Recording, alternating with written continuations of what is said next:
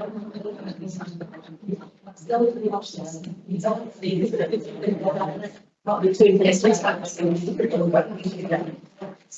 everybody. 10 o'clock and we're live. A few announcements to make before we start. To note that I, Tony Tusu, been appointed chair of the review for the duration of this work. I'd like to start by welcoming everyone to this. Not often been in this room, usually in a very large room, so nice and cosy. I'd like to start by asking my fellow members to introduce themselves. Starting to my right, Fiona Guest, please. Fiona Guest, Conservative County Councillor for Hemel Hempstead North West Division and a practising community pharmacist. And I do have a declaration of interest because one of the witnesses, Naomi Bignell, is known to me. Her husband, Mark, is one of my party's activists in my county division. So I won't take part on the discussion which she's involved in.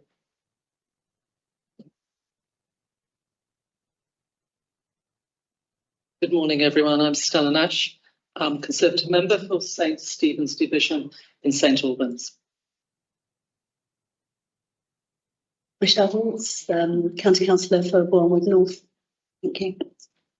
Thank you. And we also have a fourth one, Mark Watkins, who unfortunately not here, he's just stuck in traffic, but he will be joining us soon. I'm pleased that Michelle Vince from the Labour group has joined the scrutiny review. I only mention this because she was not noted in previous papers, but welcome and thank you very much. Okay, can I ask for any apologies? I don't believe we have any. That's great.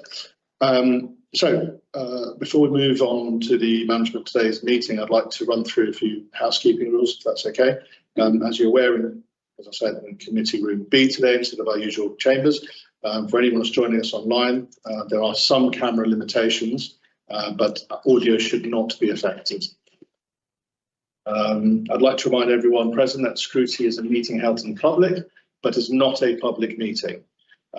Scrutiny is a council-led activity. All questions will be raised by the members. I've been asked not to allow any cross-questioning of any witnesses for obvious reasons. I expect all questions and responses to align to the key lines of inquiry, which I hope all the members are aware of. And the head of scrutiny will remind us of those shortly. Please ensure all questions and responses are succinct. Difficult with the members of the political parties, I know. I will endeavour to include all questions. However, I may move on if time is pressing. We have to get through quite a bit. The programme is planned to provide a balance of presentation and questions. At the end of the scrutiny, the review group will consider the evidence presented and consider its recommendations. A short report will be produced and will be published on the authority's website. The implementation of the recommendations will be monitored by the Impact of Scrutiny Advisory Committee in approximately 6 months' time after the scrutiny. To assist members, the head of scrutiny officer will summarise the contributions and conclusions reached by members after input from witnesses during the programme. Message on confidentiality: scrutiny is held in public. Any evidence provided will be available to the public. Issues of a confidential nature will be framed to protect any person's anonymity. Breaks have been included in the programme and hopefully we'll run to time. Okay, so moving on to agenda item 2. I'd like members to note item 2, the work of the scrutiny review. I'll proceed on the basis that members have read all the papers and the agenda pack. Moving on to item 3, which is I'm going to hand over to the head of scrutiny now to remind members of the group's remit. Thank you, Chairman. This is particularly for any of our witnesses or anybody observing that this is an annual scrutiny which is statutorily required of the local authority to undertake in terms of the effectiveness of the Herts Safeguarding Adult Board. And the terms of reference for the board is that the County Council has the lead responsibility, but each member of the board is responsible for ensuring that effective safeguarding arrangements are in place within their organisations.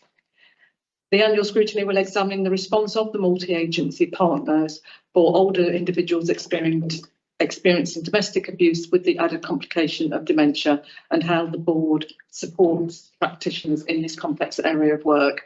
And I think it is fair to say that this is quite a complicated area, and I think it might take some teasing out. But Liz Hanlon, who is the independent chair, has brought together a range of witnesses to help you get that understanding of how this difficult issue is being addressed, and how the agencies are coming together to do that.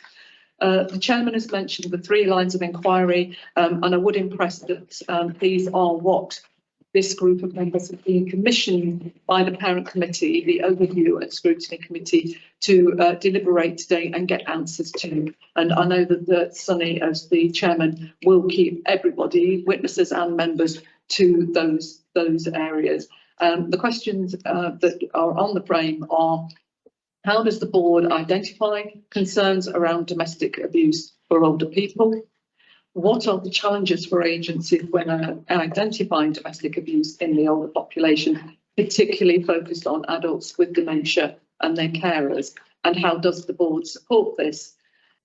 And finally, what is the board doing to support these challenges in practice?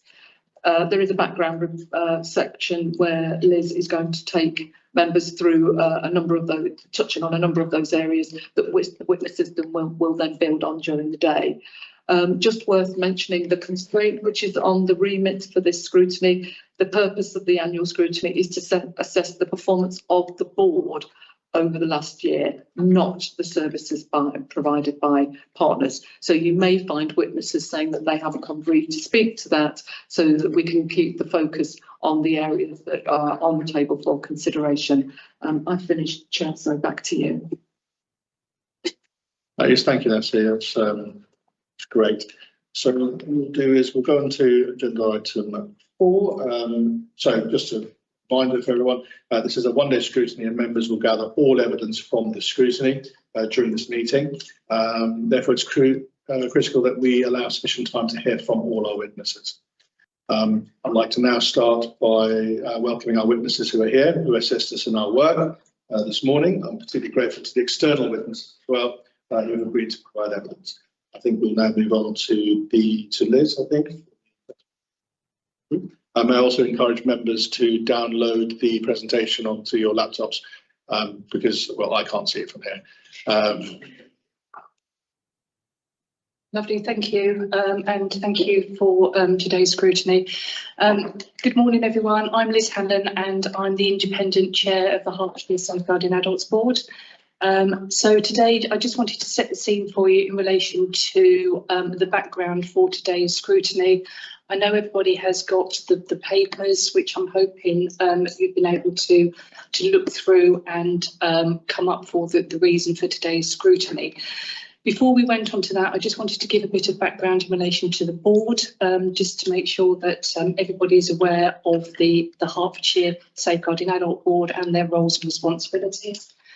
So the board itself came under a statutory footing following the Care Act in 2014, where it's directed that the Safeguarding Adult Board should become statutory, and one of the recommendations was that it would benefit from an independent chair. So the board itself is made up of statutory and non-statutory organisations. Within Hertfordshire, we have numerous organisations made up of the board, including voluntary services. We have Health Watch, we have Age UK, Hertfordshire Care Providers Association. So we have numerous voluntary organisations that make up part of the board. We also have the executive board, which is made up of those statutory organisations, which is the police, health and adult care services. And the executive board looks at the statutory direction for the board. So the role of the board and myself, for me, it's to gain assurance and for the board to gain assurance that all agencies, both statutory and non-statutory, are working towards safeguarding adults with care and support within Hertfordshire, and looking at the policies and processes and working mechanisms that agencies do to make sure that they are compliant under the Care Act. So the board is to maintain and develop an interagency framework to safeguard adults within Hertfordshire, and to scrutinise the outcome of safeguarding adult reviews and key data performance analysis, where we look at effective delivery of safeguarding practices. So we have numerous safeguarding adult reviews within Hertfordshire, which is we commission as a board either mandatory or discretionary safeguarding adult reviews, where an adult either dies or is seriously injured or has care and support needs. And there are concerns about joined up working with partner agencies. So the board commissions safeguarding adult reviews, and it's the learnings and recommendations that come from those and the data that looks at what the board's priorities are for the forthcoming year. As a result of safeguarding adult reviews, both regionally and nationally, and domestic homicide reviews, the focus of the board has been for older people and domestic abuse, especially those older people with dementia. So we also, as a board, we look at the current safeguarding practices in Hertfordshire, where we review as a board quarterly to make sure those practices are still fit for purpose. And again, as I said, it's seek assurance from all statutory, non-statutory partners to make sure that they are prioritising safeguarding adults with care and support needs. And we have, again, under the Care Act, we have statutory responsibility to publish a strategic plan and an annual report, which we do on a yearly basis. Our strategic plan is linked to our business plan, and we review those constantly and either prioritise areas on that business plan. So the purpose of the board is to ensure itself that, like I said, local safeguarding arrangements are in place in relation to the Care Act, that safeguarding practice is person-centred and outcome-focused. So we look heavily on making safeguarding personal. We work collaboratively across all the statutory and non-statutory partners to prevent abuse and neglect where possible. And we hold, as a board, we hold audits and deep dives in relation to assure ourselves that what is happening in practice is efficient and effective. We ensure agencies and individuals give timely and proportionate response when abuse or neglect has occurred. And again, part of the board is to hold those agencies to account by reporting to the board to make sure that they are compliant under their duties under the Care Act. And also we look at how can we continuously improve and enhance the quality of life for adults in Hertfordshire. I put the structure of the board, people can't see that, but that's basically what I've said. So we've got an executive board, which is made up of statutory partners. We have the main safeguarding board. We have a strategic quality improvement group, which is a subgroup of the board, which looks at the care homes within Hertfordshire. We also have subgroups which are on the board, so public engagements, performance and intelligence, safeguarding adult review subgroups, learning and development subgroup, which is joint with the children's, where again we look at what do we need to additionally support agencies for learning across the board. So that's multi-agencies between children and adults, and also the policy and procedures subgroups. So the subgroups do the majority of the work for the board. So we look at, as a board, what our priorities are, and then we ask the subgroups to do those deep dives and prioritise that work through the board. So domestic abuse and dementia, we've got a lot of witnesses today. So, and also I want to give my thanks for those that have come today, and all for the work as well that takes place behind the scenes, and the day-to-day work of agencies in relation to caring and safeguarding adults within Hertfordshire. Today, as the chairman has said, we're looking at domestic abuse for older people and dementia.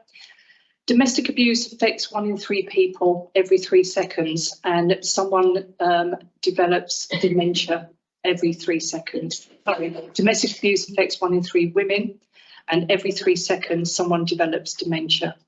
This research has come through that Safe Lives that has been developed and has done a raft of experience and research. So research has found that dementia and domestic abuse coexist in many different relationships, and that's either the caregiver or the recipient being abusive, or cases where an older person with dementia experiences abuse from an intimate partner or adult relative. So diminished social contact is not unusual amongst people with dementia and older people, social isolation. And that is another factor identified which increases the vulnerability of various kinds of abuse. And in the pro forma, it identifies those types of abuse that are linked to domestic abuse, so physical abuse, financial abuse, sexual abuse and psychological abuse. And we will be identifying those types of abuse within today's scrutiny. So to assume any harm and abuse is a consequence of stressful demands on caregiving, minimise accountability on the part of the perpetrator and fails to consider the criminal nature of the behaviour. So what we're looking at today and pulling at is identifying that people with dementia will have carers, but that doesn't necessarily mean that carers' stress is the result and the causation of domestic abuse. So that is something that is very difficult. We are working through as a board and as agencies. So older people experience abuse for twice as long before seeking help as those aged under 61, and nearly half have a disability. Yet older people are hugely underrepresented among domestic abuse services. The learnings that have come out and which we're pulling on today are in relation to national and local safeguarding adult reviews and domestic homicide reviews, which have involved older people where someone has died or been seriously injured. And there's a lot of learning that come across out of reviews. The ageing population within Hertfordshire, which has been identified via the census data that came out recently, and we've done quite a lot of work within the board in relation to that census data and the older population. Limited research. There is some research in relation to domestic abuse and dementia, but that research is limited. Review in Hertfordshire surrounding domestic abuse and dementia. A joint strategic needs assessment, which is second on the agenda, as a result of the older ageing population, the reviews nationally and locally. The board commissioned a joint strategic needs assessment by the County Community Service Unit to look at domestic abuse in older people and dementia, and also additional information and data that has been obtained to make us identify as a certain issue.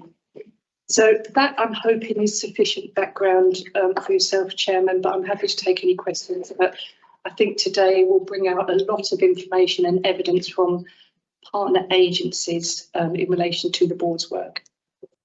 Thank you, Elizabeth. I mean, it's 5 slides, but it encompasses a very large organisations and people, so appreciate that presentation.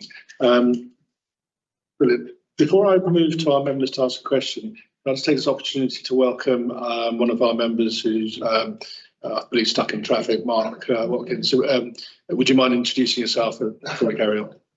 I do apologise, everybody, and make up for my contributions.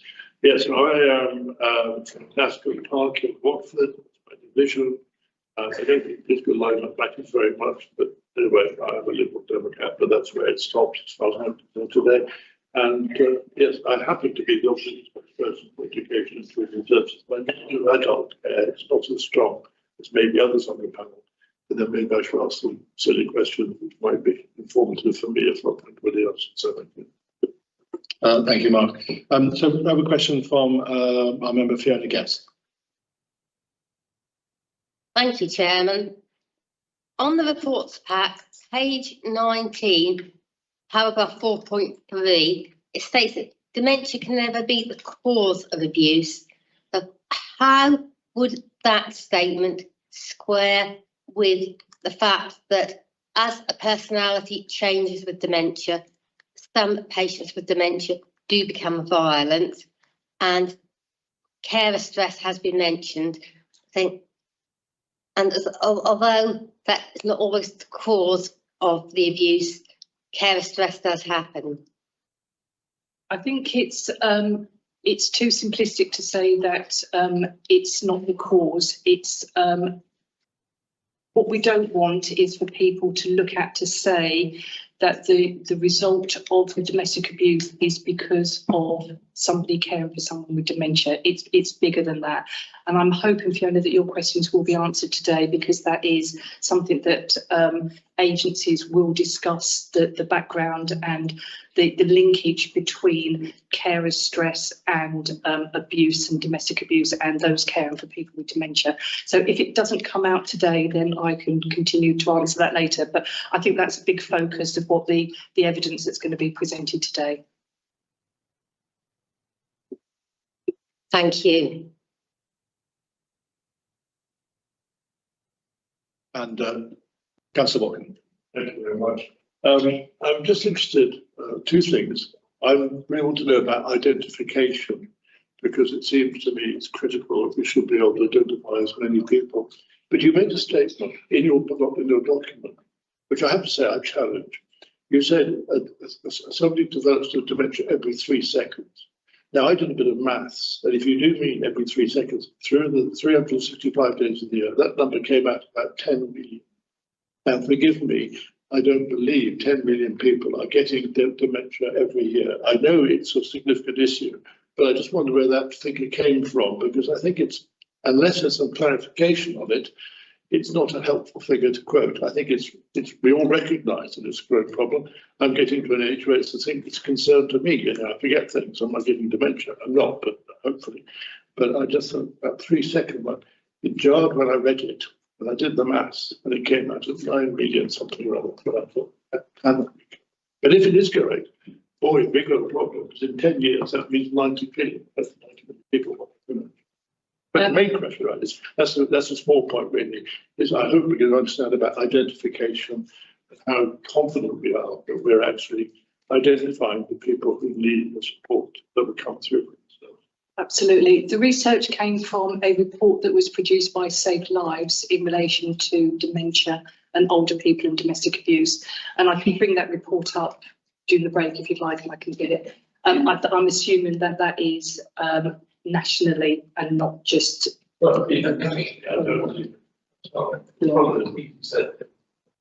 Sorry, I just got there off the Safe Lives report.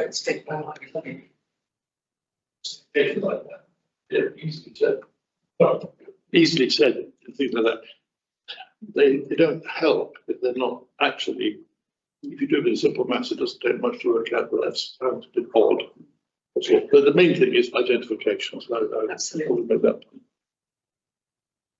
point. Thank you, Councillor Watkins. I guess that all added stats and how that pans out. Of course, one of the things with dementia is the initial, it's a progressive disease. And as you can imagine, when you first have dementia, you still have certain faculties, and that changes over time. Can I ask a question? We talked about obviously patients with dementia who are abused by their carers, but you also have some elements of dementia where the person that has it gets aggressive, and there are incidences where their carers are abused. Is that something? I mean, I assume that's not very many, but is that also something that the board and the wider groups look at? Yes, definitely. Yeah. So it's not just the person who's looking after the person with dementia. It is the person with dementia as well might well be violent to their carer. So that is it's twofold, definitely. And just to follow on to that from what Councillor Guest says, and in those situations, criminal action must be very difficult if having dementia is not considered and use of is not considered a cause of. You know. Absolutely, and I think that the reason it is so difficult, it's looking at that support pathways. So where can we gain or provide that support for people that are either have dementia and are causing the domestic abuse, or the other way around.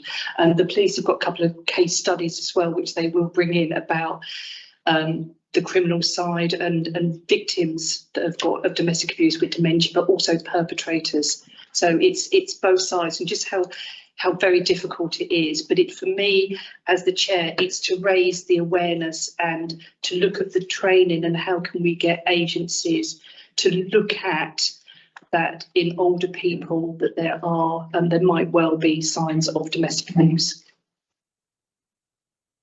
Thank you. Just looking around for any more questions. Okay, thank you. Oh, sorry, Councillor Herts.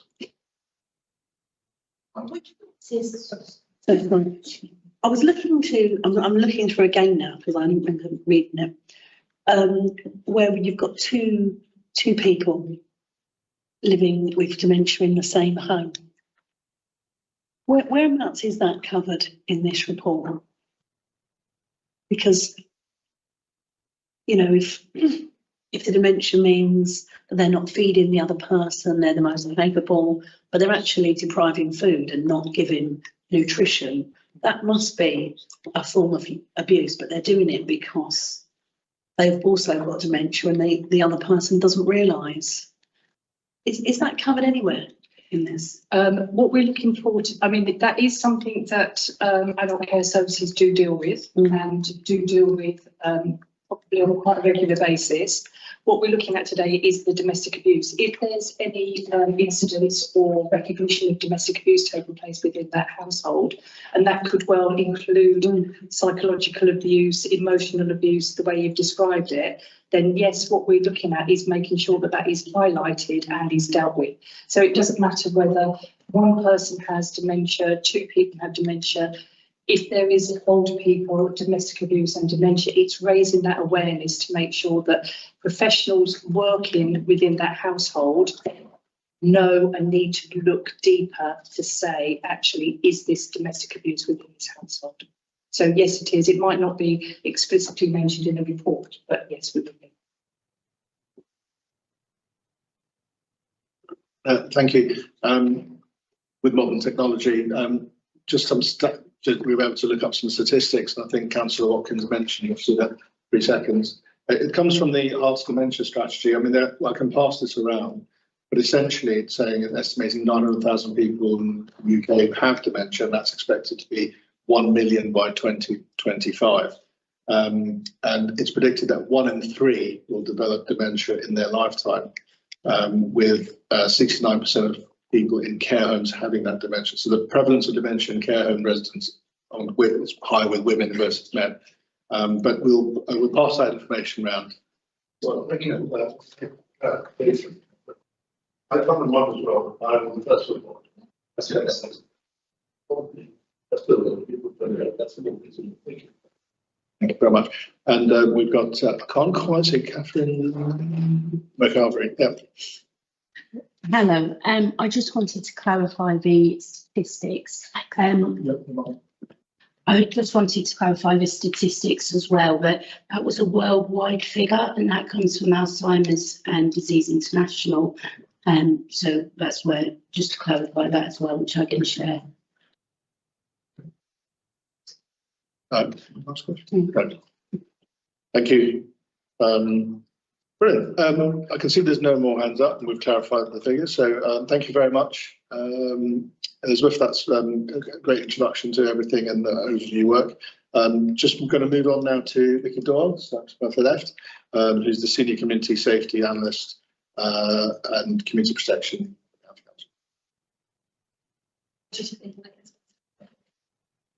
Yes, I'm here today to, I know Liz has already touched on it, but I'm here today to just present some of the key findings from the research and evidence that we looked at as part of the domestic abuse and older people joint strategic needs assessment. So it's a bit of a mixture of findings from academic research and also some national and local data as well. Just to sort of highlight, when we did this joint strategic needs assessment, we were sort of specifically focusing on the impact of dementia, learning disability and mental health. So hopefully this just helps to set the scene for the discussions for the rest of the day. So just to start off with, just to sort of give an overview of some of the key research findings. So I know that Liz has already touched on some of these, but the research that we looked at as part of this JSNA showed that older victims and perpetrators of domestic abuse are considered to be a hidden group in existing research. They are less likely to recognise and report abuse compared to other age groups, and therefore they can be underrepresented in both support services and recorded crime data. We also know that there are unequal levels of power and control created in relationships by older age. So, for example, things like frailty, disability, and other health conditions related to age that can make older people at higher risk of experiencing domestic abuse. We also know that older victims of domestic abuse are more likely to report experiencing abuse from an adult family member compared to younger victims. So again, I think this may have been based on Safe Life's research showing that around 44% of older victims compared to 6% of younger victims had experienced abuse from an adult family member. And we also know that on average, older victims tend to take longer on average to access support for domestic abuse. So the research that we've looked at, again, I think maybe based on Safe Life's research, was showing that that's almost twice as high among older victims compared to younger victims. And one of the most common reasons for that is due to either shame reporting or not recognising their situation as being abusive. So just looking specifically at dementias first of all. So again, I know Liz has already covered a lot of this, so but just to reiterate, obviously as dementia progresses, mental and physical capacity deteriorates, which in turn increases the risk of dementia patients being subject to domestic abuse.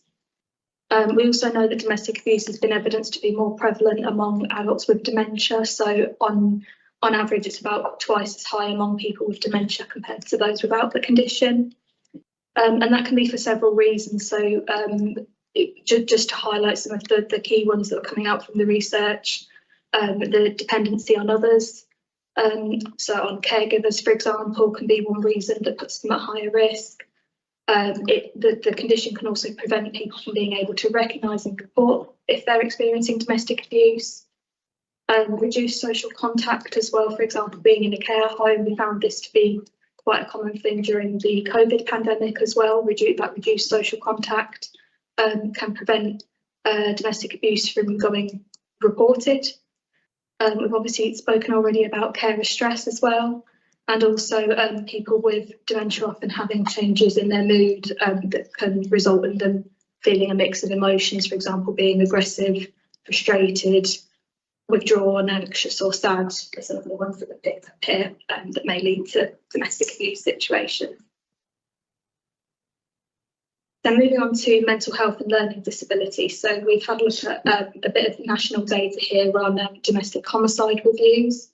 So an analysis by the Home Office in 2022 of national domestic homicide reviews found that around a third of older victims of domestic homicides had a recorded mental health issue.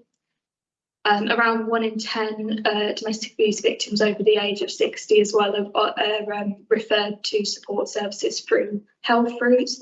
This we found quite an interesting statistic based on the fact that obviously older victims are more likely to be visiting their GPs for health related issues.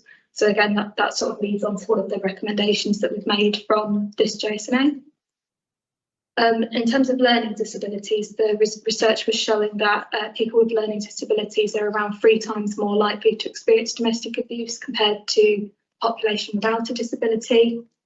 So the research was showing that on average, individuals with learning disabilities have one of the highest rates of victimisation among all other disabilities, at around just short of 20%. And we also found that through the research that victims with learning disabilities or difficulties are subject to the same types and levels of abuse as victims without a disability, but they often have an increased likelihood of being subject to coercive control.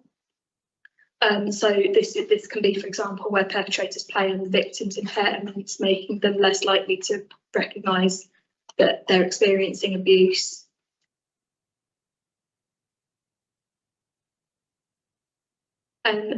So then we just move on to moving on to some sort of local data to just sort of set the scene a bit in Hertfordshire specifically.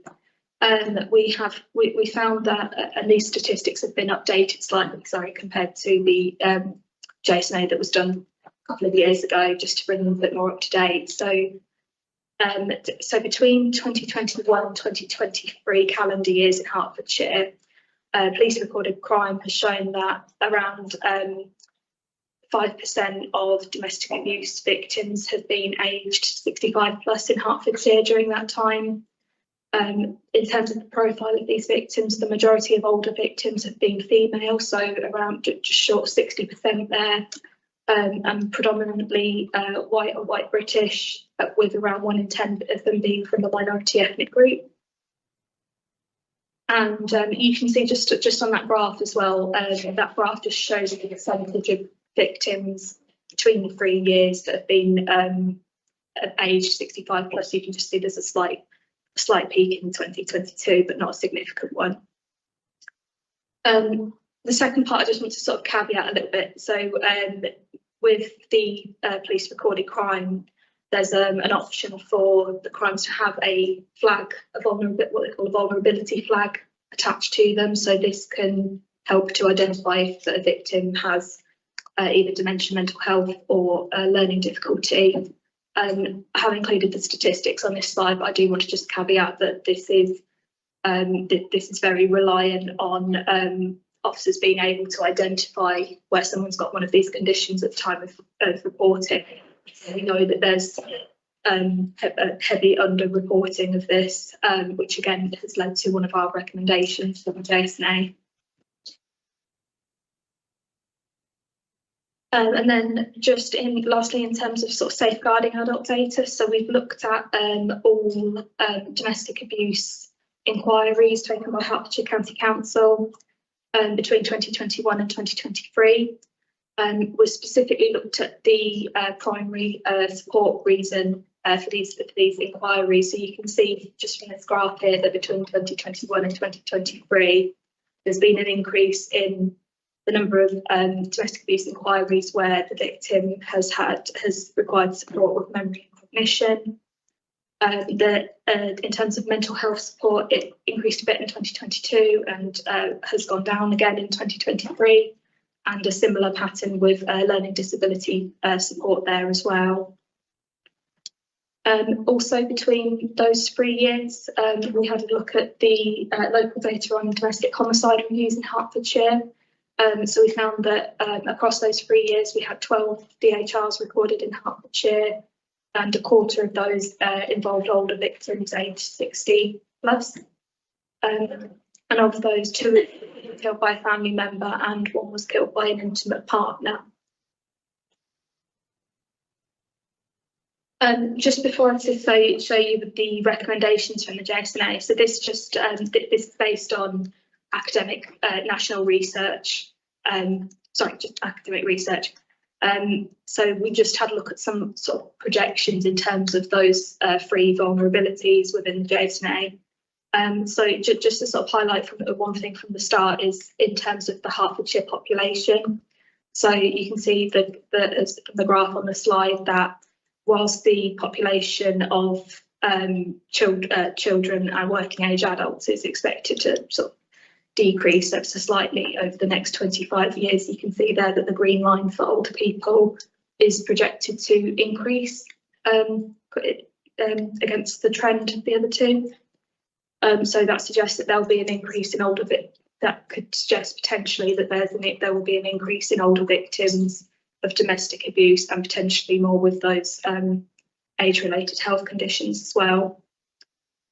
And also, just in terms of sort of national projections, the number of people with dementia is predicted to increase by 81% over the next 20 years. So that comes directly from some research by the Alzheimer's Society. But just in particular, the largest increase there was shown to be in people with severe dementia. So then these are the recommendations that were made off of the back of this JSNA. I know these are going to be delved into a bit more in the afternoon session, so I'll just try and give a brief overview of these for now. So based on the evidence and research that we've looked at within the document, we've recommended for Hertfordshire to consider specialist support options for older domestic abuse victims with more complex health and social needs and potentially experiencing different forms of abuse. We recommended for local support services to consider unique and emerging types of abuse, particularly some of the ones that were coming up as being a bit more apparent during the COVID pandemic. So, for example, those that were exacerbated by social isolation. We've recommended for the Safeguarding Adults Board to develop training on domestic abuse among older people with a particular focus on those 3 vulnerabilities. We've recommended for local organisations to consider the results of the latest census and any future increases on the older population in Hertfordshire in terms of planning services and support. We've also recommended to develop a partnership communication strategy targeted at older victims to encourage that reporting among the group that's shown to be underrepresented in support services.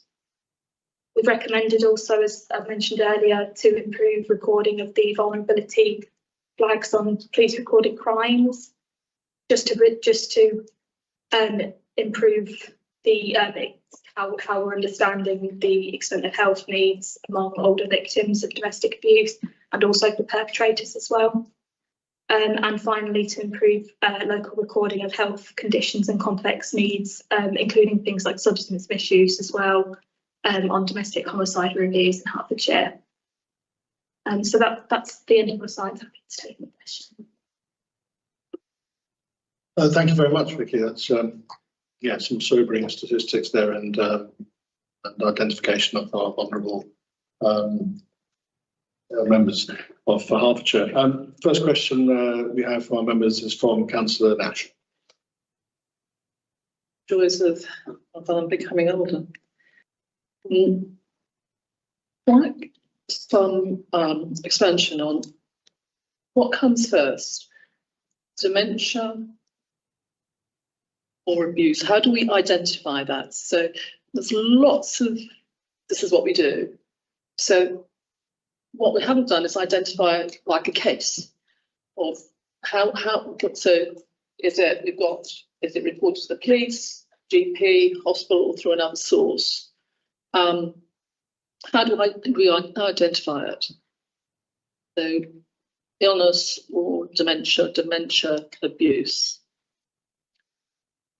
I think it's quite a difficult. Oh, sorry. Yeah, I think it's quite a difficult one to say. I mean, I'd be inclined to say probably a bit more dementia than abuse, but I don't know if anyone else in the group has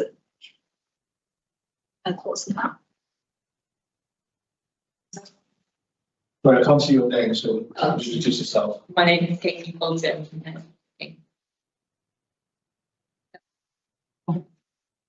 Is that working? There we go. So my name is Katie Fulton. I'm a Senior Development Manager in Adult Care Services, and our team support the partnership governance structure around domestic abuse and violence against women and girls. So this is a really, like, if anything, this is the most difficult question to answer in this context. There's a lot of best practice work around this. And there's a section of the background report today, which talks a bit about distinguishing between intentional and unintentional harm. And I think that's an important bit to refer back to. It is very difficult to determine which form of harm is being perpetrated. So I think from best practice, the best way to approach it is from that risk angle. So there is a risk there. It will take time and inquiry to work that out. So what we do see with older people is that because of that dementia, often they aren't spoken to alone, which is the standard sort of best practice for any victim of domestic abuse where there's suspicion of abuse.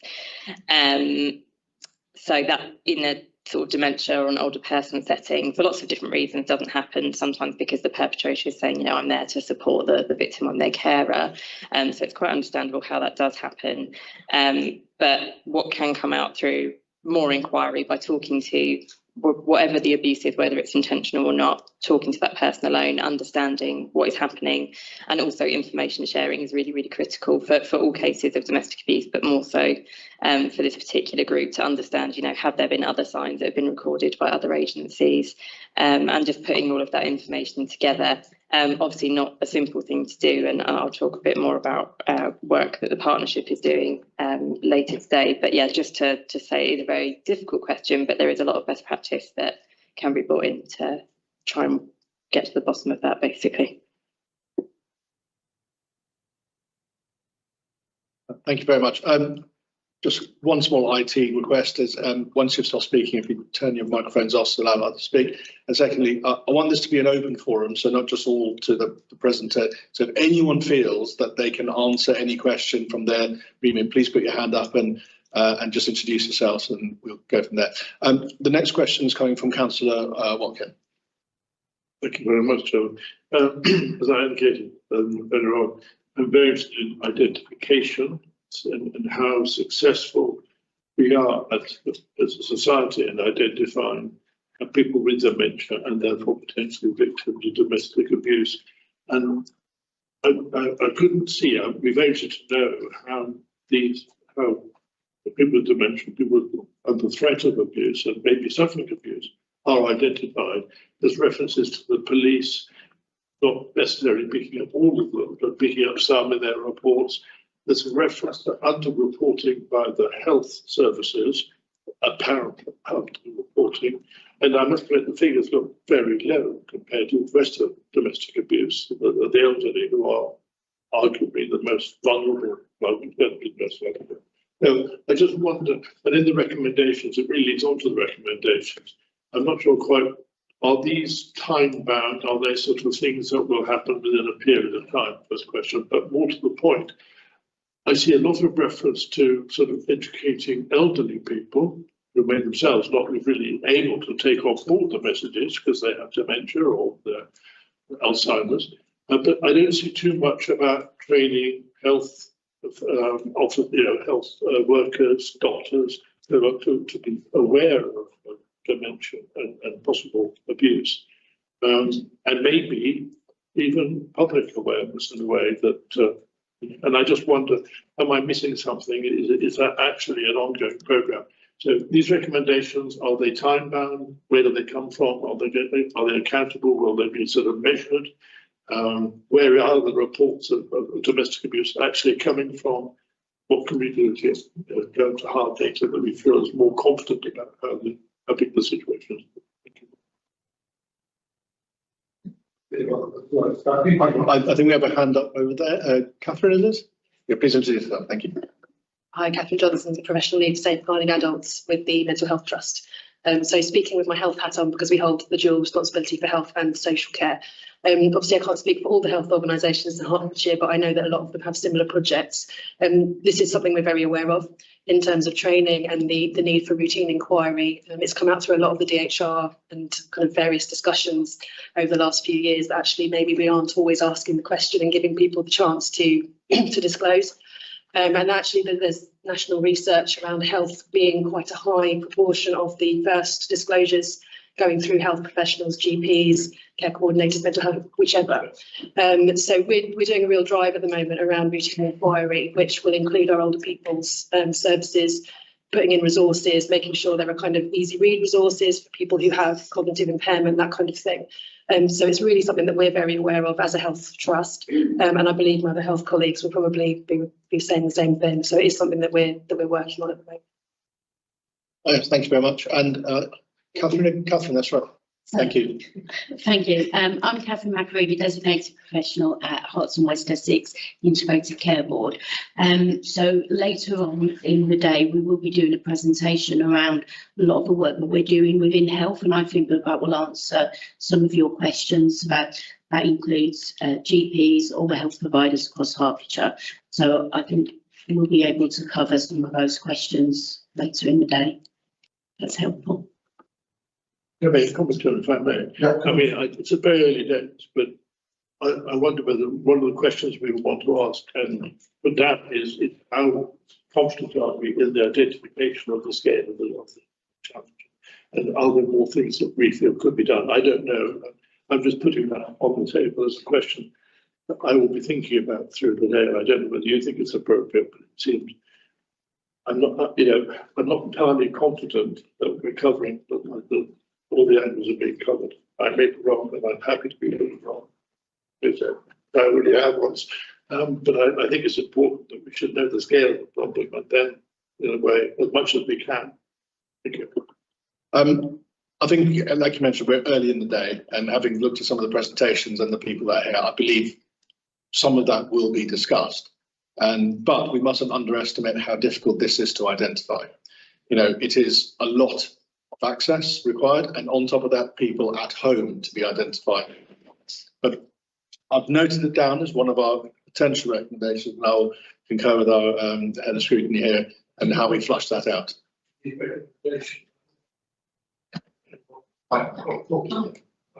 So I beg pardon.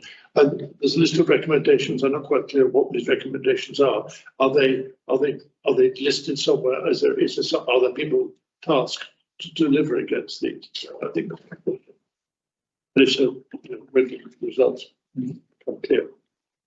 I think I'll ask Vicky to answer that question actually. Or sorry, Elizabeth. Sorry. So the recommendations came out the joint strategic. Sorry. The recommendations came out of the Joint Strategic Needs Assessment, which Vicky has just spoken about. They were the recommendations. They were then brought to the Hertfordshire Safeguarding Adults Board, and Vicky did a presentation. The board agreed the recommendations. So those recommendations are now in an action plan, which we will talk through later. Those actions have all got owners, and Katie, you'll find, is quite the owner of quite a few of them. The action plan is updated constantly and is brought to the board. So Katie came to the executive board yesterday, who presented on the recommendations and the updates. So it's our job as the board and my job to make sure that those recommendations are updated, implemented, but then to go back to say, okay, that was recommended, that was implemented, actually, does it work? So is it working? So it's a constant thing that the recommendations are being worked on and are updated constantly. And then we have that later on that we go back to say, actually, has it worked and is it good enough to fit the purpose?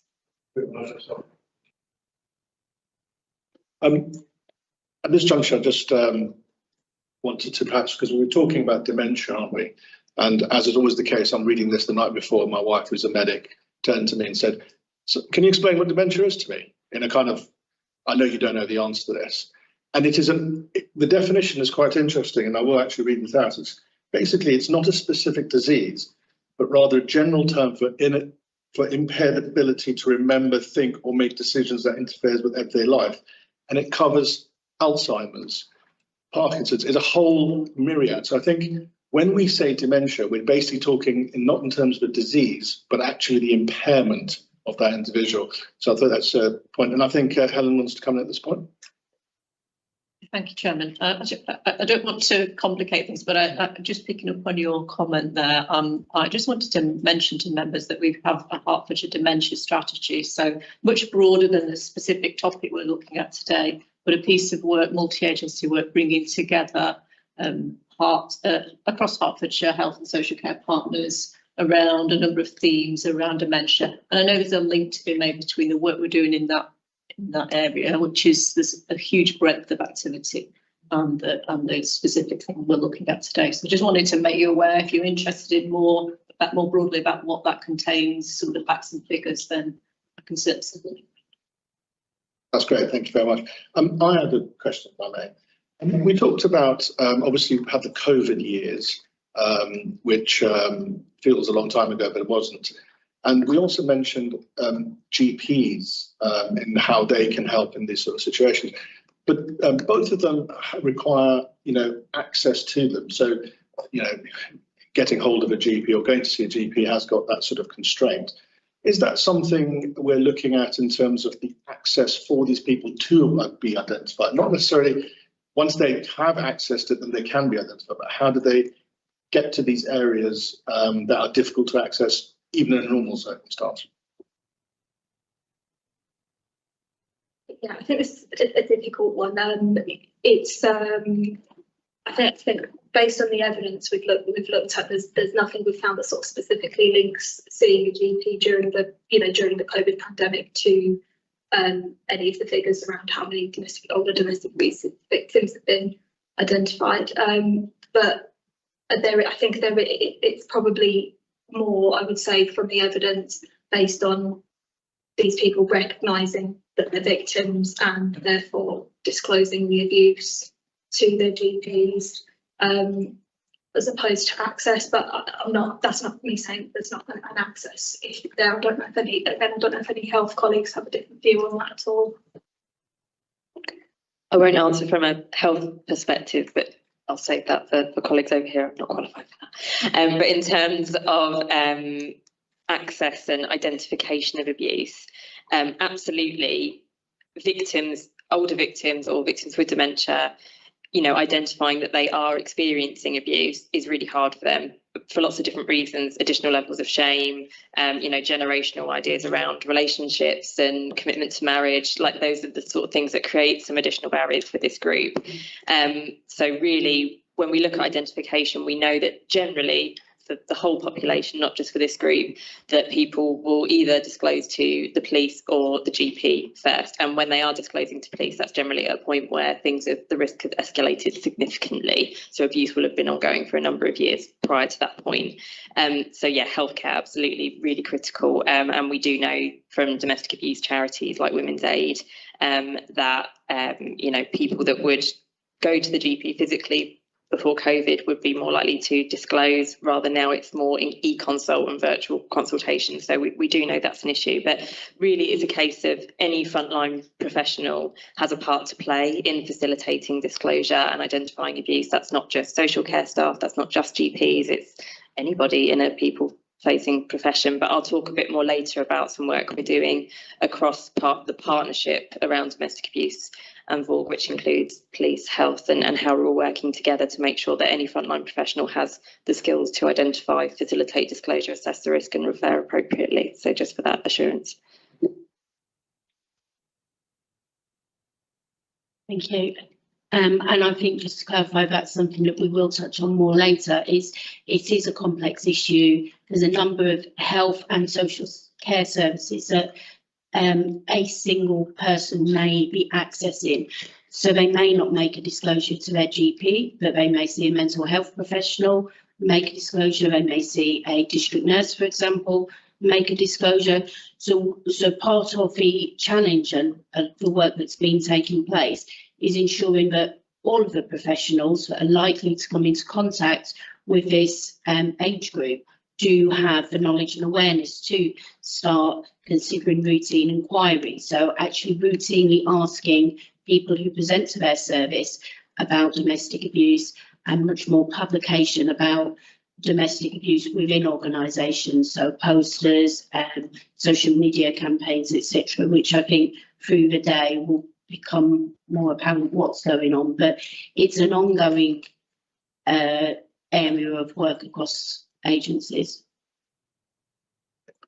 Thank you. I think Keith Dodd wants to comment at this point. Chair, yeah, I'm Keith Dodd, Head of Adult Safeguarding and Dulles at Herts County Council. So under me, safeguarding teams, a lot of the referrals come in for safeguarding, and I'm a member of the safeguarding board as well. So I think over the years we've done a lot of work about raising awareness of domestic abuse, and I think a lot of these questions sort of tie up. So the dementia, does that get in the way of people recognising it because they think it's a symptom of the dementia or not? And sometimes that is the case. So as Catherine was saying there is work what we've been doing, and we've had a safeguarding adult review which has got an element of that in, where health professionals have seen the abuse but not recognised it as such. So they treated it as a sort of a medical issue without raising it as a safeguarding. So it's raising that awareness so people know where to do it, and they know how to refer it in. They refer it into my team. It's easy to do that. We absolutely know it's the relationship that makes it domestic abuse, because we've spoken in the past with organisations like Age UK, where there's this idea they're more happy to report physical abuse but not to label it as domestic abuse. It's to seem like domestic abuse has got a label, but it's the relationship that makes it that, and makes that them more difficult for people the reason it's important to flag it as domestic abuse because it's harder then to disengage from that abuse because you're in a relationship as well. So it is, you know, a lot has been done across the partnership about the understanding of what domestic abuse is. But that question you asked earlier, Stella, you know, what comes first? But it's all of those. So sometimes the abuse has been going on for a long time and it's only because the dementia and agencies are getting involved then it comes to light. Sometimes it's people are more disinhibited because of the dementia. So the abuse has been lower level, but then it becomes more explicit. So we're aware of it. And sometimes because of the dementia advancing and changes in behaviour, that's what comes in. That's why it becomes apparent. But what we still need to recognise it as domestic abuse and safeguarding, unlike the police, you know, if the person's got a care and support need and coming into that link to dementia, whatever the form, it doesn't matter whether it's diagnosed or not, the fact that they're struggling to cope with their memory, that would come under our remit for safeguarding. And then we would look at it and call it domestic abuse because then we know we might need to link it with the specialist services that Katie's service is developing, not exclude people from that. Because just because you've got dementia doesn't mean you don't need specialist domestic abuse support, but you might need additional support to get into that and stay into it. So, but it is that, you know, it is, I'm not saying it's easy. I've sort of made that sound, oh, we've got it all cracked, but we haven't. And we still need to make sure people are aware that it is important to flag it. And we have people themselves saying, no, I've never been abused. It's not abuse, or families or children of people really struggle to recognise domestic abuse within their family. So hopefully that's helped a little bit. Just counting for time, but I'll Councillor Watkins take last question. Thank you. I'm still sort of trying to get my head around some of the reasons for identification. Our church and many organisations I know have tremendous emphasis on child abuse. And a lot of training goes into identify child abuse, and that, you know, we all do our training courses on that. I was aware that there's a similar emphasis being given to adult abuse, and I'm wondering, you know, the luncheon clubs, the community places where elderly go, obviously churches, or I say churches, religious establishments, because mosques are just as much.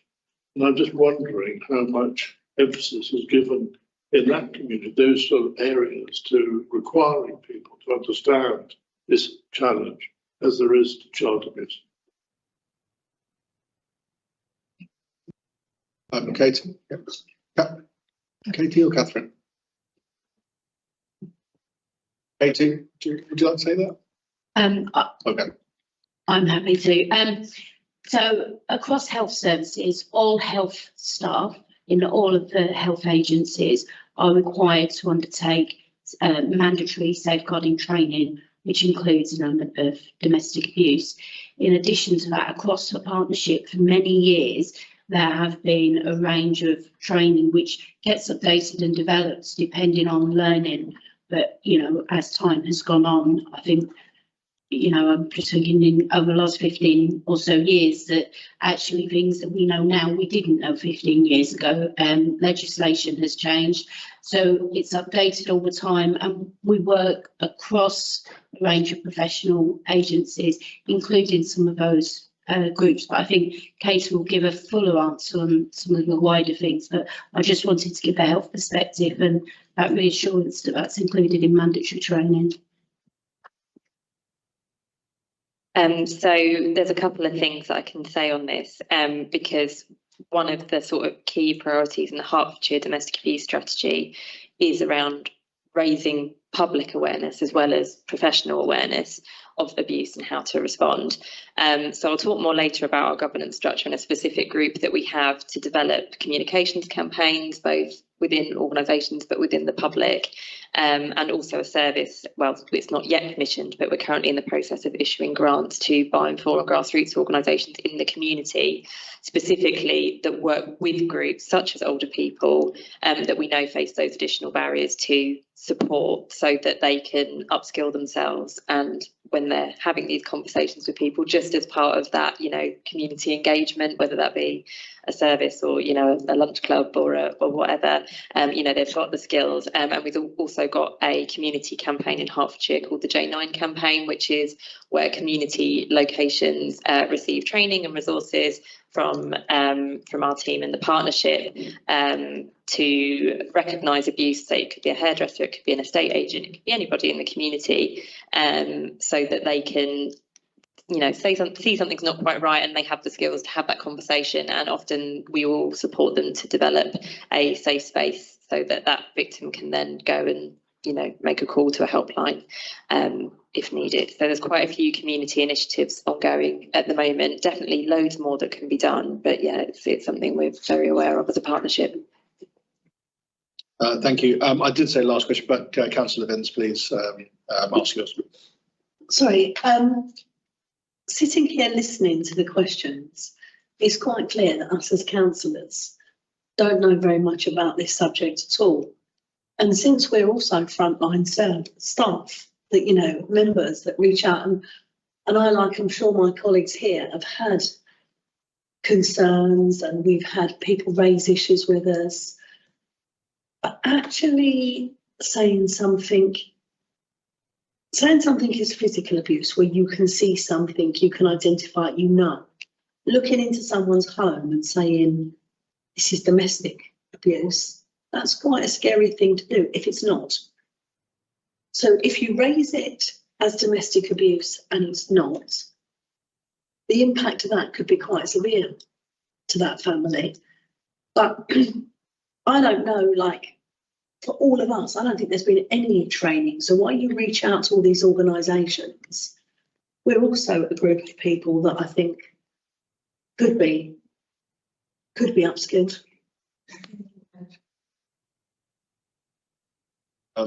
Keith? Yeah, which, I mean, I don't know if you have, but there's just around safeguarding, not just domestic abuse, but we have, I learn online training for safeguarding and raising awareness, what to look out for, the different types of abuse, including domestic abuse, sexual abuse, and how, and if you did where to do it, how to raise a concern. Hopefully you know how to raise a concern into my team, because we all should in this room, but, you know, if you don't, it's worth checking out that training. And it's interesting again that when, you know, I think you sort of said that if you saw it as physical abuse being raised, but not domestic abuse, it's the same probably outcome. You know, it's the same, it's abuse, but it's the relationship that makes it that. So, you know, and it doesn't mean by calling it that or thinking that's what it is, the outcome might not be any different. It's just that agencies will have a mind. You're highlighting that as a relationship early on, so people might get it down the right track, where they get the right support. So that's why it's important to identify it as that, because as much as we say my team know how to look out for it, if someone hasn't identified it when they knew, you could go down a different route and you might not get the best outcome and support for the person that they need. But there is training out there which is accessible for everybody. So probably from this, Natalie, I'm thinking we could reinforce that maybe for members, that when you said could, I think you should do it. Yeah, you should be doing that training so you know how to call it, because you are a front face, aren't you, of the council. So. No, thank you about that. I mean, already there's emerging themes here in terms of identification and training. And as a healthcare professional, I know every year I get this email saying you need to do a safeguarding module, which is roughly 2-3 hours, I think. Fiona Guest, who is a community pharmacist, agrees with me here, and those things do come in. And I think Councillor Vince raises a very good question there.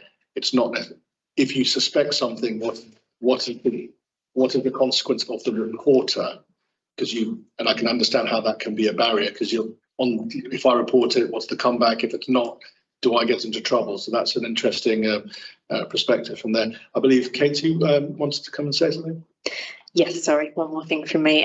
So just, I don't know how many members are aware, but Hertfordshire County Council is something called a white ribbon accredited organisation. So that means that we're recognised for our efforts to try and end forms of violence against women and girls, of which domestic abuse is one. And we have within the council a white ribbon steering group, which is led by Chris Badger as the Executive Director for Adult Care Services. And part of that is we are trying to recruit as many what are called champions and ambassadors as possible.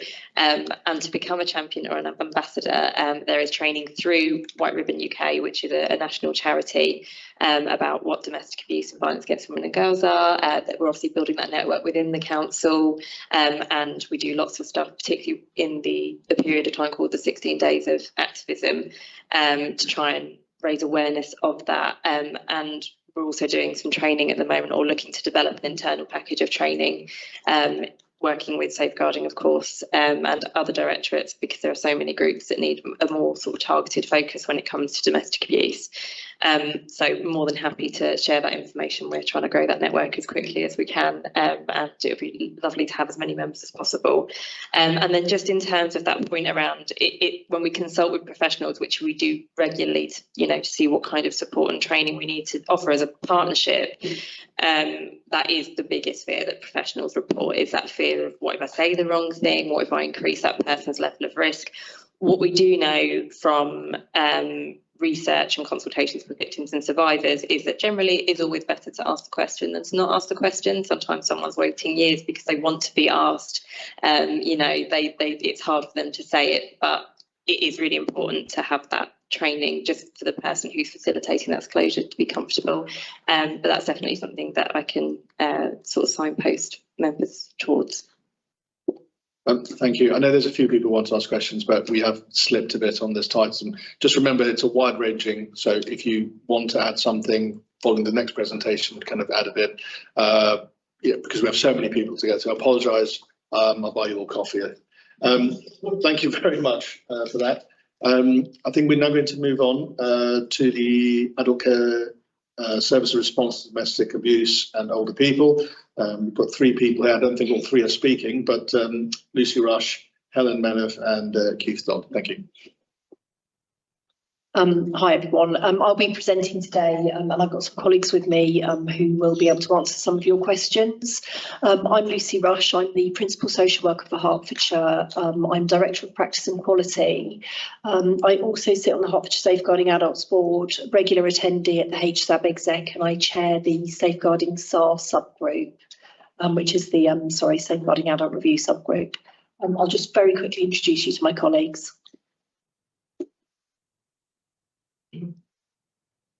Morning everybody, I'm Helen Menef. I'm Operations Director for Older People. I lead the teams of social workers who work with people on an extended basis when there are concerns around domestic abuse and many other concerns. And I also chair the Hertfordshire Dementia Strategy.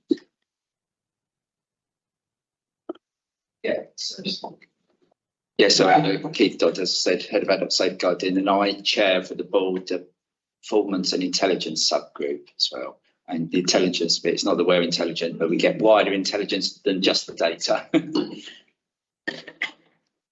Morning everyone, my name's Janet Osborne. I'm Deputy Head of Service for the Arts Valley Older Persons and Sanctuary Services.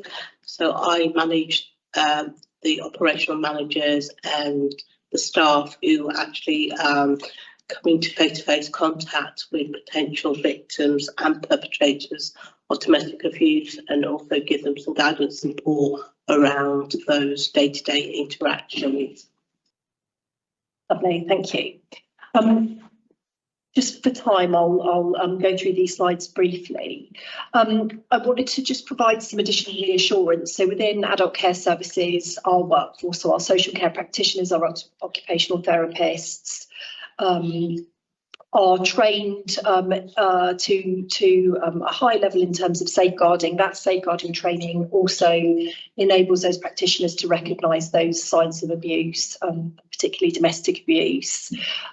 We also provide training to our workforce to identify triggers and prevent this from occurring. So we're always hoping and looking for ways that we may be able to mitigate risk of stress for carers, for example. What can we do about that, and what types of support can we provide? I think in those circumstances where you've got a married couple who both may have dementia, that isn't uncommon in terms of people that we support. What we're doing as professionals, what we're doing as services, is looking at how can we enable those individuals to continue to live their lives in the way that they want to maintain those relationships, but to do that in a safe way.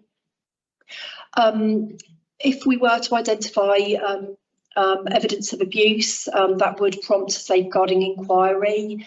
Our internal workforce would make that referral through to our safeguarding team. If it's our partners who may identify that there's potential signs of abuse, they would also notify us. We've got a safeguarding portal. So the timeliness of referrals coming into Hertfordshire, for any concern that comes through the portal, we aim to look at that within 24 hours, but we actually are closer to 7 hours usually in terms of getting through reading those reports. So where we identify that there's an immediate risk, we would take immediate action. Sometimes I think with cases, building up that relationship with an individual, particularly where there's dementia, is so important. Okay, good. That's all right. Don't worry. Particularly establishing that relationship, that rapport, engaging with somebody to really help them to tell their story.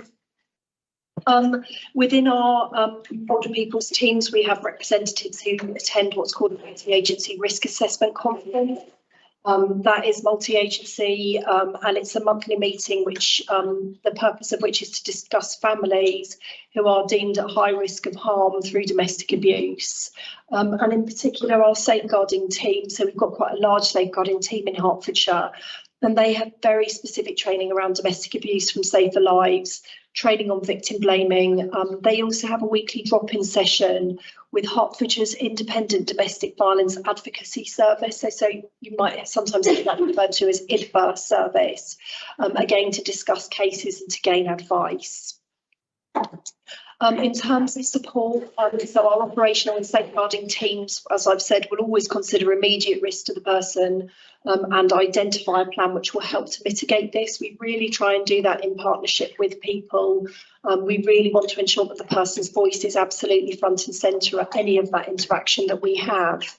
Making safeguarding personal is really the foundation of excellent safeguarding practice, and it ensures that we keep that person right at the centre of that inquiry. It's really important not to disempower people where there is identification of abuse. And I think, Chairman, you identified earlier, dementia has a huge range, and lots of people with dementia are able to advocate for themselves. They're able to live independently with the right type of support. So facilitating, enabling that throughout any interaction we have is really key. In terms of our teams, they're really experienced in drawing out how and who to speak to and how to support people rather than being drawn into family disputes or family challenges. Again, it's like recognising that person and what their experiences are is so key. I think you touched on it earlier, Keith. Domestic abuse can be something that someone has endured for years and years and years, irrespective of the diagnosis. And being able to have that conversation away from other family members is sometimes, the way that we're able to get to the to the point where we're able to help that individual. It can be challenging, of course, if a person has dementia. And as I say, we do look at different ways that we can achieve those conversations through reasonable adjustments. We might think about times of the day where that person is more able to communicate, is more able to participate, or we might look for support from partners, so from health services, from nurses, from some of our providers, our care providers as well. And we will make those referrals through to those specialist domestic abuse services if required, and we do make really good use of those services to support people. Learning from serious events. There's a case study on this slide which isn't specific to domestic abuse, but it just highlights how we do take that learning through. We have a practice governance board in adult care services which considers all learning from safeguarding events, and including those that may have not met criteria for a safeguarding adult review.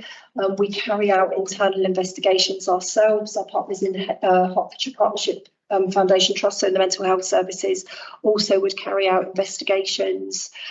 Summaries of those cases are presented with learning and key decisions or actions, which are then subsequently cascaded through to our operational teams, the relevant partners. We work really closely with the board to ensure that where there are actions coming out of safeguarding adult reviews, domestic homicide reviews, that we're really clear about who owns which action. They're often multi-agency owned, and I think working working together. It's really important. It keeps us abreast of learning from serious events, and hopefully using that learning to prevent further events from happening in the future. In terms of data and recording, so within adult care services, we have a care recording system that's called Access. I won't go into what the acronym is, I can never remember, but it's a recording system that holds all of our people's data. And so we do utilise that database to record domestic abuse, health conditions and levels of risk. Dementia diagnoses and any associated abuse risk would be shared by and with partners in what's called the shared care record. That's something which is relatively new to Hertfordshire, but it's really an important way of us sharing data with our health colleagues. It's got a good governance structure around that in terms of data protection and confidentiality. And safeguarding data, which includes domestic abuse, is also readily available to our managers. We have another database, which is a safeguarding data dashboard, which managers are able to access to give them more kind of live, up-to-date information about what's happening within their areas. We do produce a regular safeguarding pack, which goes to Cabinet Panel and also to the Hertfordshire Safeguarding Adults Board. We have a quarterly briefing with our lead member, Councillor Tony Kingsbury. And so, you know, data and recording of data and reporting of data is something which Hertfordshire utilises to help us to think about and develop services, to look for gaps, to think about what we're doing well. There is some data on this slide. I'm sure that some of this will be covered in lots of other reports. It's quite a busy slide. But really what I wanted to highlight was that we are able to report on where we recognise and identify that a person's primary health condition or their primary need is dementia. We're able to then also record if there is a safeguarding concern, so a referral that comes in, or a concern that then proceeds to an inquiry under Section 42 of the Care Act. We are able to report on and understand and recognise where there is dementia, and the type of reported risk is domestic abuse. That helps us in terms of how we support people, the types of services that we would refer on to, the types of information and advice that we would provide. It gives us an opportunity to really ensure that, you know, if we're working with a couple, that both carer and a person with dementia are supported. The domestic abuse, you know, can be an effect of the dementia. It can also be an effect of the stress of caring. So ensuring that, you know, we are providing the right types of support for all individuals concerned is a key factor in what we do in adult care. In terms of that support to carers, you know, my view is we can never do enough to support carers. They are front and centre of our thoughts at any one time. I think in Hertfordshire we support around about 41,500 carers. I think you could probably quadruple that, and that still wouldn't come near to the number of people who identify as or don't identify as a carer across Hertfordshire. We do have carer champions who operate within all of our operational teams and within our safeguarding teams.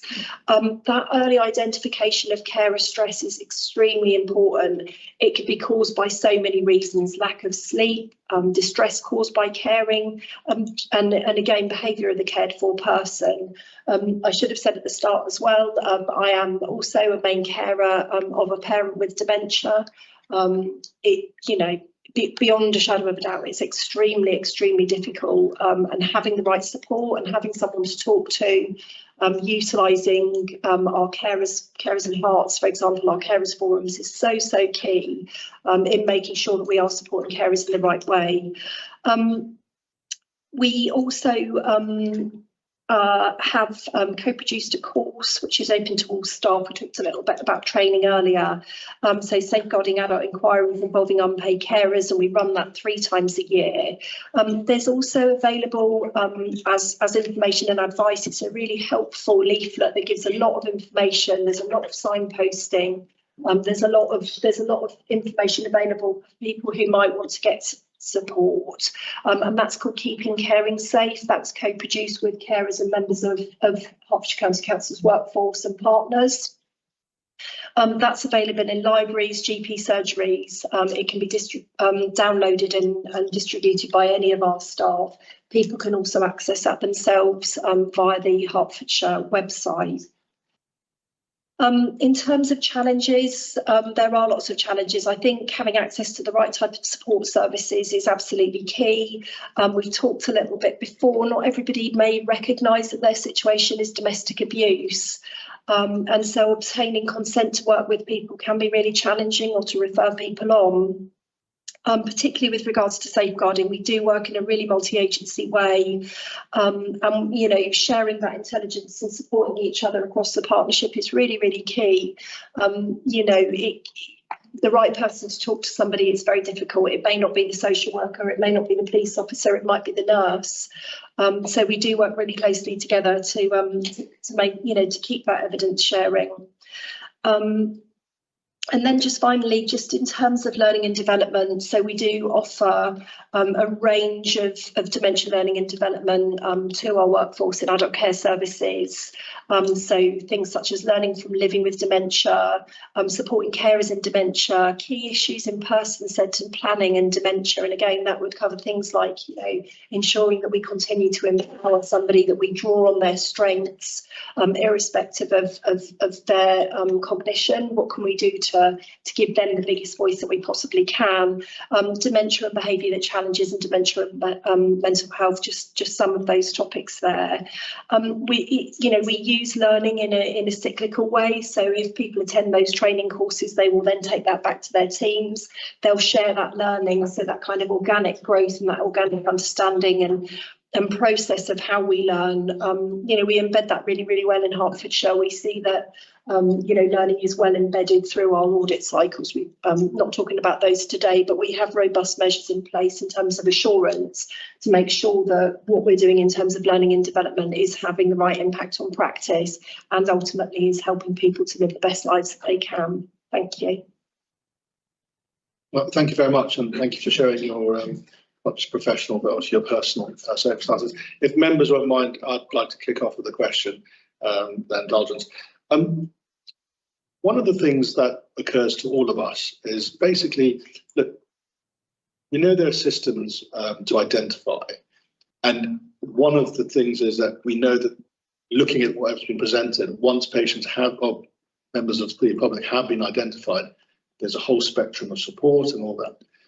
But at the back of all of our minds is always the unidentifiable, i.e., if you access your GP, then obviously they can be seen that way. If they're known to adult social care, they're identified that way. If they're in a care home, they're identified.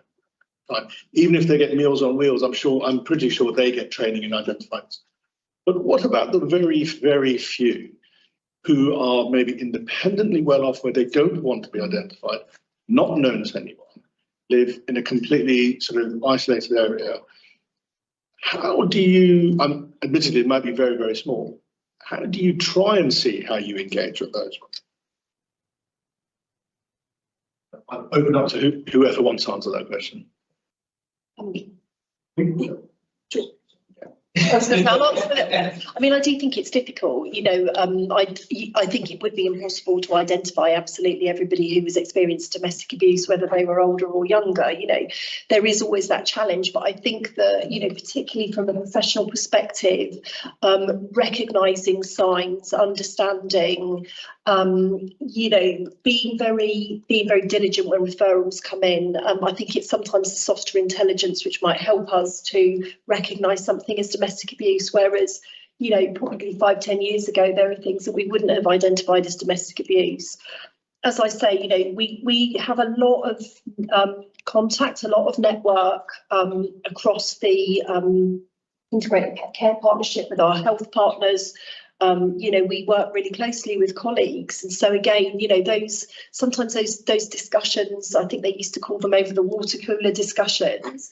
Actually, those are also soft intelligence ways of us identifying people. I mean, I think it's, you know, there is also challenging identifying people who are from global majority backgrounds, who may be less willing to come forward, who may have less engagement with their GP, and where language may be a barrier as well to asking for help. So we take all of those things into account in terms of how can we ensure that we are available and that people know how to get in contact with us. But, you know, as with everything, you can never fully mitigate every single risk. Thank you. I mean, in your question, you sort of said people who don't want to be engaged with us, and we have to be, you know, careful of the powers of the state. You know, we're not there to sort of intervene in people's lives unnecessarily and without really good reason. We do get referrals from family members quite often. Unfortunately, sometimes it's from the children raising issues against their siblings, you know, and there's disputes often about finances for some reason, and the adults, and it's domestic abuse which they're raising. They're raising my sister is abusing because they're asking for the money, but then there's a counter allegation. But that would come under domestic abuse, and they're quite complex. But we focus on the adult and what they want, and sometimes what they want is their children to get along. It's about that wider awareness. So that Keeping Carers Safe leaflet has gone out into GP surgery, and it doesn't say safeguarding there because the feedback we had from carers in Herts and that, people get put off by that. So that's what it's about, feeling safe, keeping safe. And the first bit of it is, it's sort of like a traffic light that was green. So when it's low level, just feeling a bit worried about that, this is where you can, this is who you can reach out to. And by reaching out to those people, then they've had the training to recognise something more you could refer it in.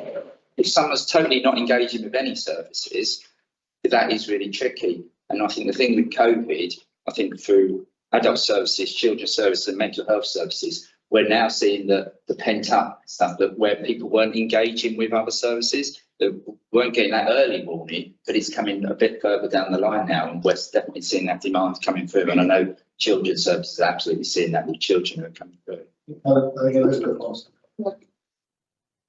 Thank you. And I think I might well be talking about Katie. I think this, as Katie mentioned, the J9 project and raising awareness in the community is so important, because you'll have older people that do go and have their hair done.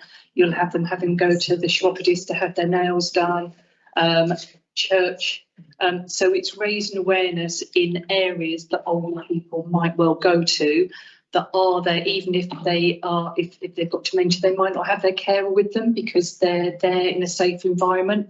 And it's that safe environment that might well then raise that opportunity for them to then disclose that they might be subject to domestic abuse. So it's raising awareness, and it's giving the confidence to people to be a light to it and answer those questions. It's the same as they've done a really brilliant job in relation to male barbers. Same thing, and males are going into and actually are happy to talk to their barbers, and it's something similar along those lines. Just from an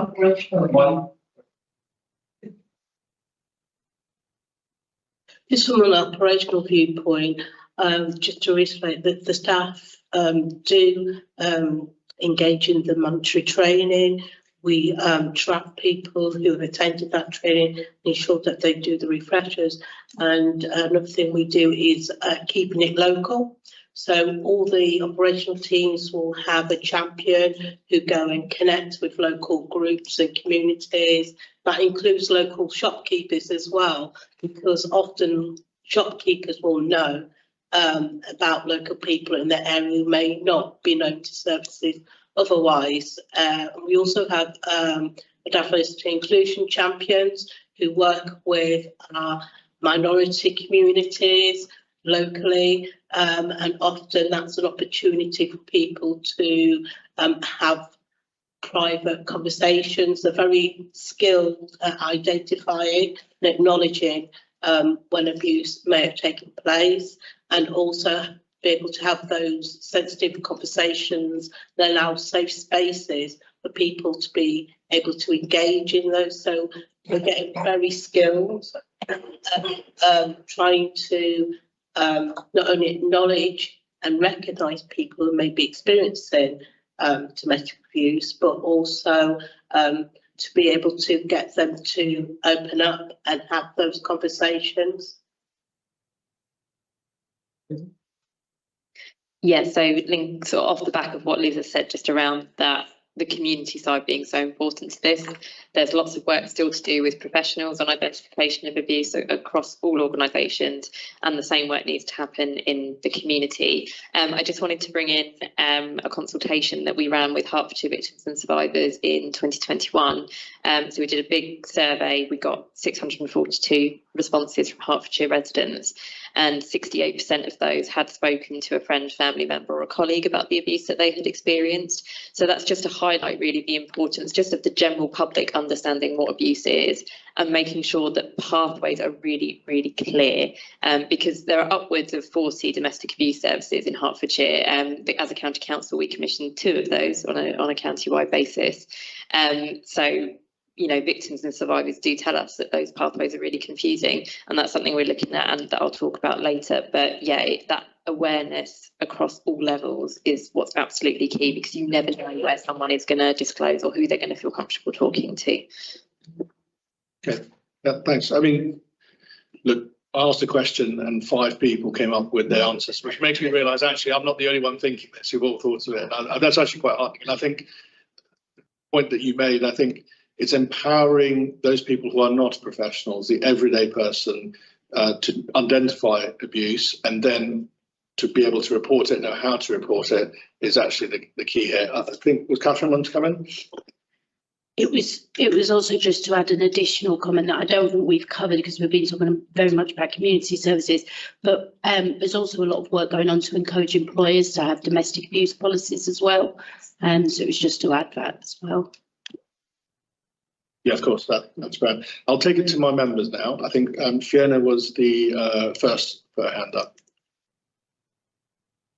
Thank you, Chairman. There are 2 questions here.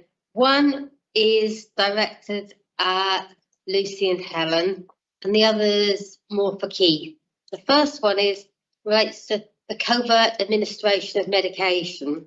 So does HCC or the ICB or the Hertfordshire Safeguarding Adults Board have a policy on the covert administration of medication? And these guidance issued to care homes and to family carers.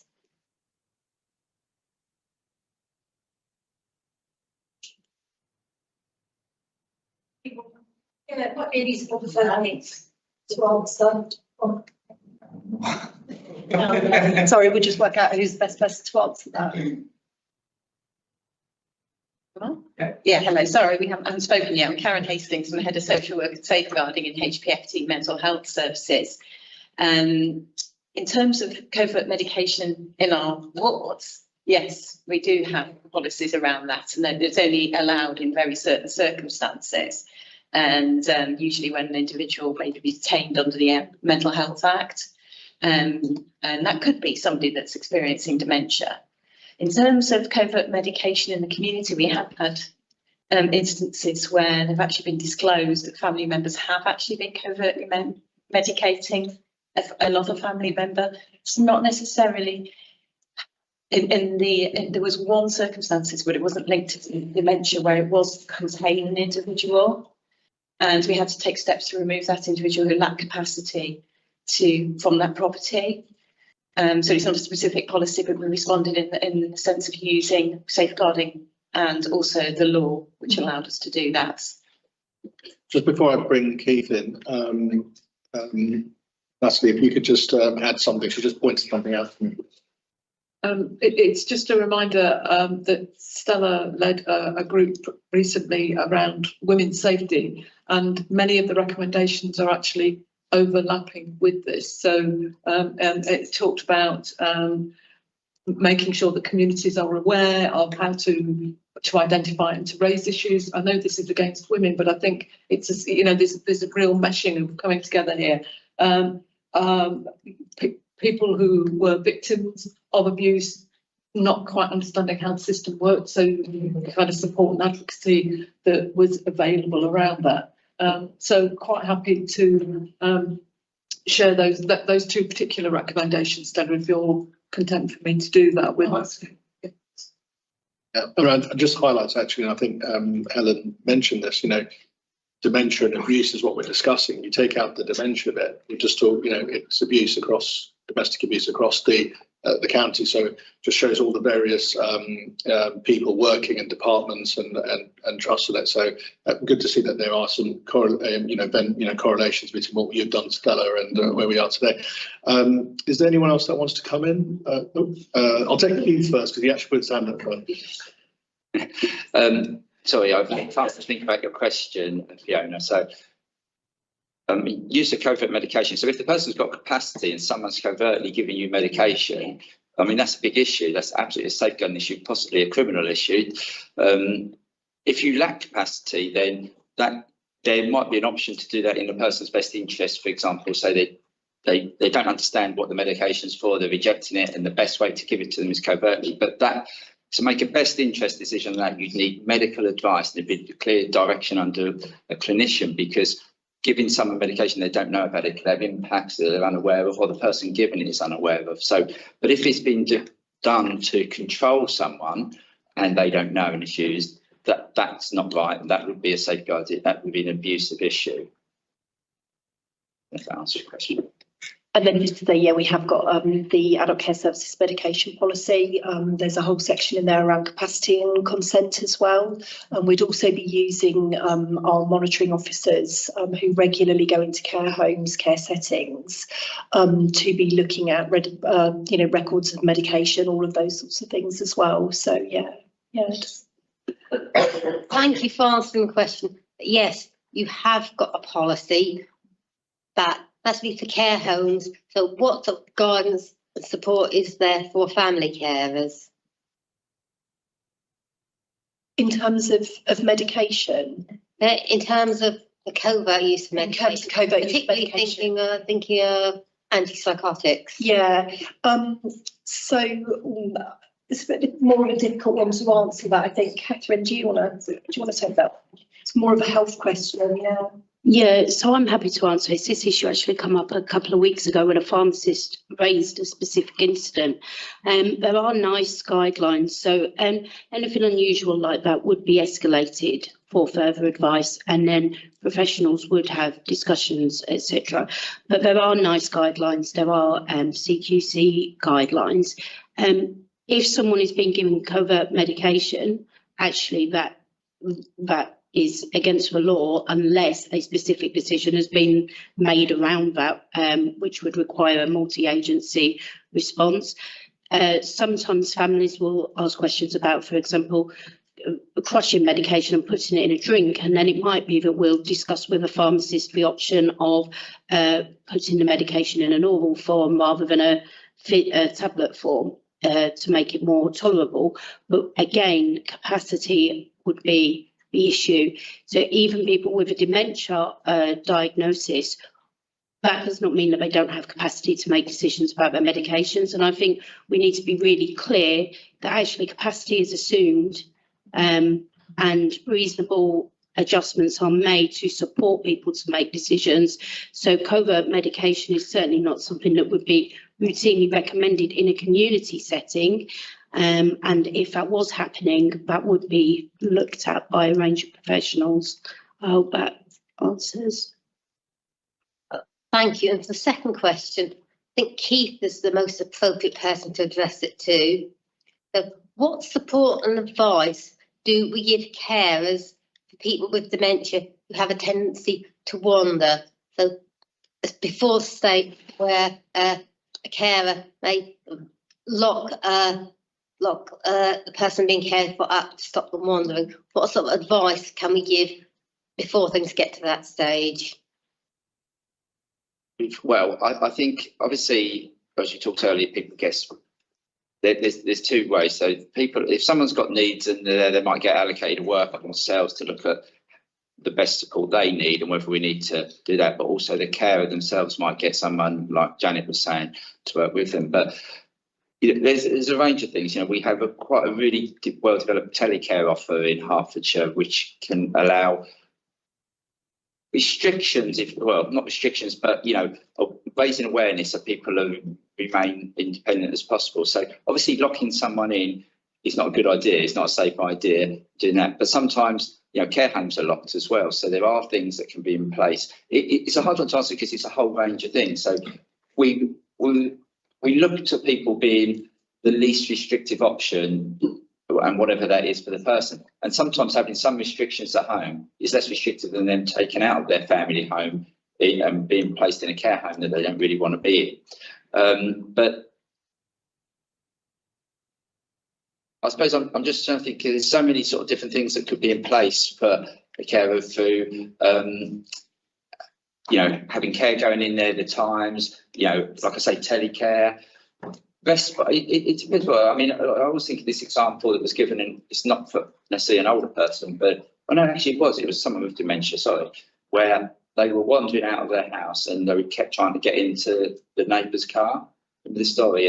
And the neighbours would play, what this person doing? He's scratching the car because he kept trying to get in. He was using his door keys to try and get in. So what was done? They bought an old car, put it in his garden, it didn't have an engine, and every night he'd go out, try and get in there, sat in it, and then went back in. It's fine. Where often, and it was a social worker who came up with that idea, but often, it would have been alert, he can't cope in the community, he's causing that, destroying the property of his neighbour. But that worked, and there's so many different options that could be looked at to see, why is the person wandering? Is it because they're looking for something? Can that be thought through? But sometimes people can lock certain areas of the house, but obviously you've got to look at risk, fire safety, and if they need call help. People can have living carers at home, 24-hour care, but wandering, and moving out there. I mean, I think there was a death recently where someone who left their family home and come to harm, and the family was arranged something, but they were balancing the restrictions and having 24-hour care, which the person didn't want.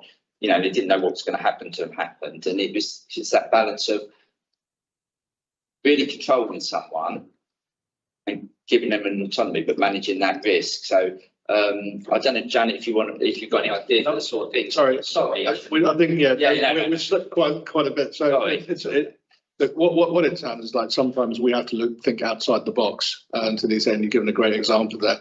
I do need to try and get as many of the members in as questions as we can, remembering our remit and the fact that we're quite a bit over from time. So if I could just ask Stella first, and then Mark, your questions. Try and keep them as succinct and brief as possible.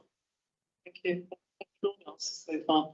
Can you take it back to ethnic minority victims, sort of the lesser of, and we haven't really touched on it so far. So Councillor Watson said earlier about church communities, happens in every community, quiet crime. Let's think, how are we infiltrating those communities? Because women quite often feel that they can't speak out, won't speak out, having met where someone said to me, I can't report it because it will be seen in my community. It's my fault. It's my fault it happened. But nevertheless, it quite clearly is happening. How are we getting it? How are we managing this? Thank you.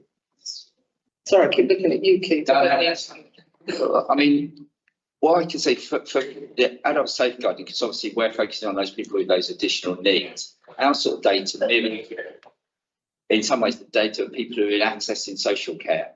So safeguarding, our numbers. So people are underrepresented from, different backgrounds, but they are in the wider social care. So because a lot of our reports that come into safeguarding come from professionals that we've talked about today, I think the wider reaching out around domestic abuse, and that's an absolutely valid issue. I think that's some of the stuff Katie was talking about at work, trying to reach out to those communities. I mean, from the Safeguarding Board point of view, we do have contact with, different organisations, including religious organisations, and to get into their policies, because they do have child protection issues, but they have got a remit around adult safeguarding, if you like. And we've produced a sort of something they can fit into their own procedures about what to look out for and what to raise. It's not specific to domestic abuse. It's more linking to safeguarding, how they can report things in. But I don't know if you want to ask about the wider stuff around reaching out to those hidden communities. Yeah, if that's okay. Sorry, can I just been advised here. We've got to keep in mind that we talk about dementia. I know there's overlap with domestic abuse, but we're kind of moving off topic a little bit. Unfortunately, I'll take chairman's privileges and just move on to the next question, if that's all right. Councillor Mark Hawkins. Thank you, Chairman. I hope I'm not straying off subject. We've talked about care homes, and we hear very frightening stories from some care homes of adults being abused by the carers, workers there. But I haven't heard any reference to this being an area of focus in today's study. So I just want to be sure, is it something that the safeguarding board is looking at, and how do we measure that, and how do we ensure that those levels of abuse, because obviously there's a community there that was much more vulnerable once those doors are closed. I think I'll just leave it at that.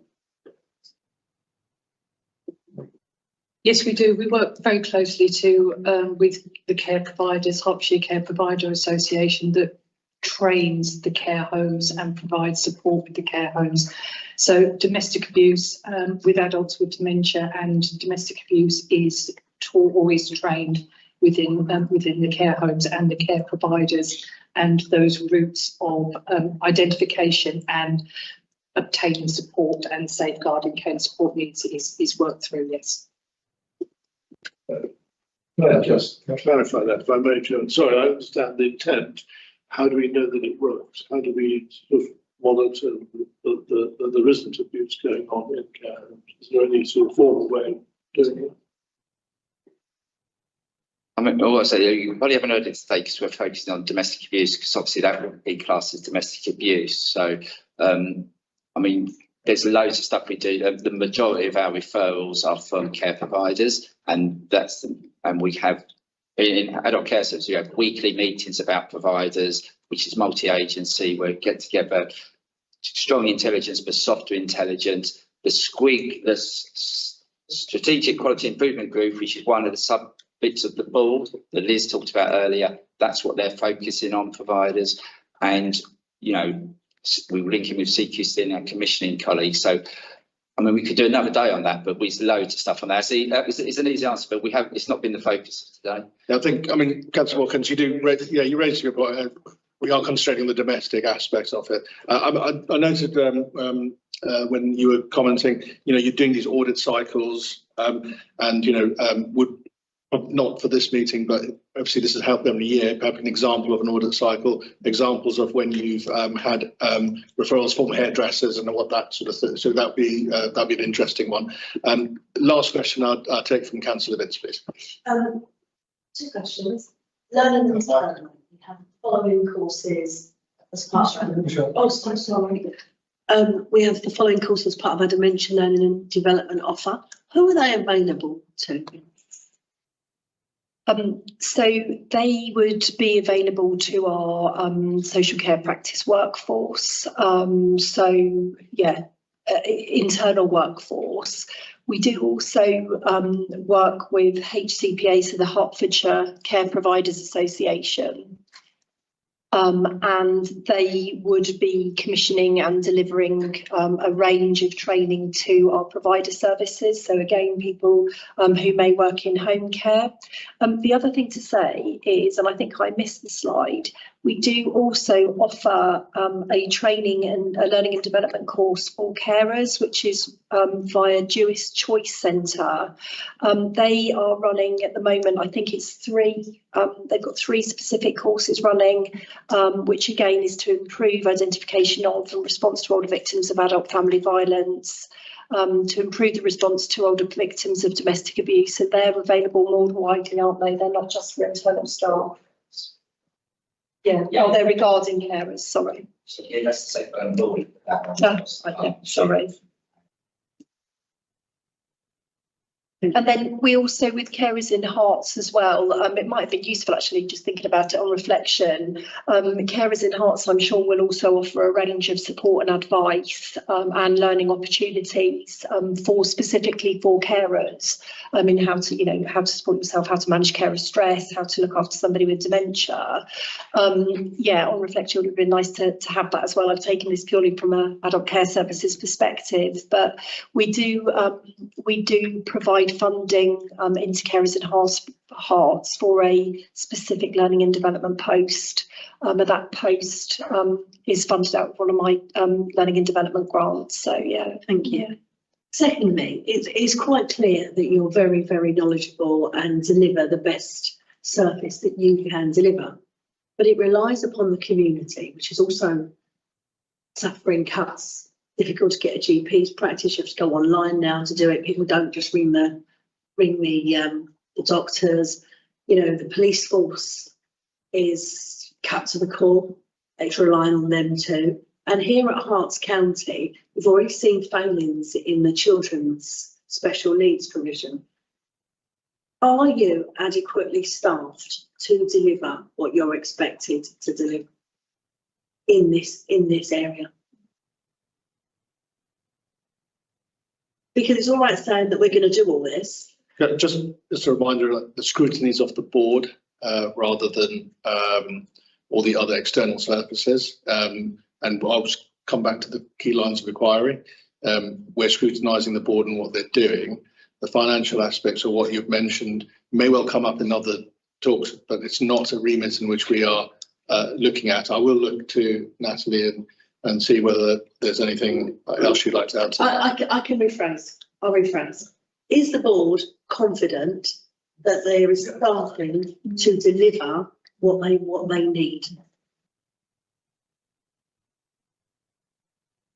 I can say that. I think we do audits, we do scrutinies, we do training, and so the agencies come to the board to gain, and we then provide, or they provide the assurance to the boards that they are able to deliver. They will come to the board on occasions to say, we will say, we want this, we would like this as a board. And there will be occasions when they'll come to us and it will be, we can provide a certain amount. So the training and the work that we look at as a board is constantly scrutinised. And what I would say is that actually the offer that's provided is tailored to the agencies and what they are able to provide.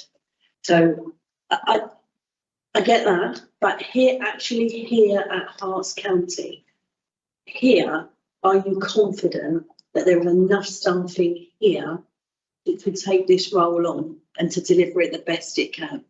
I don't suppose there's ever going to be enough staff, in fairness, and there's never going to be enough money. What we have to look at is the priorities.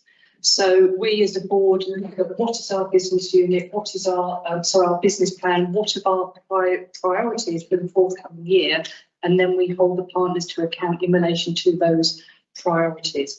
So one of the priorities that we've got for the end of last year and for this year is helping and supporting older people, raising awareness of older people with dementia. So I will then go to a partner agencies and say for them to come to me to say, how are you able to support that? I haven't had any agencies come back to me to say they can't do it because they're lack of money. So I can just say that as far as I'm concerned, I am assured that they are prioritising the adults with domestic abuse and dementia, linking with other agencies, and that's multi-agency. So yes, I can say that. Thank you. I think I would like to come in. Just to add, and hopefully give some assurance to the panel that such a priority given to our safeguarding work in adult care services. We are very regularly monitoring the amount of work that's coming through the safeguarding team. We have a prioritisation framework that we check out regularly. We've got timelines for how quickly we expect responses to be addressed, as we've heard already. Tony Kingsbury, Councillor Kingsbury, is regularly briefed on our progress, our performance. So it is, I don't think it could be a higher priority in adult care services. Next week, we have the CQC inspection of adult care services, and we are, going to be closely examined on our safeguarding arrangements. Lucy's going to be leading that for us. So I'm confident by sitting and touching boards that we will provide that with the assessment of our approach. Great. I'll close that if that's okay. Just add a couple of things. I actually am an inspector for the CQC as well, but for healthcare, and yeah, they do a very good deep dive.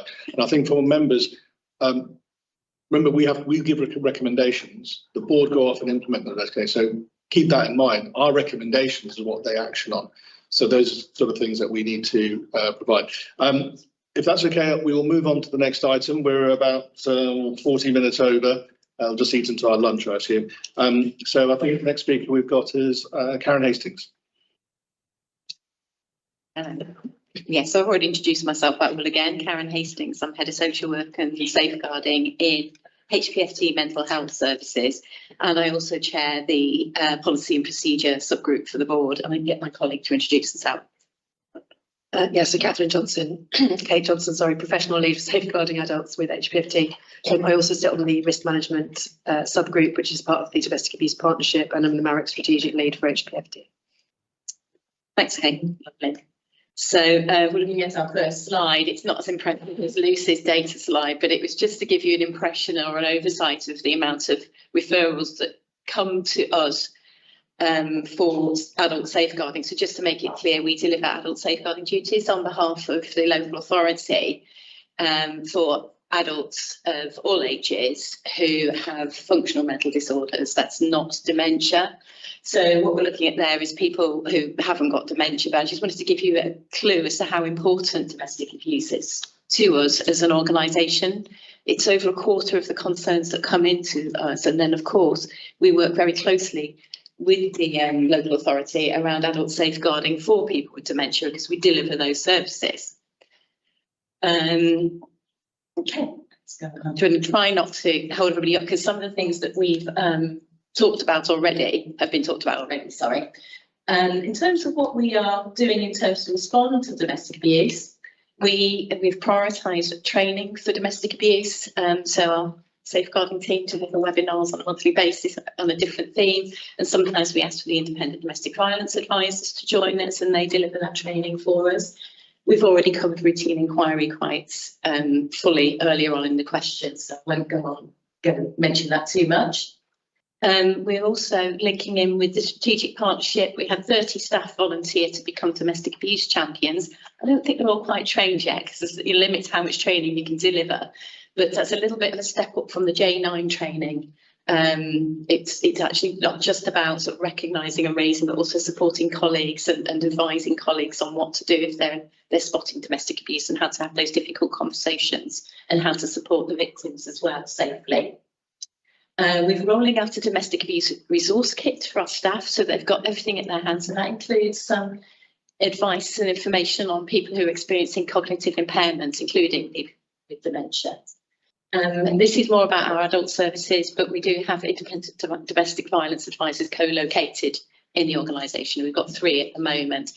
Although they're co-located in our adult mental health services, there's nothing stopping somebody from mental health services and older people from popping across the corridor and speaking to them. So we've also introduced separate domestic abuse policies for the people that use our services and for the staff members, so that we as an employer can support victims of domestic abuse. We do some of the challenges. I think Vicky's really covered those off really well. I think Katie's also going to be talking to what the next steps are, because you can see that final point there. We do have access to independent domestic violence advisors, but they might struggle or may not be able to work with people who lack capacity to consent to their service, or to understand what's going on for them in their life in terms of abuse. So, yeah, I'm going to get Kate to talk to a case study. Yeah, we wanted to provide an example of a case which was held by one of our older adults teams. Now, as Karen's mentioned, we hold the safeguarding responsibility for functional mental health, not for dementia, which falls under HCC's remit. However, we do obviously hold the health responsibility for dementia, so this crosses over both kind of aspects of older adults and domestic abuse. So this is the case of a married couple, both in their 80s. Daisy has a long-standing, this is obviously anonymised, just to add that, she has a long-standing bipolar diagnosis. So throughout their marriage, Peter has held some caring responsibility for her at times when she's needed that, when she's been unwell. But as they've both become older, he's developed some frailty issues and is also partially deaf, and has recently started to experience some memory issues as well. So at this point in this case study, Daisy is on one of our inpatient units, and she's disclosed that she's concerned about going home. She said that her marriage has always been volatile, in her words, and potentially if she'd mentioned that previously, we might have thought maybe there was some domestic abuse, but this is the first time that's really come out. So she's mentioned it's always been volatile, but it's become more so since the memory issues began. Her husband's behaviour has started to change. And she also believes that he has an air rifle which keeps by the bed. So the ward have raised a safeguarding concern, which, because Daisy is a functional mental health patient, has come to our older people's team. That's to say, Daisy has stated that she wants to go home, but she's afraid because she doesn't know whether she's going to be safe.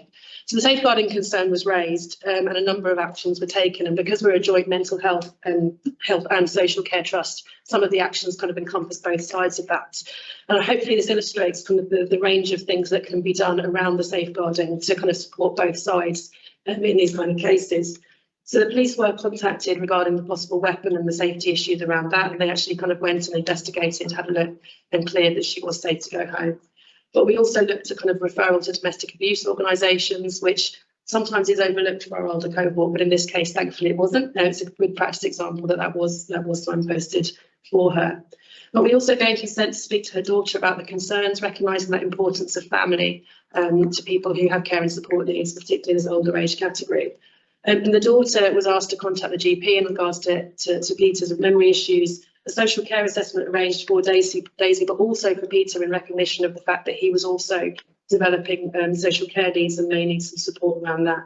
And the idea of that really was kind of to reduce some of that codependency in the relationship, which had built up because of the developing issues as they've both grown older. And it was confirmed that she was able to return home. So those were the actions that came out of that safeguarding. And we wanted to follow the second kind of part of the case study with what happened 5 months later. So by this time, Peter has been diagnosed with dementia, and Daisy is reporting that the issues have actually escalated as his behaviours have changed as part of that diagnosis. And particularly since he's been told by his medical team that he's not allowed to drive. So he's become very verbally, very physically aggressive when she's trying to take the car keys away from him. So there's some kind of real issues there in the relationship, with that abuse kind of escalating, but again, that codependency. Now, in this case, Daisy wasn't consenting to a safeguarding inquiry, and so the safeguarding was eligible under the Care Act, but it wasn't in line with making safeguarding personal kind of principles. It didn't proceed to a full inquiry. However, there was some work done around kind of safety planning with the family, who were also taking more of a caring role for Peter now as his dementia escalated.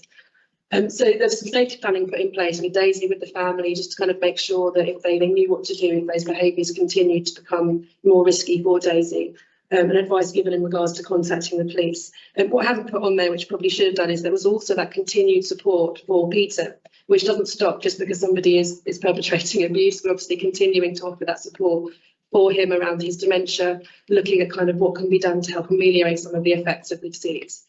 But also consideration of Daisy as his carer, because obviously that codependency is very much shifting, where she is also taking on more caring responsibilities for him as the dementia increases, and thinking about kind of possibilities for carer safeguarding at times when she's well and maybe doesn't have her own carer support needs.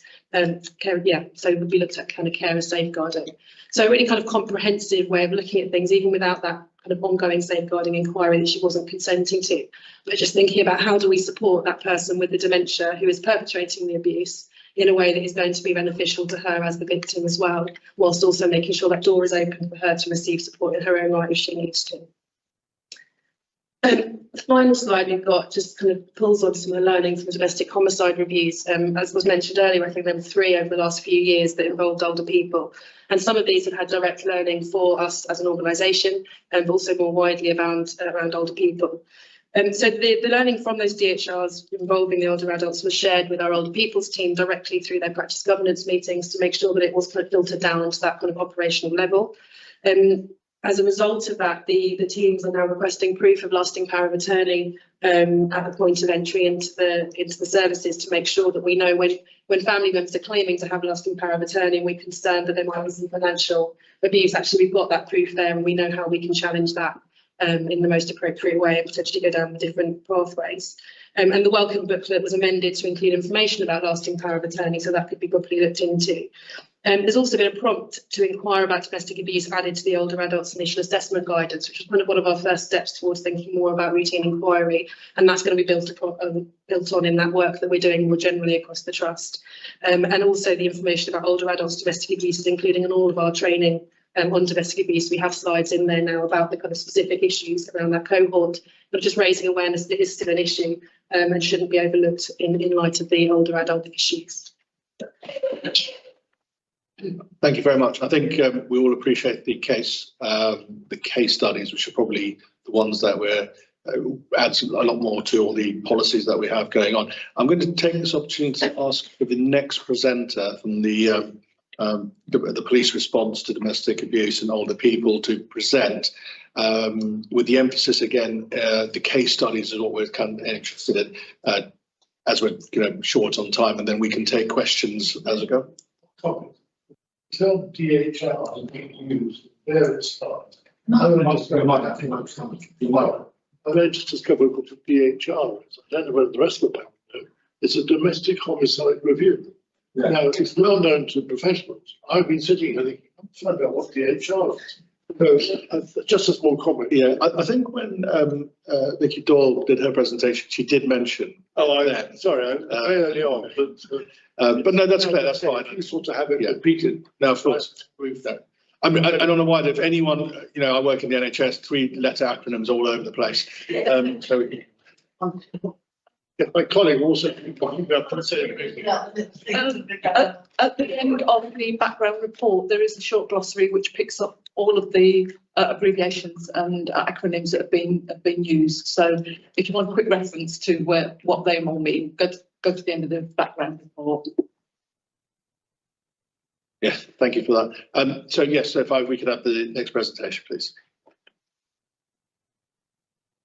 Good morning, good afternoon even. I'm Neil Hastings, I'm one of the sergeants in the domestic abuse unit for Herts Police. Next to me is Chief Superintendent Doug Black as well from the police. In terms of our units, if we go to the next slide, please. So apologies, I've got some names on there. These are straight from the BBC News, but these I believe are important. I mean, this is a case that I personally worked on. I was the family liaison officer. So I got to meet the family that suffered this horrible experience. Jeanette and John Lumberland, that's the BBC News. The man who shot his wife could not bear her suffering. A really unfortunate case from 2019, I believe. Jeanette was a previous mayor for Berkhamsted. Had a very nice home, middle-class family, no reports of domestic violence previously before then. But unfortunately, Janet had been suffering from dementia prior to that. I believe it's on there. It's 2014, I believe, that she was suffering from. Oh, February 2018, apologies. Both her and her husband were 81, but he felt something, unfortunately, and it's in the slide there, that he just couldn't cope. And 5 days before she was due to move into their care home, her husband called the police and stated he had shot his wife because she has severe dementia, but police could find him in the back garden and that he would shoot himself next. And unfortunately, when police did arrive, he not only killed his wife, but killed himself. Unfortunately, he left a note at home as well for his family, and basically said that life is so awful now for both of us, so the kindest and the nicest thing I can do is to end it. The daughter that I was looking after, Suzanne, described her father's actions as selfless acts of love and devotion. So this shows what we are dealing with unfortunately, and what can go wrong if you don't put the care in place. This family had never had any dealings with the police before, and this was a surprise to anyone.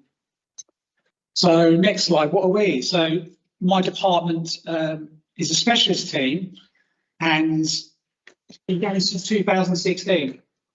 We have 70 members of staff within the unit, and they're made up of police constables, detectives and civilian staff with a lot of knowledge and experience and some extensive training. There are 4 operational teams who deal with daily prisoners and a team of specialist safeguarding officers who are dedicated to supporting and tackling domestic abuse perpetrators. They deal with medium risk and high risk. And we also have a Marek team as well that been covered already that sit within our department that will deal with the Marek meetings. For the police, protecting the vulnerable is the #1 priority and is #1 in our force control strategy. In terms of stats today, I haven't actually got many stats, but I know these stats have been covered already, but already we can see that there's 2.4 million adults that have experienced domestic abuse. In terms of, rather than going into the detail there, I mean, the key things I can take away from that is that those victims over 60 are more likely to stay within the family home after abuse. And these are the difficulties we have as a police sometimes, dealing with safeguarding those victims. They will stay at the family home, and trying to find a safe place for them after we deal with them is very difficult. The next slide, please. So what is domestic abuse? How does it look? Well, it can take place as physical abuse, sexual abuse, financial abuse. The financial abuse from the police point of view, we don't get reported to so much, but I'm pretty sure that happens on a regular basis, but we don't get to see that as much as perhaps we should. There's controlling and coercive behaviour and also emotional abuse. We see all these incidents on a daily basis, but unfortunately, once again, those victims over 60, we don't see so much. So what have we been doing recently to try to look after our victims? We've recently introduced an initial victims needs assessment that has been incorporated in 2024. And what that is, the intervention officers that attend those initial incidents, they can now look at the need of the victim and refer them to the specialist support they need. So that is being worked upon, and some good work's been done from that. The training for our initial officers is extensive. What I would say is that in terms of dementia, I think more needs to be done, and certainly I've had some great presentations today about some additional assistance that those officers can get on dementia. We do have a mental health triage car that drives around Hertfordshire with paramedics and mental health workers, and they can also assess those victims and suspects at the home address as well. So some great work is being done on that. On the next slide, we do have another case study. Apologies, there is a picture of a neck wound. But in terms of this is a victim that has dementia. So this is looking at the victim side. Police received a call from the daughter of a 17-year-old male stating that she's just witnessed him trying to cut off his 83-year-old wife's head with a meat cleaver. So the actual daughter was present in that. Police attended and arrested a male on suspicion of attempted murder.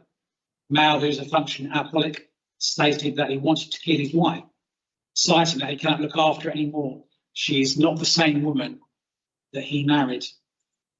He's arrested, in custody. He is medically assessed, as all our suspects in custody are, by mentally trained mental health workers, and he's treated no differently to any other suspect. Given his legal rights and forensic samples are taken. In interview, when it was put to him about what happened, he went no comment and said the memory of the incident is blurry. Next slide, please. The victim is taken to hospital. She is 83 and she has dementia. She has a minor cut to her neck that requires a suture. Medical notes state that cut millimetres from the main artery. Her dress is locked down for scenes of crime. That could have been a lot worse, that case. The wife is treated, no statement can be taken. That's some of the difficulties we find with our victims with dementia. how we gather that evidence from them. It's not right to take a statement from them. Her daughter said to us that she may remember the incident, but only when she's most lucid, normally in the afternoon. So our considerations were, as a police force, was how do we take a statement from the victim? Is it in her best interest to take this matter to a criminal court? We had admissions already, and we had a witness in the clear scene, the person that landed in. Although there's no history, they are known to social services. Is this a cry for help from the suspect or genuine attempts at murder? Although we know from previous experience dealing with domestic violence, although there is no history, and especially in terms of victim and suspects over CT, this is probably not the first incident. But how do we get evidence? How long has the abuse been happening? Do we bail the defendant, potentially putting him back into that home address? How can we safeguard all those involved? What happened next? The male was charged and remanded, which meant he went straight into police custody on suspicion of attempted murder. Next day, a bail application was made and is agreed but denied when his family decide they do not wish to house him. They do not feel they can look after him or trust him after what's happened. Officers attempt to take a video interview of the victim the same day, but she cannot remember the incident, does not provide any evidence, and she is housed with her daughter. The male remained in custody for further 4 months. When he last appears in court, he's in a wheelchair. He requests a good year hearing, which is simply hearing him in front of a judge to ask how long will I get if I plead guilty to this offence. And he pleads guilty to attempted murder, and he's released on licence, but thankfully away from our victim. The next slide is a reverse of that and looks at how we dealt with it. And this is when the suspect has dementia, and the abuse in this case has happened during the whole life of the relationship. The lady's been looked after at home by her daughter. After falling down the stairs, she fractured her leg and spine. As a result, her husband is taken into respite care. He was diagnosed with Alzheimer's in 2014, but it has deteriorated dramatically over recent years. Once alone, the wife confides that she's been struggling to cope with her husband, and she disclosed that he has cracked her wrist and pushed up against the wall with a hand run through at some point recently during an episode of confusion and anger. But she does also state this has been happening throughout the whole life. So we do find in a lot of our cases where, although the abuse has happened due to dementia perhaps, we also find that that abuse has been happening as well during the whole life, just hasn't been reported. The daughter calls the police, officers attend and take a crime report. She does not want to cooperate with her husband. She wants help believing that he needs full-time care. She is left with her daughter safe for the time being, as he is placed in short-term care. Next slide, please. So as a police, we have to look at the best interest of our victim and him. Does he have the mental capacity? Is he culpable for his actions? Do we have enough evidence for an evidence-led prosecution? And if so, should we do it against the wishes of our victim? How will it impact the family? Who is responsible for ensuring the wife's safety? And how do we keep everyone safe? What happened next? So our safeguarding hub reviewed the case and speak to both the victim and the daughter. They do not want to support police action still, but they express genuine concerns for the wife if the husband returns. Her daughter expresses that she knew that her father was strict, had no idea the abuse her mother had been subjected to. The safeguarder phones respite care and discusses the concerns with the husband's allocated social worker. They are adamant that he has a right to return to his property as he is a tenant. They indicate he will return in the next week. Adult safeguarding are called and the case is referred to a Marriott meeting. In the meantime, we refer the victim to the National Centre for Domestic Violence, NCDV, who allocate a solicitor to organise an occupation order to prevent him going back to that address.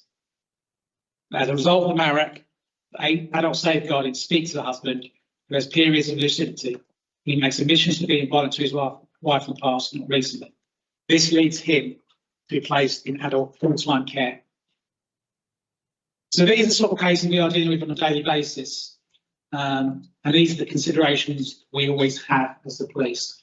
Do we go down the criminal route, or do we go down a more holistic approach to looking after the needs of both the victim and the suspect in these sort of matters?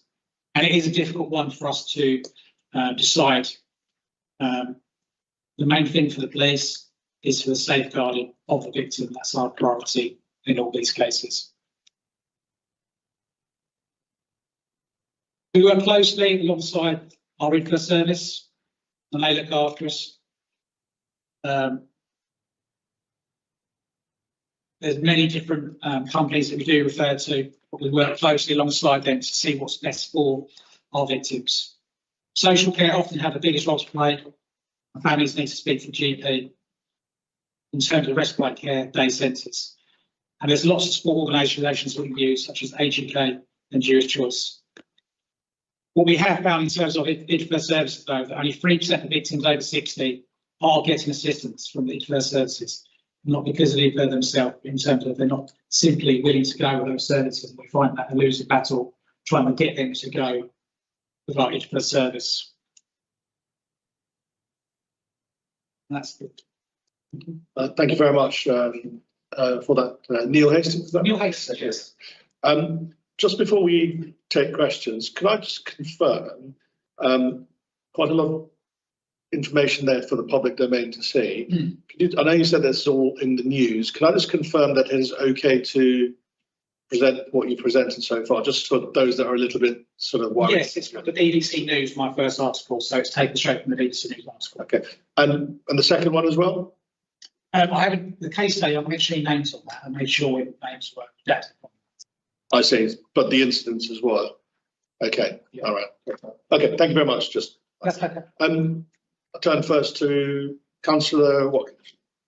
Thank you very much. Well, I think it's quite my reaction to what you've just told us, how you have to differentiate between intent and circumstances, and that's the right way.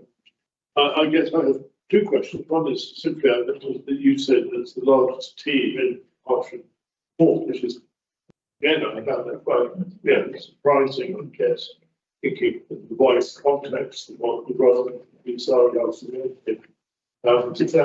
But I guess it's more complicated unless you automatically clarify by that is the case. But my question really is around, and this is a slightly rhetorical question, do you think that when these cases have reached you, there's a sense that the system has failed previously, that this, how things become so drastic? Maybe failure isn't quite the right word, under-reported, under-identified. I'm not pointing fingers with the blame here. I'm trying to understand, when you get there, it's drastic, to have some yeah, I mean, potentially, obviously, the last time, I think the stats for domestic violence are always the same, it may be the 30th time that this instance happened, and it's the 30th time they've actually called the police. So prior to that, it's happened within the home. And this is the third, I think the stats show the 30th occasion this has happened, and they finally call the police. So yes, and certainly in dementia, a lot of times the family will get involved and they will find out what's happening. But you're right, it is that cry for help, that last cry for help. Where do I go now? What do I do? And they come to us when it's hit that drastic moment, as you put it. So just that question about the relative size of the force you're with compared to other areas, is that the recognition, if you like, that it's either a significantly large challenge for Hertfordshire? So is that typical, by the way, of other? No, there's been a lot of investment and training put in the domestic violence unit. It is the number one in the full strategy. Vulnerability, domestic violence org, and Herts Police are putting a lot of resources into that department, ensuring that it's fully staffed and the training is in place. I'm glad that's happening. Thank you very much. I just remind members also we had two presentations for time's sake. So if you have any questions for our first presenter, the Hertfordshire Partnership I'd be grateful. In fact, I have a question actually. One of your slides, which was around the challenges, and you mentioned the risk of financial abuse, particularly around lasting power of attorney. Of course, that for those, I'm sure everyone knows, but I'm going through it myself for my father, in terms of the two aspects, one being the financial and also one being the health part. I want to talk about the financial one because I think, as mentioned, domestic abuse actually mentions very specifically about the finances, and having read a few more cases, sometimes that is how these things get triggered. What is the role of the lawyer or solicitor who draws up these power of attorney? Did they ever come and say, look, I've just been asked to do this, but I'm not sure whether they've been coerced into it? Maybe a very difficult question, I appreciate that. Just wondering if that's something that's come to your attention. But no, it hasn't. But the one thing I will say, just in a different context from my experience, if a lawyer is presented with somebody who say, we want to speak to that individual, who appears already to lack the capacity to consent to that individual acting as their attorney, then they won't take that instruction. And it's a risk for them. But whether they then take the next step and think, perhaps I need to alert somebody to this, I don't know. It certainly hasn't come to my attention. I would say, just as a reminder, you can't get a lasting power of attorney when you already lack capacity. You have to have the capacity to consent to that before. And then when you start to lose capacity to manage your finances, say, or your health, then a decision might be made to enact it so that your attorney can act in your best interests. So Kate wanted to come on that. Yeah, I think it's also worth recognising that you don't actually necessarily need to go through a lawyer to get lasting power of attorney. I know it was for my father, and we went through the website. You just do it yourself and send it off, and it goes through. I think for our teams, it's been more what we've seen is that actually they've had concerns about the person. They have proof of the lasting power of attorney, but they have concerns that's not being well managed. And then it's about going through that process about contacting, and my brain's gone completely dead about who you contact, the official title. The public guardian, yes, the guardian. It's one of those mind blank moments. About going through that process of actually getting that person, challenging that, getting that person displaced. So that's really more of what we've seen through our older people's teams, where that lasting power of attorney has become an issue. Thank you very much. One last question before I pass on to our members. On the same slide, you mentioned that the Independent Domestic Violence Advisor Service are unable to work with adults who lack capacity, although they may be able to advise. Would you mind just elaborating who and how would they advise to? So we have quite a good working relationship with the local IDVA service, and we're trying to really build on that. And they do actually have a complex needs IDVA now. So I think they are also looking into how they can work more kind of comprehensively with people who lack capacity. But in general, we have our co-located IDVAs within the trust. So I think it's twice a week. We have an IDVA in various of our different teams, so they can offer support and advice directly to our staff if they wanted to kind of contact them about a case. And if the IDVA service was saying, actually, we can't take the referral, they would be able to come back and say, but these are the things you might be able to consider. These are the options that might be available. We can help you to kind of signpost in the right direction. And kind of using our mental health experience around capacity and about the diagnosis and kind of that side of things in conjunction with their kind of expert advice around domestic violence and what resources are out there. So it's really that kind of joint work, and I think we're trying to work quite hard on building that. And we also, as a safeguarding team, have an inbox that is available to all of our staff, working days 9 till 5, and we can make those connections if they aren't existing already. So if teams aren't sure where to go, we can point them towards that co-located IDVA or the IDVA service more generally to kind of start getting that advice and making those links. Thank you very much. We have a question here from Fiona Guest. Thank you. Again, there's two questions. The first one's really directed to, I think, Karen and Catherine would be the most appropriate people to answer it. And that is community pharmacies.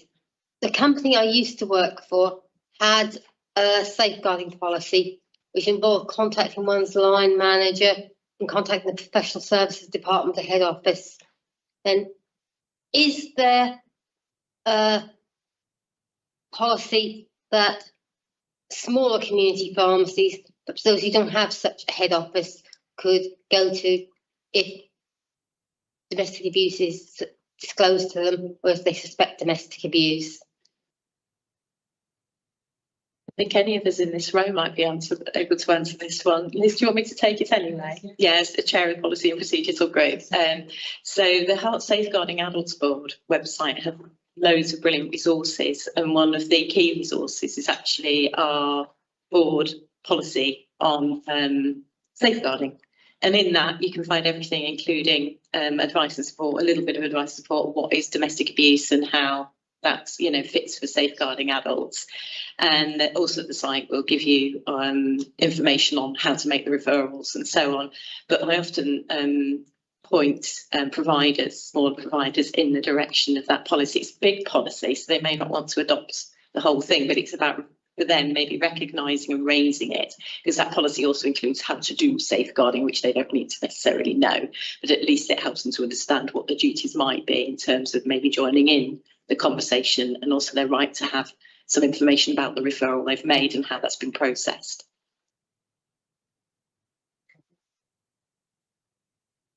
And sorry, just to add, from an ICB perspective, the management of the pharmacy, dental and ophthalmology has actually transferred from NHS England to the integrated care boards. So they would also have a link into support from the integrated care board as well.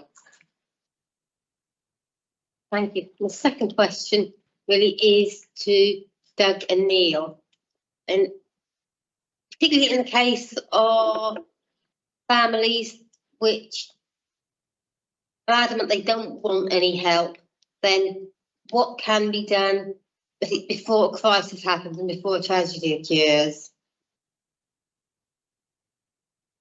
Before it happens or afterwards? Sorry. Before, to prevent things coming to crisis point and a tragedy occurring. Once again, for us, it's very difficult because it comes to us at that point of the crisis. So in terms prior to that, it's very difficult for us to do any work for that point. Afterwards, there's lots we can do, even if our victim is unsupported. We have domestic violence protection notices we can put in place, civil orders we can put in place, lots of work we can do afterwards. But prior to that point, I'm not sure what we can do. If I just come in, I think our independent chair would like to say something. Thank you. So I think for us, it's raising that awareness. So it's trying to put processes in place to prevent the crisis, so prevent people actually getting into that crisis point.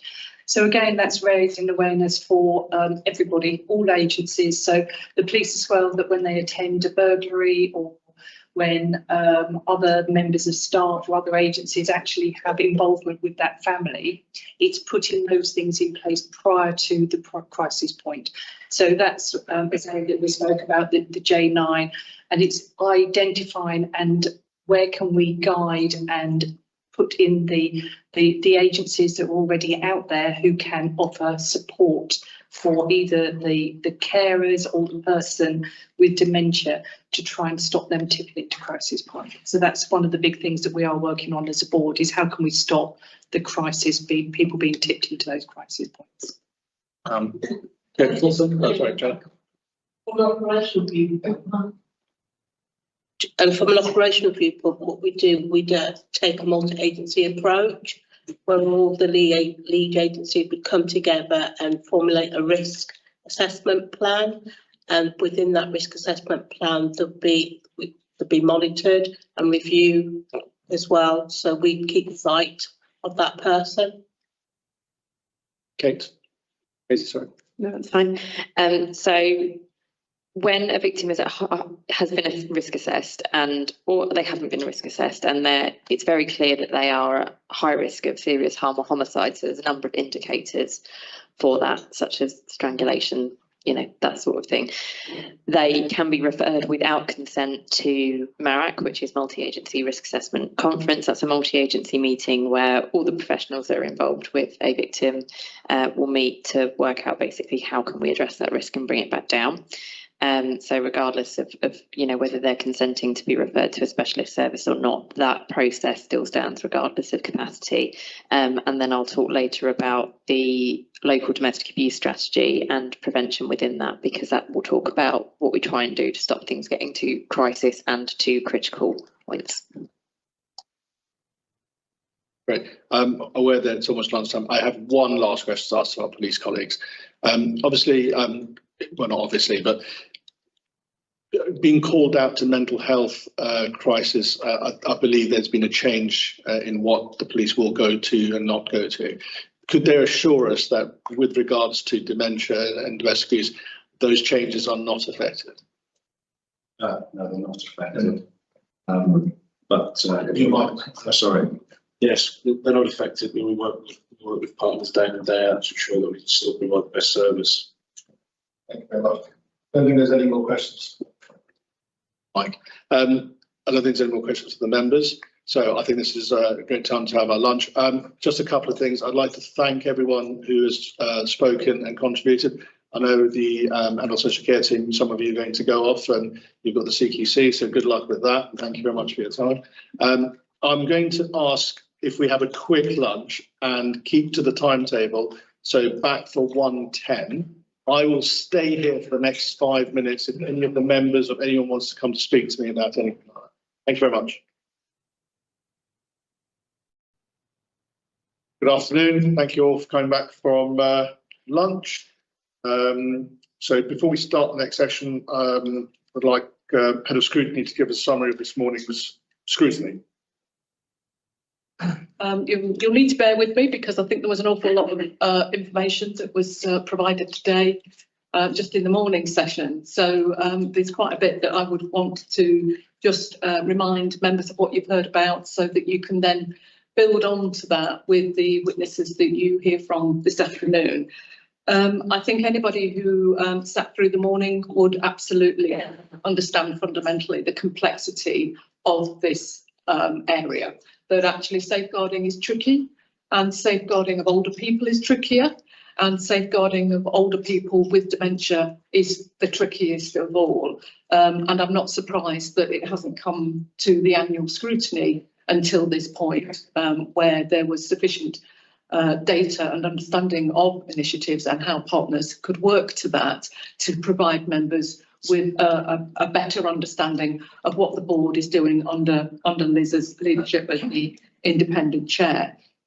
One thing I did want to remark on, because I think that this would be something that members would be pleased to hear, is that I've had a number of witnesses come along to me over the lunch break to say how valuable they found this session in hearing from other agencies about what is being undertaken in different areas and how they might adapt that or actually make a link with that agency to find out more about it. So I think if nothing else came out of the scrutiny, and I know there will be lots coming out of the scrutiny, but if nothing else came, I think that members can see that they've already done an extremely valuable job in identifying this scrutiny, and with the input of the independent chair and Mary as service manager in pulling together a really decent programme and the witnesses that you've heard from over the day. Having said that it's a complex area, a number of witnesses, I think virtually all of them, talked about the difficulty in identifying. That's agencies themselves being able to identify somebody who has dementia and is potentially being subject to abuse of whatever description. And there's also the difficulty of people themselves identifying that they are a victim, and understanding that actually there is support available and they can seek that out. Again, one of the other complexities is that with the older age group that are being dealt with, their understanding of what's acceptable within a relationship can be quite different from those who are sitting in this room. And this may be something that they've been living with for many decades in that relationship and just see it as something that's part and parcel of how they work. I did think it was interesting, well, from the police, that they talked about And at times, the identification coming from the offspring of the couple in question, who are actually seeing their parents' relationship in an entirely different light and seeing that something has to be done to safeguard the individuals within that. And I think that somebody used the expression a hidden group. And I thought that that was actually quite a layperson's description of what we're hearing about today. In terms of identifying, there were a number of times where witnesses talked about the difficulty of their own staff actually being able to see the signs and ask the right kind of questions to enable that person to be rather more forthcoming about what is happening in their life. So I think that that is something that to hold on to. And also discussion with the chairman at lunchtime was whether you could create some sort of hub where everything comes together. There's a one-stop shop and it's all contained there. However, again, this morning, witnesses were saying they might disclose to me in the health service, but they might disclose to the barber. It's kind of having the routes, as many routes into safeguarding as can possibly be constructed. So that requires the board and its partners to ensure that there is a comprehensive level of understanding about safeguarding and the indicators of what to look out for. And that I will touch on recommendations at the end of the summary. There's also I was talking a bit there in the summary about the age group of people, but I think there's also some cultural mores around this as well. This is very private. This is our relationship. It's very personal, and there can be some societal issues and faith issues that actually this is the way we deal with things. This is the way I deal with things. I'm not comfortable with this being aired, or actually I feel a sense of shame that this has happened. So again, that's something that needs to be taken into account with any measures that are being put into place. I thought it was interesting that people are, on the whole, they're more willing to disclose physical violence than domestic abuse. Again, for the issues that I've just touched on there. I thought it was important that you heard from the ACS colleagues that the voice of the individual, regardless of their level of dementia, remains central to what is going on, and actually their capacity and support to enable that capacity to become clear in actions that are going to be taken. Just moving on to some of the kind of the more processy bits, I think that members would have been assured that you got evidence that recommendations are made and there is a process for following them through. I think you got assurance from Liz as independent chair about what was going to happen with those JSNA recommendations. You heard from Helen Maynooth from ACS in terms of actually what the process is around ACS monitoring that data, and the fact that CQC are coming in to look at the service, including safeguarding, and that will provide further insights into that. It's very hard to know what to leave out actually, because there's such a lot here. What in terms of that, having as many routes as possible, the point made that a lot of the soft intelligence is really important in actually somebody kind of having a concern but not quite sure whether it's safeguarding, and just making sure that that is captured within services that partners are responsible for, and how that is being going through to the board. Talked about all of that. You heard some initiatives, and I think that Katie may actually talk a little bit more about this J9. So I won't go into that in too much detail, because I think that's a really helpful way forward. You heard about legal powers of attorney, and how at HPFT, which I think kind of gave quite a neat example of even if they're not familiar about it, they know that they can talk to colleagues about some signposting, some guidance and some advice to make sure that that's dealt with appropriately. heard that the board's website itself has many resources. So again, pointing people to that. It's not a one-stop shop, but could be a useful point to gather everything together. So in terms of the recommendations, the areas that emerged were identification, training, and that is including for members as well, because I think there was a real identification this morning that members would like to know more, because often they are a signposter within their communities in terms of what happens next. Raising awareness and actually what the next steps are within the community. Community engagement. So that is how to connect with communities that perhaps don't engage as much with the services that sit on the board, and how the board is going to take that forward, and how it's going to work around some of the faith and cultural issues that exist possibly for traveller communities and other groups. So I'm estimating at this point there are 4 broad recommendations or areas of focus that you've returned to repeatedly over the morning. I'll pass back to you, Chairman. Thank you, Natalie. It's very, very comprehensive, and talking with the members at lunchtime, definitely areas that you've covered that are of their concern. So we'll open the proceedings for this afternoon. Welcome new witnesses. If you just want to speak, just introduce yourself if you haven't already.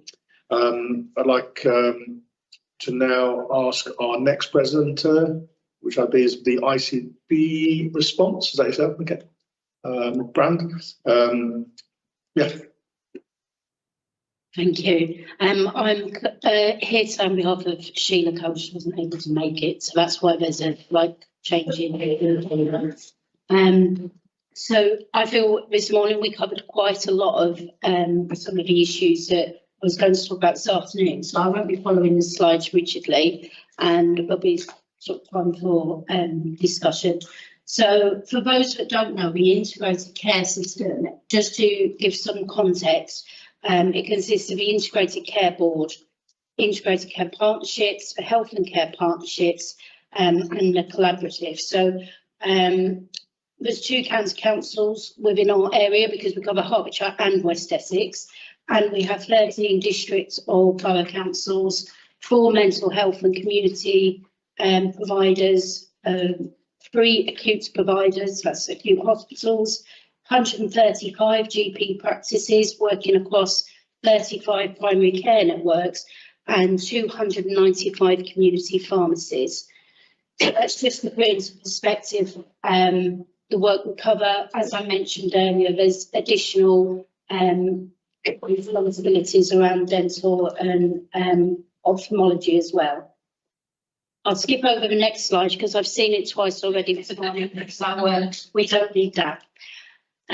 So as an integrated care board, we work with all of the partners in the room, particularly with our health colleagues, to embed things across the health services, but also across social care. What we do is we take learning from domestic homicide reviews, and we share that, and we share some of the recommendations. They might apply to an acute hospital, might apply to a GP practice or one of the community providers. And we will work with those agencies to support them to achieve any actions that they have as we go along.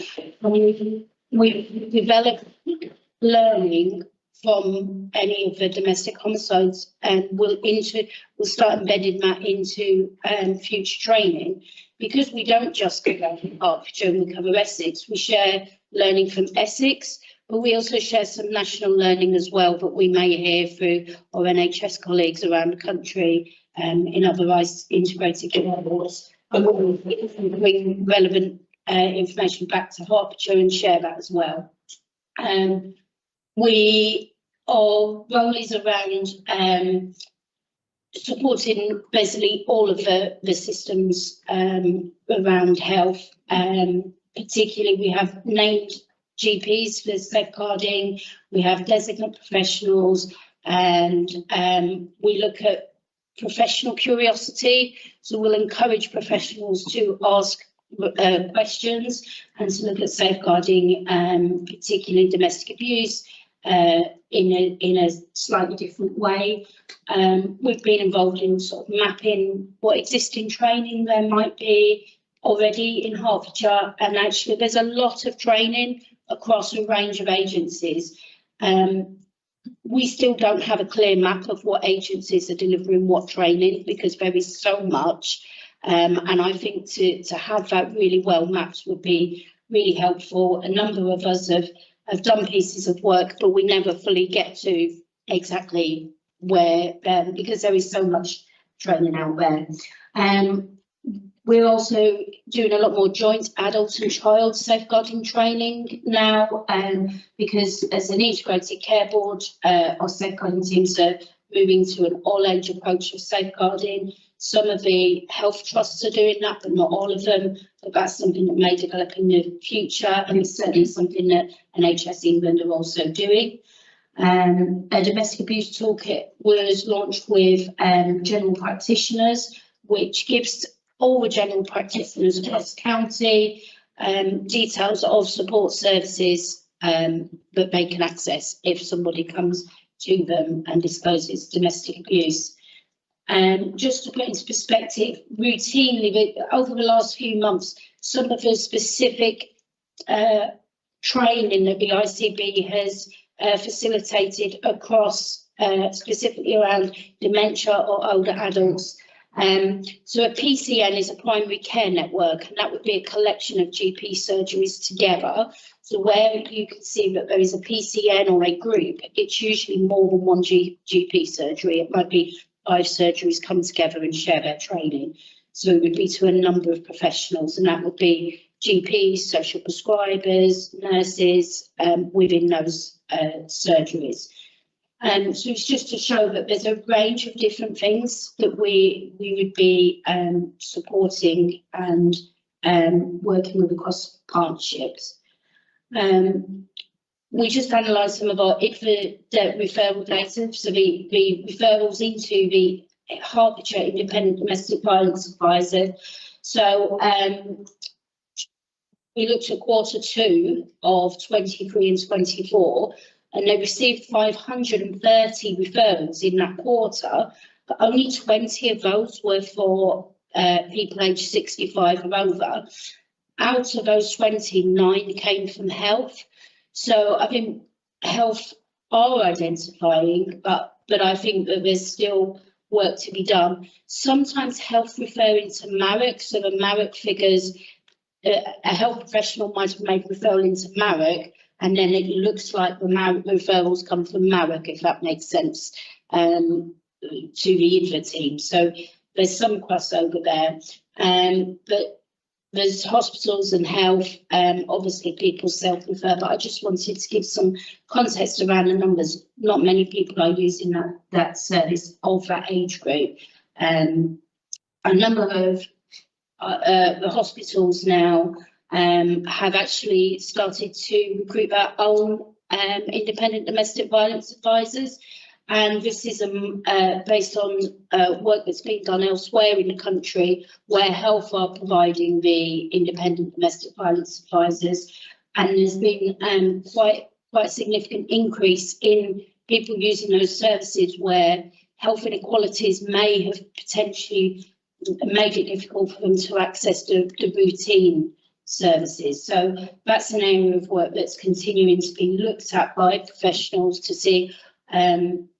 Interestingly, we have 2 acute hospitals in Hertfordshire, and their IDFAs within those 2 acute hospitals are reaching completely different demographics. So actually we're analysing that data, sharing that with professionals and looking at trends. So that's an ongoing piece of work. Just to demonstrate where we do get assurance from, so we work with 111, we work with a number of smaller health providers, we work with sexual assault referral centres, There's still work to be done around domestic abuse alerts and information sharing across agencies. It's certainly better than it has been, but again, that's always an area that is ongoing and requires development. So we can put training on, but how well that's embedded takes time. So for example, one of the members earlier highlighted that he wasn't aware of domestic abuse training within the county council itself, and obviously there is training there, but I wonder if it's as accessible as we would think it would be. So I think potentially there's work there. We also have oversight of the domestic homicide review, which I've mentioned. I'll briefly just cover the next slide. It's just to say this is an ongoing area of work. Domestic abuse is a priority and will remain so within safeguarding. So the NHS England are launching a national data set which will incorporate some of the intelligence that you get from Hertfordshire. And it will support us with planning and commissioning services. That will take time to see what that will look like, but it's in progress. We're looking at some areas are trialling now routine inquiry around female genital mutilation, which is also part of our work. We're looking at care home networks and developing some of the training as well around them. And just to give some further context on our assurance framework, we're involved when any of the health services, serious incident investigations, they share with the Integrated Care Board. We sit on a number of the boards across Hertfordshire, such as the Violence Against Women and Girls group. I think one of our colleagues chairs that. Well, we're part of Section 11 assurance. So Section 11 and adult assurance visits is where we have meetings with our health providers where they specifically tell us how many staff have done domestic abuse training, how many referrals have been made, etc. So that's some more operational detail of what's going on.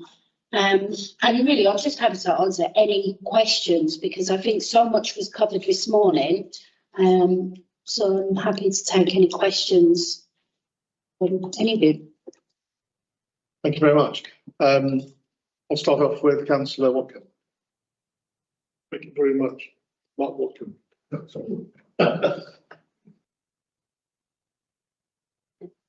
Anyway, right, just back. I think I've become three things that have been interesting for me. I mean, there's lots, but one was you say main source of references appears with MARAC.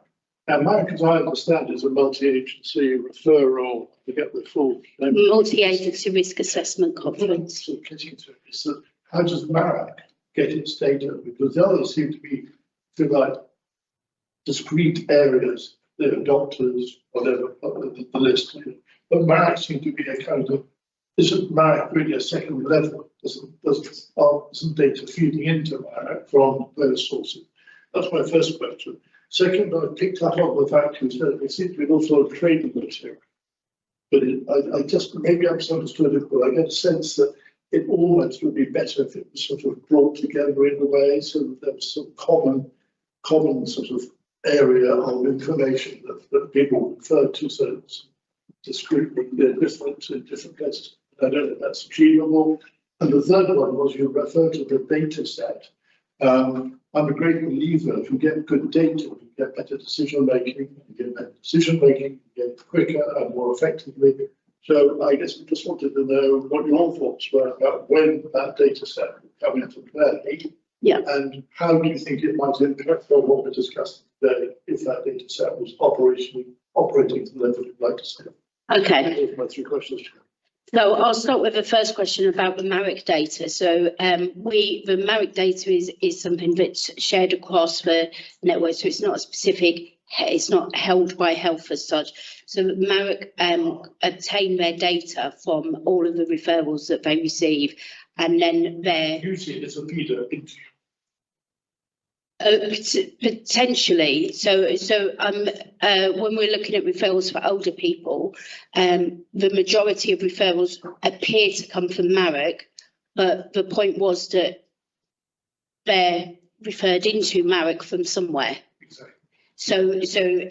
But Marek will give data about where they've received referrals from. So the point being that actually it's not as clear. Data collection can be quite timely and time consuming, and we don't always have 100% accurate details. And that's not so we don't have accurate data. I think that's come out wrong. But if a victim was to go and see a GP, and then the GP may contact a helpline, and the helpline might say refer them to an IDVA, then it might go to Marek. So it's just making sure that yeah.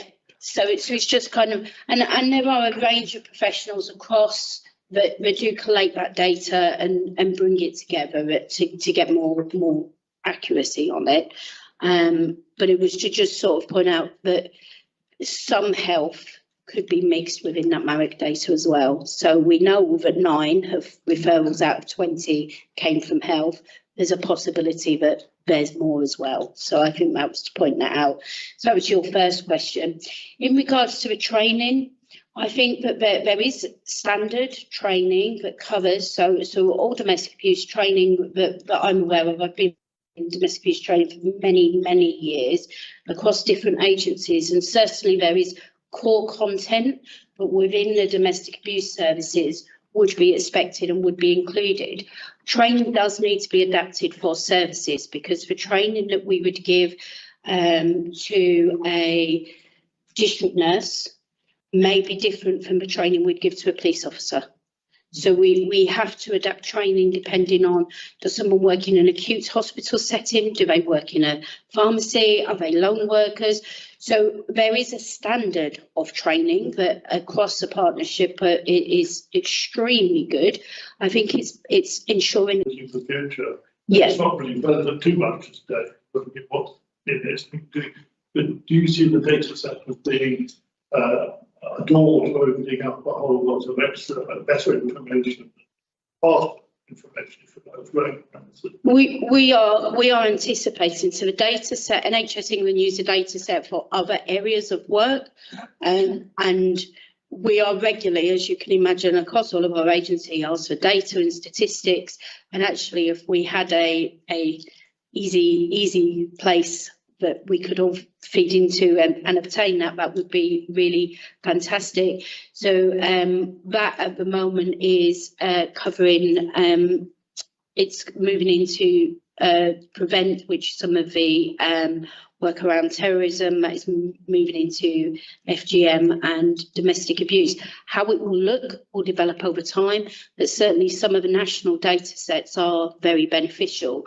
So it's something that we are working with colleagues, and we'll see how that develops in time. Data will be as good as the information we feed into it. Yeah. Gyro. Yeah. Thank you. Sorry, commented rubbish out because those who don't know what gyro means. Yeah, but sorry, yes. Thank you, Councillor Martel. Any other members want to ask a question? Yes, start off.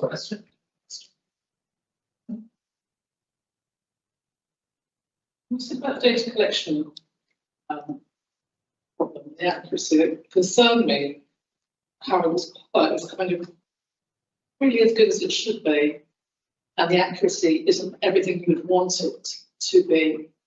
So going forward, what's your three most important things to take that further? So I think it's something that all of the agencies, I think, recognise that getting the accurate data, and that's not a particular agency, it's not particular county, it's not even particular domestic abuse, it's statistics in general can be difficult because we are pulling data from a range of sources. So, for example, around domestic abuse, there'll be some data from each NHS trust, there'll be some data from police, there'll be some data from the IDVA service. The skill is the collation of that data and making sure that so every agency has data, and each agency individually, I'm sure, has assurance around the information they have. But when we're looking at it from a more strategic point of view of pulling all of that data together, we have to be confident that we're not double counting, for example. So if someone has touched a number of services, they may be identified across a mental health trust, a community health trust, a hospital trust as 3 flags for domestic abuse. And actually, it's just when we're analysing that data, stepping back and just checking it's the one patient. Does that make sense? So it does get analysed, and so I think the information is accurate, but it requires careful analysis. Absolutely, absolutely. But there's gaps in who refers. Like I said earlier about some GPs. So carry license for this and others don't. What's your thoughts on compulsory training for people in public life, such as ourselves, health sector? And then take you back to the data collection problem on training, and that is fed straight into one system. So whatever the GP refers, someone else refers, the pharmacist refers, a person refers. Where are they where would be the ideal referral system? So I see at the moment a bit spread, a bit scattered. Yeah. So if I could just say, report everything to, I'm not suggesting this for 1 minute, to the police, that everything went through the police, everything that happens. Yes. And then we'll call for increasing staff. But for instance, that, where do most people go when something happens initially? So where is it, would there be an ideal island for it all to be fed to, and then it's then distributed and managed from there? I think that is a much larger issue in the sense that, just to put into perspective, one victim, so if we look at, for example, the helpline, one victim, the helpline has 250 separate places that they might send that victim. They might send them to an agency identifying fostering for their dog. They might send them to a health professional. They might send them to an info. So because the care is so individualised around the victim, not every victim is suitable for an independent domestic violence advisor. For example, if they don't have mental capacity, the police are not involved, and that might be at victim's request. So police won't have all of the data, and so that's not appropriate. Not every person would be under a mental health service. So I think it's recognised there is no one right path for a victim or perpetrator of domestic abuse. It has to be individualised based on their needs, and everybody's needs are different. So as a partnership, I think we work well together. I know Katie's team do a lot more around the data collection, again, across all the agencies, not just health. But yes, it's certainly an area that requires a lot of work. Thank you. Katie? Yeah, so this is something the Hertfordshire Domestic Abuse and War Partnership are currently working on. I know it was also one of the recommendations from the Women's Safety Scrutiny in September to sort of develop a one front door for any domestic abuse referral, whether that be a self-referral from a victim or survivor or from a professional. So that's also being recorded and reviewed through the action plan around the joint strategic needs assessment for domestic abuse and older people. So those assurances are being provided to that board as well. But yeah, we're starting to develop that process now. My colleague Jasmine, actually in the room here, has been recruited to do that specifically. So I'm sure everybody here will be hearing a lot more from her and the partnership over certainly the next 6-7 months. So yeah, it's coming. Grand. And no other members want to ask any questions, so I've got a couple of very simple questions to ask, just as a matter of clarification. You mentioned a few times that dentistry, ophthalmology and pharmacists have moved from an NHS England environment to now the ICBs. With regards to this scrutiny, particularly around dementia, what does that actually mean? What is the implications of that move from that large national organisation to our specific ICB? That's not a simple question. Well, it's a simple question. It's not a simple answer. I think it's just to the assurance around the work that takes place for those organisations will sit within Hertfordshire.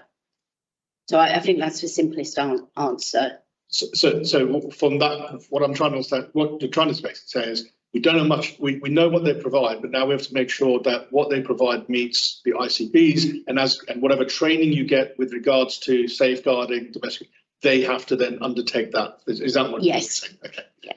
And I think Keith wants to add something there. From my point of view, I think it will help localise that a lot more. So we don't have NHS England sitting on the safeguarding board, but we have the ICB. So if there's issues that are coming up with our local dentistry, ophthalmology, GPs, we've got a direct link in there to address that. When we're having to go to NHS England, it's a lot more difficult. So I think that will help us locally in Hertfordshire address any issues. Grant, I've been worried about asking this question because I thought that was pretty simple.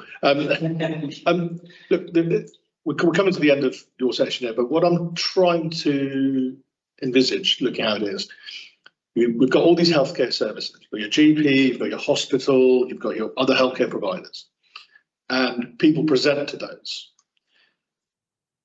The first thing is we've got to make sure our staff are trained to identify that. So that's the first sort of, would say like barrier, but that's the first line. Of course, they then identify it, they've identified it, they've reported it. And what I'm trying to then understand is what then? And is that where, and I'm just preempting it, does that come to the next part of our presentation? Yeah, partly does come to the next part. There are a range of services across the county, and as I was alluding to, that's quite individualised depending on the person.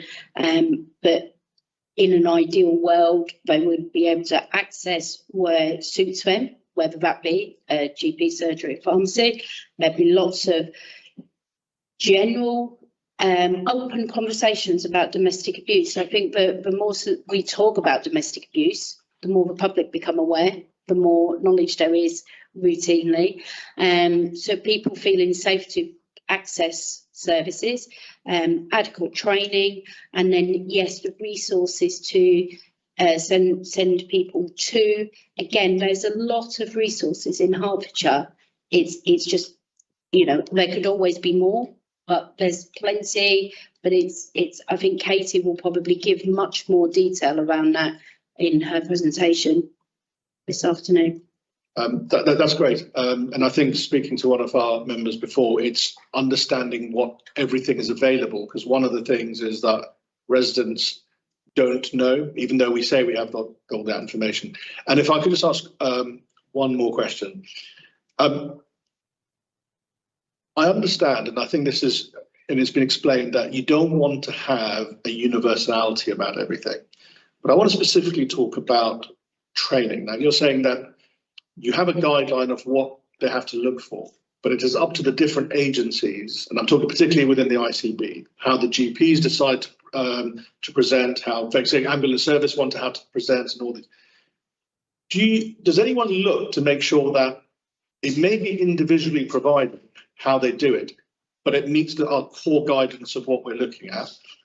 And you mentioned very briefly that there is a lot of training, but there's no registration of that training. I don't know if I misunderstood that, or it's not registered how they're given it. And do you think that needs to be looked at going forward? So within health services, as part of our scrutiny, sort of section 11 and adult assurance, we do ask to see copies of the training that each trust provides. In terms of GP surgeries, for example, they will often have us as the ICB go and deliver training. So we will be delivering it. We've got expertise, or we will, with safeguarding adults boards, for example, maybe putting on training, and we would be encouraging services to access that. So what was the other part of your question?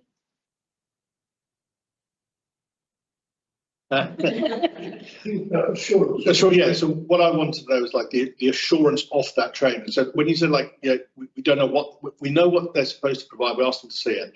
We don't keep a register of it. But how?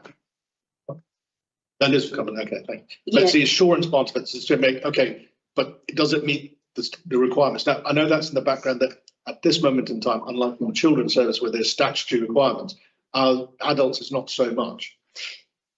So I can perhaps answer some of that. So each agency will have to have accredited training. So they can't put on training. It has to be accredited and it has to be agreed. So that's the training that is provided to all of their staff. The board will also put on training. So we do a lot of multi-agency training. So it's not specifically to health or to adult care. It will be across the board. And we do training, a lot of training, and we'll speak about the training that we are going to put on in relation to domestic abuse older people.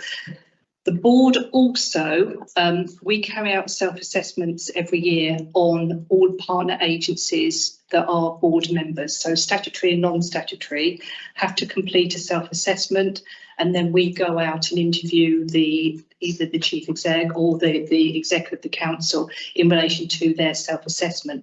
Domestic abuse and their training and how compliant they are is a part of that self-assessment. So with the ICB, they do their Section 11s, and then as an ICB, they report back to the board on compliance with their self-assessment, and domestic abuse is one of them. We will then go and sit with the adult care, we'll sit with the police, we'll sit with public health to say what domestic abuse training do you do and how compliant are you? So that's our responsibility that we do that as well. Great, thank you very much. Just looking around, any more questions? Anyone want to make any points before we move on? Brilliant. Thank you very much. Very much. Thank you. So we now move on, I believe, to Katie Fulton. Thank you. So I mentioned earlier when I introduced myself, there's no presentation. I'll just be talking through some key points. I wanted to see what else was covered over the course of today and be flexible. So I mentioned earlier that our team, the Strategic Partnerships team, is based in adult care services. Whilst that's where we're based, we work across all directorates, and we kind of exist to coordinate the governance around the local Hertfordshire domestic abuse strategy. So what I thought I'd do today is just give a bit of context about that strategy, the governance of that strategy, and some of the priorities over the coming years, just to give context to all of the other work that's happening here in that older person space. So we've had a few strategies over the years. Our most recent came out in 2022 and is covering the period 2022-2025. Those priorities that we've had in our strategies over the years have, always been quite similar. They're centred around that service provision for victims, interventions for perpetrators, and then partnership working to make that happen. So our most recent strategy, the one launched in 2022, was released following the very welcome introduction of the Domestic Abuse Act, which had come the year before in 2021. So that act set out in statute that Tier 1 local authorities like Hertfordshire County Councils have to convene a multi-agency domestic abuse partnership board and have a strategy for the provision of support that they want to provide. So we are required to provide support, but by law, we're only required as a county council to provide support in safe accommodation. So that's actually the only funding we receive through central government for provision. We know that most victims of domestic abuse will require support in the community. I don't have the most recent data, but generally we estimate around 70% of victims will need support in the community. And that's particularly important if we want to create a culture in society where victims don't have to be the ones to leave their homes, their support networks and their communities. So our strategy in Hertfordshire goes further than is required by the Domestic Abuse Act, and the vision statement is that Hertfordshire will be a safe place for individuals and families where abuse isn't tolerated, and where it does happen, those experiencing or causing harm have access to the support they need, or to be free from or stop using abusive behaviour and recover from the impact of abuse. And I think that's important to focus on as well. I think often we talk a lot about stopping people, you know, from being abused, but actually the impact of domestic abuse is massive and has a lifelong impact on people. So in our domestic abuse strategy, I mentioned very briefly earlier that it's got sort of 4 key priorities, and they're on a continuum of prevention. So at the primary prevention level, we have a priority around preventing harm from ever being perpetrated in the first place. And that's where we look at things like healthy relationship training, you know, really instilling values and that understanding of what abuse is, and, you know, stopping abuse from happening in the first place. We then have that secondary layer of prevention, which is about reducing the impact where that abuse has already occurred. So there are 2 priorities in relation to this. One is identifying and stopping those causing harm, and that's where our sort of criminal justice measures come in, you know, identification of people causing abuse and those being harmed. And then the third priority is increasing safety for victims of domestic abuse. That's where we look at our service offers, you know, specialist support through IDVA service, through support and safe accommodation, and various other support services that exist across the county.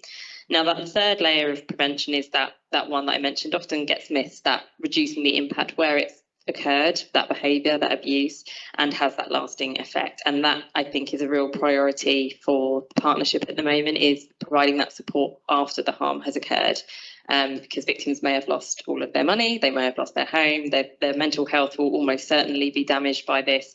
And that obviously has a huge personal impact, but also societally has a massive impact too. So a range of partners work together to deliver against these priorities, and there's a big work plan that sits behind them. So that includes various departments within Hertfordshire County Council, the Office of the Police and Crime Commissioner, Hertfordshire Constabulary, specialist domestic abuse providers like the IDVA service and safe accommodation service, various health trusts, many of whom are here today, and of course our district and borough councils as well, because that is the other thing that we have to consider. Is we are a county council covering the whole county, but with 10 districts and boroughs and slightly different populations and geography, there's so much to consider there. So because there's so many partners and it's a really ambitious strategy, obviously we do need a governance structure just to make sure that we're focusing on the right things and carving all of that up.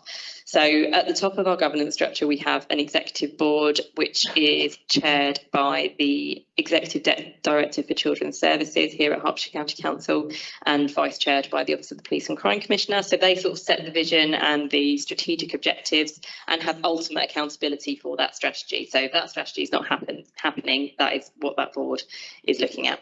We then have a partnership board, which is actually chaired by Doug Black, who sat across from me here, and again vice chaired by the Office of the Police and Crime Commissioner, and they translate those objectives into operations. So they look at how can we deliver those objectives. And then we have a number of subgroups that sit underneath the partnership board who do the legwork effectively. We have a quality, innovation and commissioning subgroup. They look at how good is what we've got in terms of service provision and training provision, and what else do we need? How do we need to commission it, or is there other stuff we can do? There's then a risk management subgroup chaired by Hertfordshire Constabulary, looking at interventions for perpetrators. So that includes things from criminal justice interventions to behaviour change. Sorry, sorry to interrupt. I just want to press for time on that. Would you mind going forward towards specifically what we're discussing today? So just an example, I understand the safe accommodation that you mentioned, but how is that unique to the elderly with dementia? Because that must provide much more unique issues versus a different type of abuse. Equally with the 3 priorities you have with likes of prevention and safety, those are for specifically domestic abuse as a whole. But what we're discussing is the specifics of the elderly with dementia and how that provides you with challenges and what you're doing with regards to that. Sorry about the interruption. Yeah, no, and I completely appreciate it. I do, however, think it's important to understand that there's a massive partnership working to do this, and that a lot of the questions coming from today around, what are you doing about X actually relate to that whole partnership, and that's where that work is being governed. But I'm just coming on to the services, and I would just like to mention that we have a co-production panel of Hertfordshire survivors who help us to design our services, and what we are looking to do is make sure that that is representative of the Hertfordshire population, so making sure that does include older victims, so that when we are designing services, that's taken into consideration. So in terms of commission services, the County Council commission 3 county-wide contracts now, actually. I'm underselling myself here. And there are 64 units of safe accommodation across the county. So when I say safe accommodation, people tend to think, oh, that's refuge, but actually it's slightly more than that. So in terms of accessibility, obviously we know this is particularly important for this group. So we have a range of different types of safe accommodation, accessible, sort of dispersed, individual units within the community set up so that people can get into them easily. But we also have a flexible fund which can be used by any victim of domestic abuse to make their own house safe or to access safe accommodation. So if for whatever reason a refuge spot isn't right for them, or they need alternative accommodation but not in the sort of existing offer, then that funding can be used to help to secure that location. That fund is sort of national best practice, and it's the idea of it basically is to reduce some of the red tape around accessing accommodation that's safe. We also have a housing navigator service which will work between victims and housing authorities to make sure victims get into safe accommodation, which again, for this particular group, we know can be really challenging, particularly victims not wanting to leave their home or not knowing what their options are for leaving home. So that is really helpful for local housing authorities and district and borough councils in terms of having that specialism within the district or the borough. I know domestic homicide reviews have been mentioned briefly today. And this is also something that my team coordinate on behalf of the partnership. So again, just for context, and again, they are statutory reviews that have to be conducted when someone has or appears to have died as a result of domestic abuse. While statutory, we don't get any funding to conduct them. So it's reliant on the goodwill of districts and boroughs who contribute towards chairing. And I'll come on a bit later to sort of some of the themes we're seeing around older people in those reviews. So then in terms of other support that we commission, and again, I think this is important because the other support I'm talking about today is not statutory. No agency is required to provide this. And I think that's important, particularly in the economic climate that we're in, to highlight that. So we commission the IDVA service, which last year we looked at the data for how many older victims they supported in that time, and it was 130 aged over 61 in the 2022-23 financial year. And as I mentioned in the chat for this meeting earlier, there was some conversation earlier about referrals to IDVA. And whether that can happen if someone's not got the capacity or doesn't consent to that.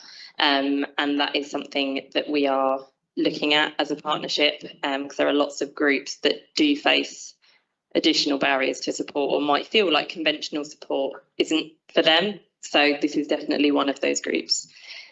And then we have more community-based support for again, trying to get to these groups who face those additional barriers, like younger people, people who have a disability, male victims, they also face incredible barriers because of additional layers of shame and stigma.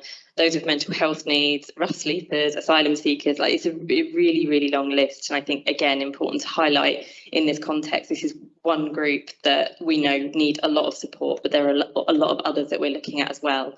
So as we're moving forward, when we're designing services, we're trying to do more and more to bring in specialism, but also make sure that we've got enough overall workers to provide the support to the population that we know we need. So what we have just issued to community organisations, because we've talked a lot today about community and the importance of that, is a grassroots grants project for organisations who are working with those underrepresented groups that I mentioned, like older people. So organisations like Age UK, Carers in Herts, we're seeking applications from them to say, right, we've got some funding for you to start to develop your domestic abuse offer and to train your staff, come and apply for that, and then we are going to provide training to those organisations that are successful in their applications, so that we can start to sort of build it from the grounds up. Because whilst we know an awful lot about domestic abuse, and there's a lot of research and best practice around how to work with groups such as older people, it kind of needs to come from the community, from organisations that are specialists in working with those groups, and we'll sort of do the other way around, provide that domestic abuse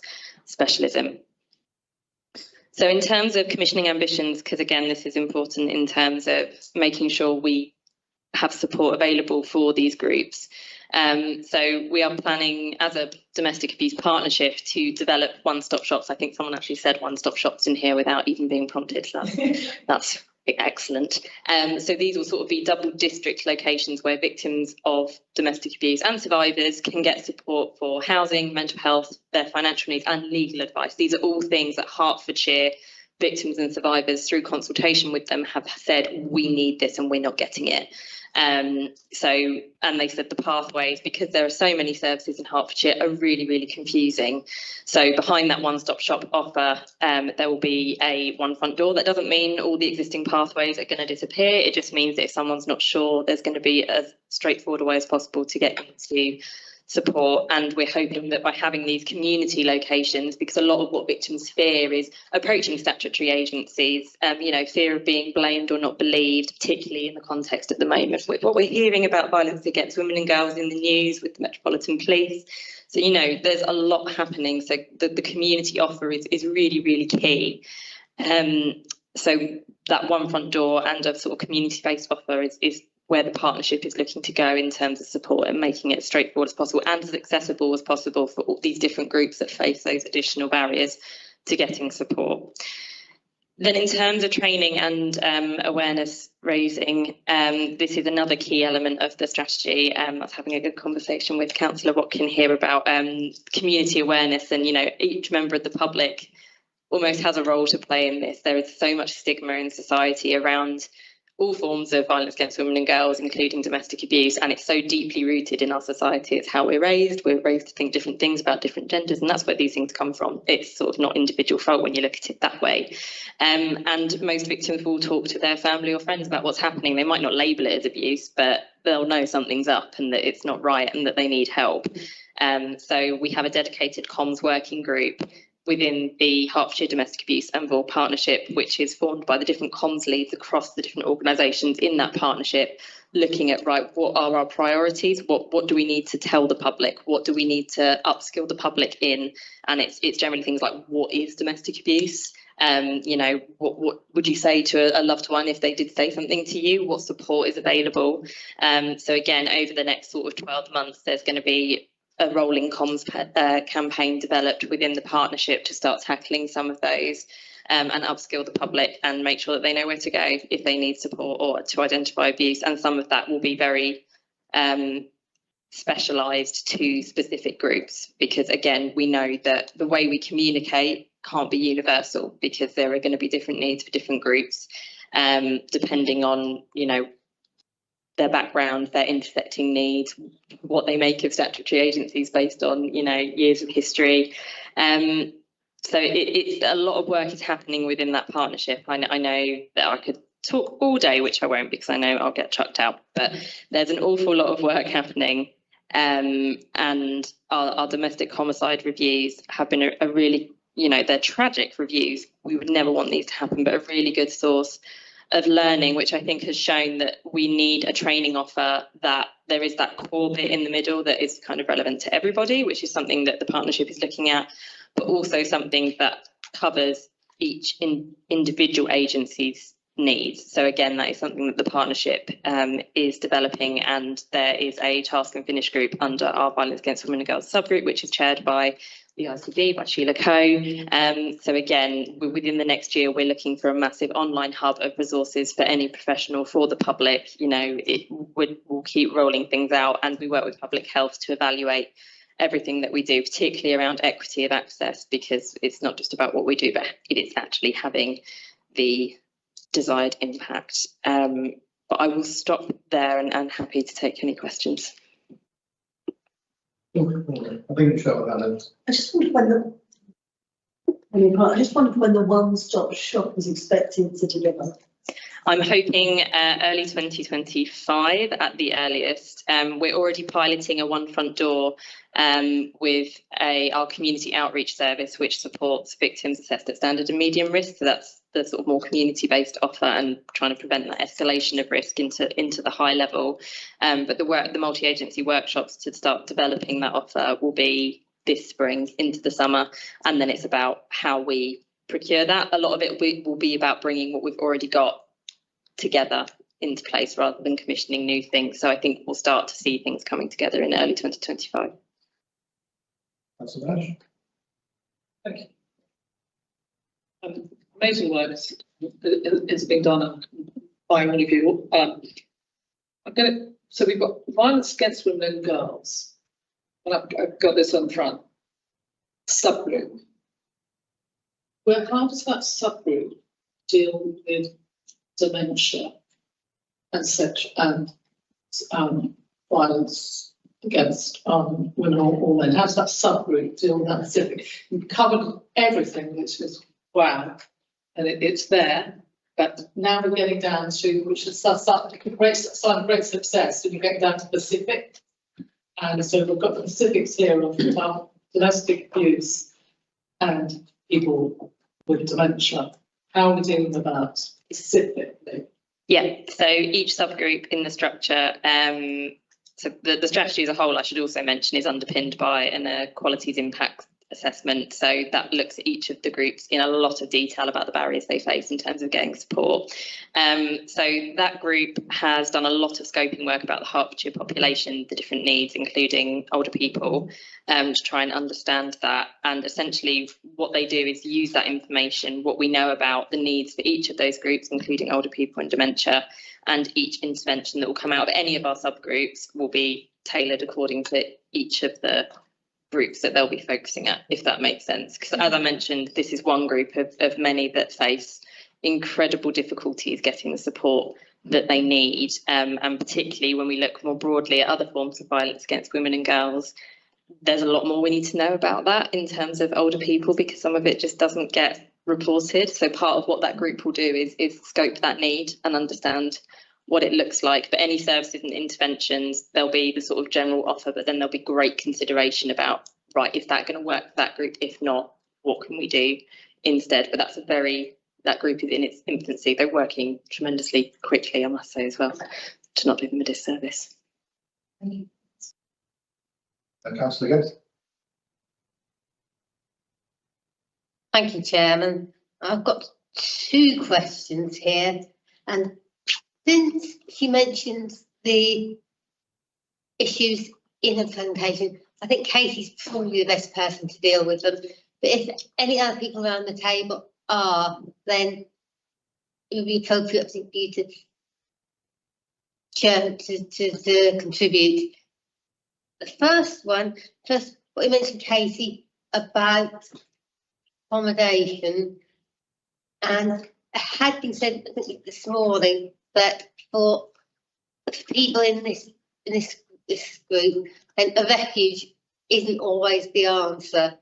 So, Katie, does your team have contacts with ACS for if a victim or perpetrator needs a care home place at short notice? Yes, it's not my team specifically. We commission that service. It's provided by specialists, and some of them, I should also mention, are trained older people's violence advocates. So they have a really good understanding of this specific cohort. It's a really beneficial added bit of expertise within that service. So absolutely, what safe accommodation looks like for different groups is always going to be different. Can't say that really any more eloquently. So, you know, for an older person, that might well be a care place or even a period of respite to work out, you know, what does safe accommodation look like for the victim in the longer term. So yes, there's always the Safer Places who provide that service, work in partnership with any and all agencies necessary, and they subcontract some parts of their service to other specialist organisations like Drug Link, where substance misuse is one of the victims' intersecting needs. Again, taking into account that different groups are going to have very different needs. So yeah, they're well versed and a really key part of the partnership. Does that answer your question? Yes, that does answer the first question. And the second one, what you were talking about, the scenario where a victim could have lost all their money. And I have heard anecdotal evidence of financial lasting powers of attorney being abused. So Katie, does your team or do the teams of any of the people around this table have any sort of work with lawyers and the courts and other appropriate agencies that if financial powers of attorney are being abused? Yes, so part of so economic abuse is a massive issue. I'll just start by saying that, not just for this group, but for most, well, not most, but a significant number of victims will experience economic abuse as part of the abuse being perpetrated against them. And that can look like different things. It can be coerced debt, it can be loans being taken out in a victim's name, it can be stopping a victim from accessing things like clothing and food. So what economic abuse looks like can be very different. We know it's a massive support need. Our flexible funding offer does help to deal with things like rent arrears. So if a victim can't flee to safe accommodation because they've got significant rent arrears due to the abuse that they've experienced, then flexible funding can be used to clear those rent arrears so that they can access safe accommodation. And it can also be used to help victims access things like white goods. I don't know if anybody saw the news recently about safe accommodation in other areas, not Hertfordshire, not necessarily always being equipped with, the essentials that victims need, which, again, adds to their trauma. But that said, the economic abuse offer needs to be much more developed. So the one-stop shop provision is something that we are hoping is going to fill that. We work very closely with the Domestic Abuse Alliance, who provide legal support to victims of domestic abuse and try and provide as much legal aid as possible. Again, legal aid, a massive challenge in the sector, trying to get victims legal aid, a national problem, not just within Hertfordshire, of course. So yes, we do some stuff, but not enough. That would be the short answer. Thank you. I'd like to drill down a bit further as to what your agency or any of the other agencies can do if it's suspected that someone with a financial power of attorney is abusing that to steal the person's money.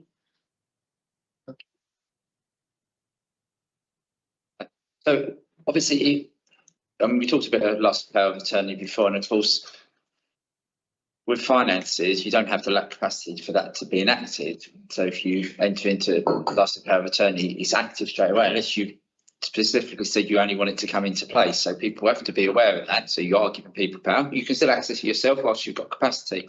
But assuming we're talking about someone who's lacked capacity and the person's acting on their behalf, so that person then has lost capacity. So that if there was a concern about financial abuse, that would come under adult safeguarding, whether within local authority or HPFT.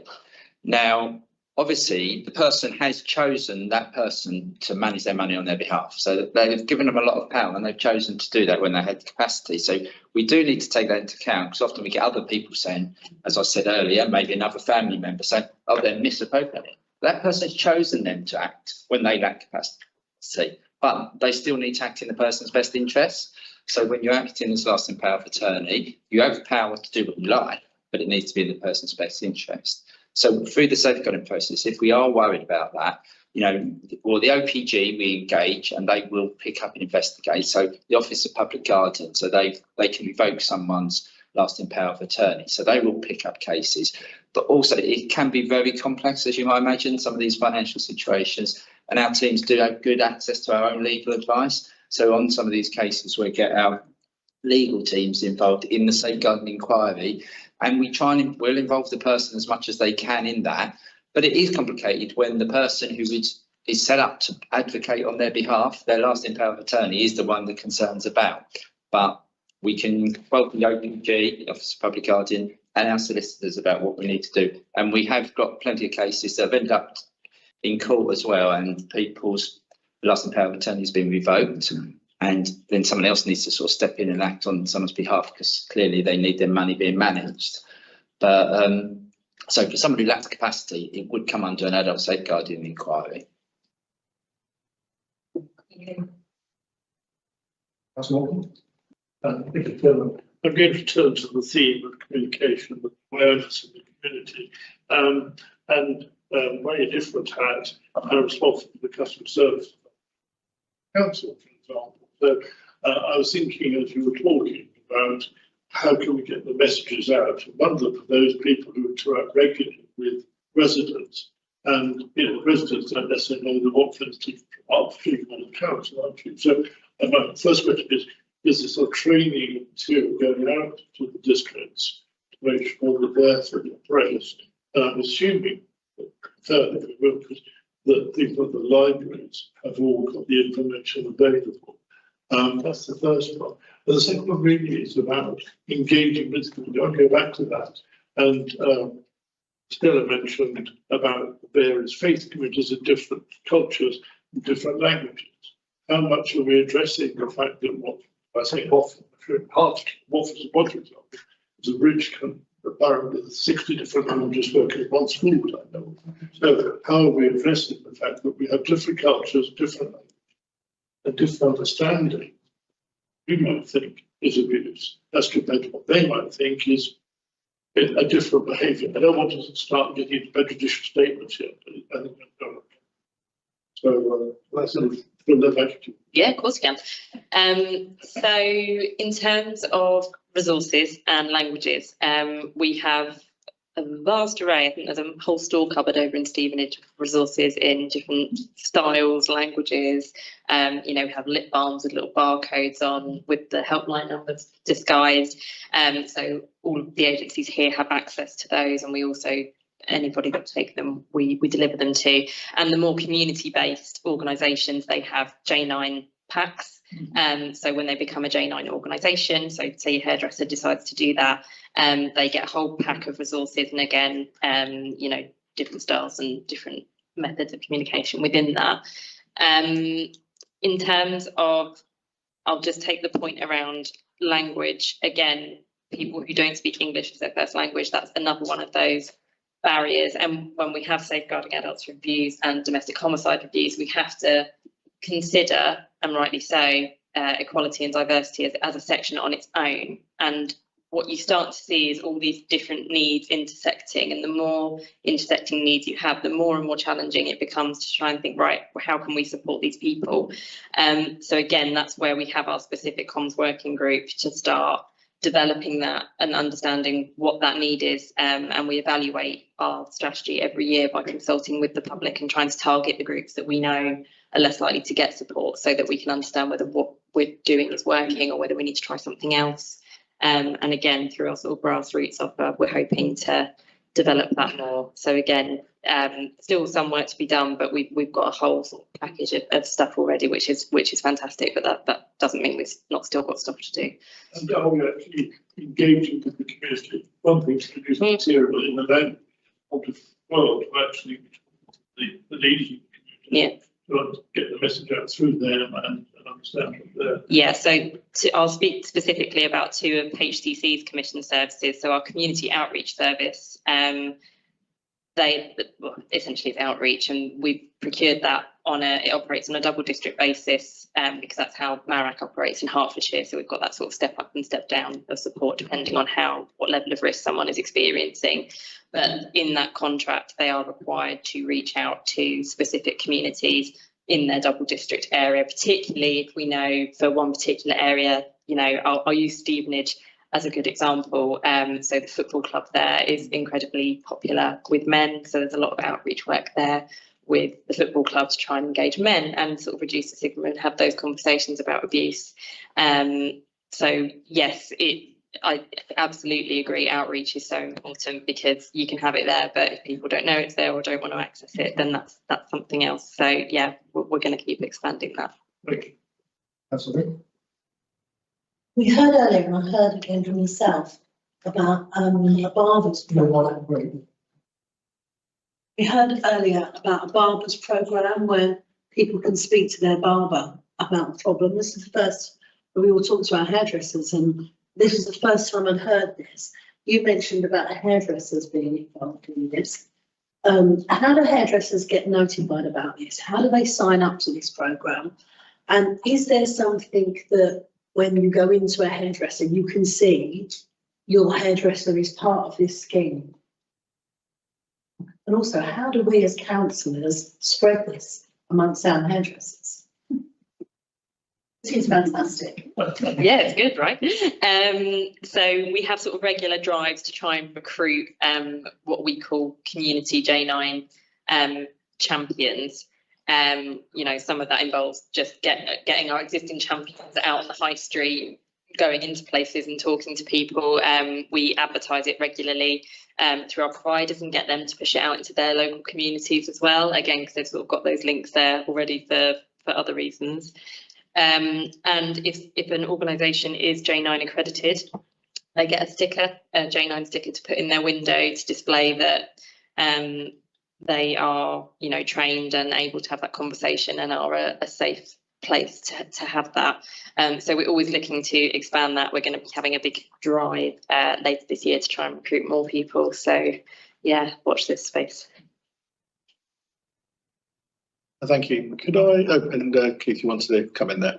Yes, I wasn't on that, but it was just on an earlier point that National brought up around the availability of refuge for older people, and whilst and whether, you know, going into a care home is that made available. So obviously domestic abuse services do link in with adult care services, but just to sort of highlight some of the complexity here. So if someone does like flee domestic abuse and go in a care home, once someone's in a care home, sometimes very difficult for them to leave. They get settled in there, they get disempowered and that, and people, there's always risks about them moving out. And when you think about it, when you talk about victim blaming, that person, the victim of domestic abuse, but they've left their home and they never go back. The person who's caused the harm still in that home. And so we're having discussions around that with the services, you know, domestic abuse services. You know, is there something different which is a specialist refuge, so it's seen as temporary, with the idea that they will return home afterwards, rather than now that's their home for life, which is a camp which they never wanted to be in. They've only gone there because they've become a victim. So, you know, it's complex, but the need is there at the time. They need to go somewhere, they need extra care that maybe the mainstream refuges can provide. So it's just these are some of the challenges we have. Thank you. Yeah, I mean, domestic abuse, as you mentioned, it's like a huge area. And obviously, our bit sits, don't know where it sits in terms of size, but it sits in that more complex area. We've got a couple of minutes. I'd like to, if it's okay, just give you a scenario for us to better understand something. Let's take an example that there is a couple and there is, say the wife has got pretty advanced dementia to the extent that she really can't do much for herself. Maybe carers 3 times a week, but the partner does most of the activity. And through the various agencies, it's found that he is using the partner. With regards to then getting the patient with dementia out of that risky environment, you could take them out and put them in what you say, so a specialist refuge, if there's such things there. But then, do they have the support? If this happened tomorrow, do we have the support in place for them to have that sort of almost 24/7 caring? Versus actually, maybe they should stay in their house, and the perpetrator, the partner, is removed from that, and does that then bring in sort of policing and other statutory? Admittedly, it's a very hard question to ask, but what I'm trying to ascertain is, if this was to happen tomorrow and this was the scenario, what are we going to do about it as the local authority that is in charge of disposing this? Well, in that example you give, I think we absolutely would be contacting the police, because there's a crime being committed there. Now, it would depend to some extent on the knowledge we have of the person's needs. So some people, we know quite a lot about them. We've had assessments on them. They might be linked to a respite unit, so they're actually well set. You know, they know their place, and actually to go there temporarily would be okay. They know it. Because arranging care quickly, we haven't got loads of carers waiting for work. They're all doing the work, you know. But we can there is, 24-hour living care, agencies do that, and it can be stepped up very quickly, So the scenario you, preferably to me, is the perpetrator would be removed and care would be going in. Often wider family steps in the very short term. Children, sons, daughters will step in and help. And with one of the examples was given there, the person did go to a daughter, I think, that the police gave. But there is, when it comes down to places are found, if someone's in an emergency situation, that places are found to, on the very rare occasions, but it sometimes does happen, people do end up in hospital, an ambulance might be called and they're taken, it's not the appropriate place for people to end up in hospital because their care arrangements have broken down, but it has been known, but obviously, the last place someone should be. So we would be looking at the police, to do that. Now, in the scenario you gave, the person themselves not necessarily got care and support needs, but what the police would have a difficulty with where would the person be bailed to? If they arrest them and that, they need them someone to go, and that's their home, and that's the difficulty you've got.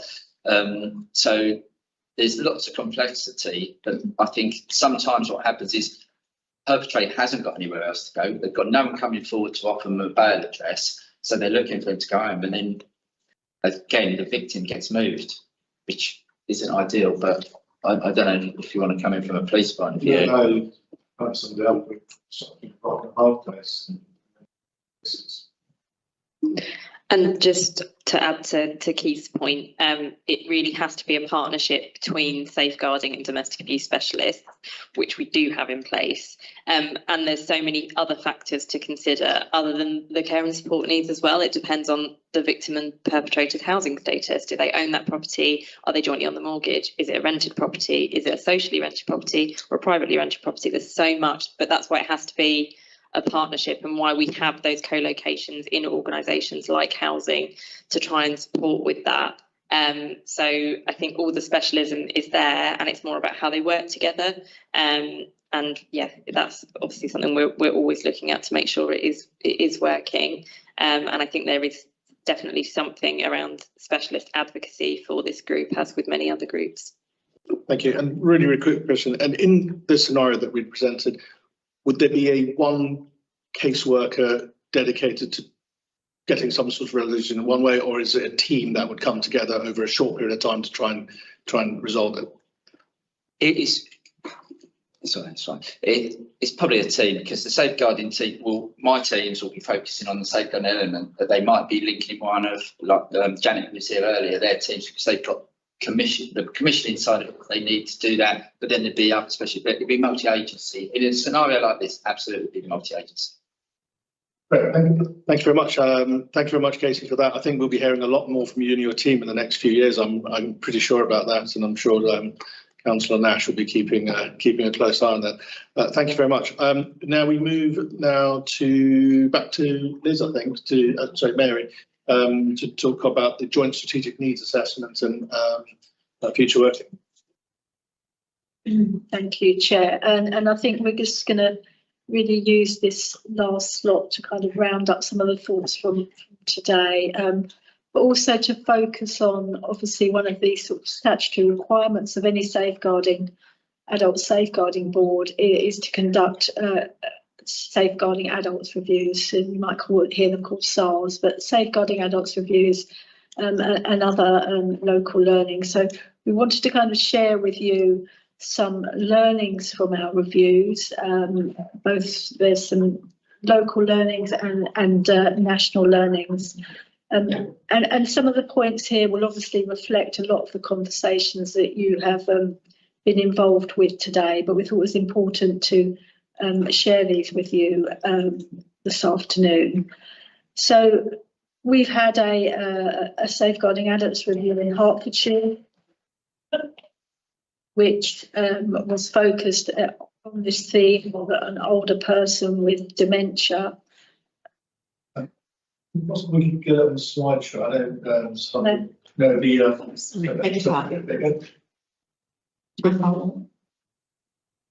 Thank you. Yeah, thank you. Thanks, Jean. So what we've got here is some of the learnings from this particular sad set of circumstances, which we reviewed as a partnership. And as you've heard today, we found that you know, there really is this very complex relationship between domestic abuse, perpetration, and dementia. And at times dementia kind of acting as a kind of a catalyst for perpetration of abuse by either a partner or a caregiver.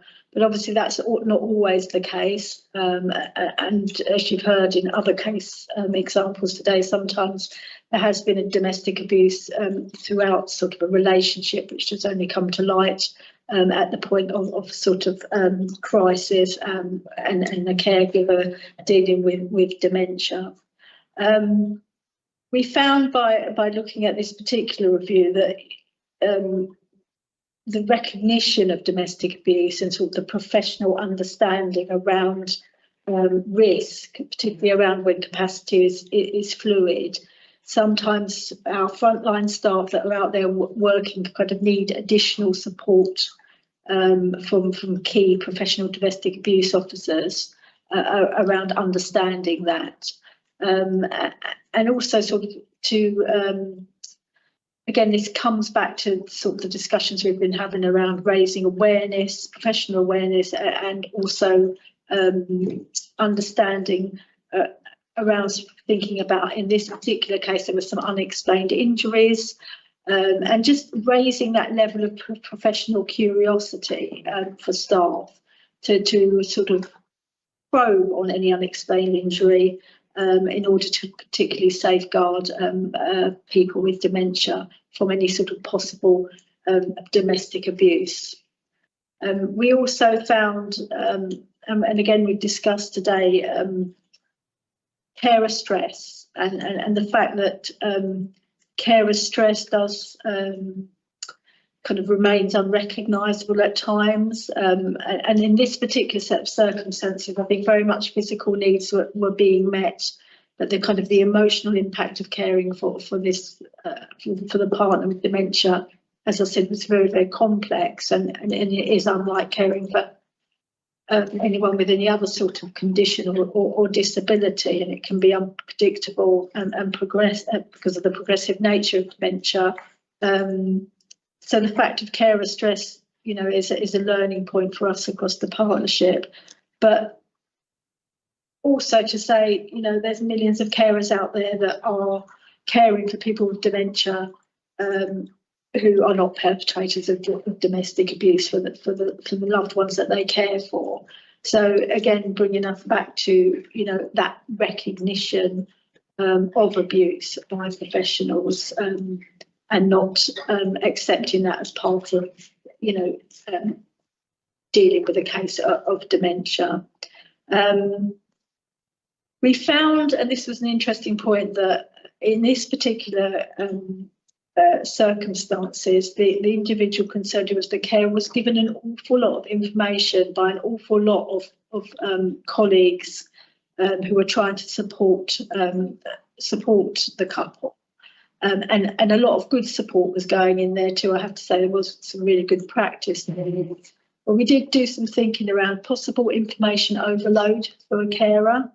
You know, and in reality, could they cope with the amount of signposting and information that was being given to them? So that's again something for us as a partnership and professionals in general to think about, that information overload and too many people involved in discussions with the couple. There's some, that just to say that particular review, it hasn't been published yet or anything like that, and that will be in due course. But they were some of the common themes that came out from it, and I think they're all points that we've kind of picked up today throughout the various discussions. And then I've got some pointers on here. Again, this is kind of a roundup. So these are sort of coming from the Safer Lives work and sort of common barriers. You know, thoughts that professionals may tend to believe that domestic abuse doesn't occur amongst older people. We've touched on lack of training, or particularly on specific issues faced by sort of older victims. Which obviously links to the fact that, you know, our practitioners might not have that knowledge and skills to respond to it in a confident way. And part of that research showed that older victims of domestic abuse are very likely to have lived with abuse for prolonged periods of time, so before asking or getting help. And that, you know, as I say, they may have felt additional pressures to stay with that abusive partner due to the length of time they've, you know, been in that relationship. There's issues of dependency, and again, we've touched on that today. And obviously for older people, sort of a common barrier around health and mobility, particularly where the perpetrator of abuse is also the caregiver. The research also found that older women are far less likely to identify their situation as abuse, and I think we've heard that today as well. And the final point, which again linked back to our review here in Hertfordshire about older victims likely to have grown up in a time where home was very private domain. It wouldn't have been deemed socially acceptable to discuss your private business and matters outside the sort of family environment. You know, what remained behind closed doors stayed behind closed doors. So there's that culture as well. I won't go into too much further detail, because I think we've got time for questions, but we've got on here just the evidence to you, you know, that there's learning from, and we talked about domestic homicide reviews. Katie's given us a lot of information on that today, conducted across the country, obviously, and there's one detailed here, which was conducted by Kent, which sort of, again, demonstrates some of these sort of learning points that we've heard today.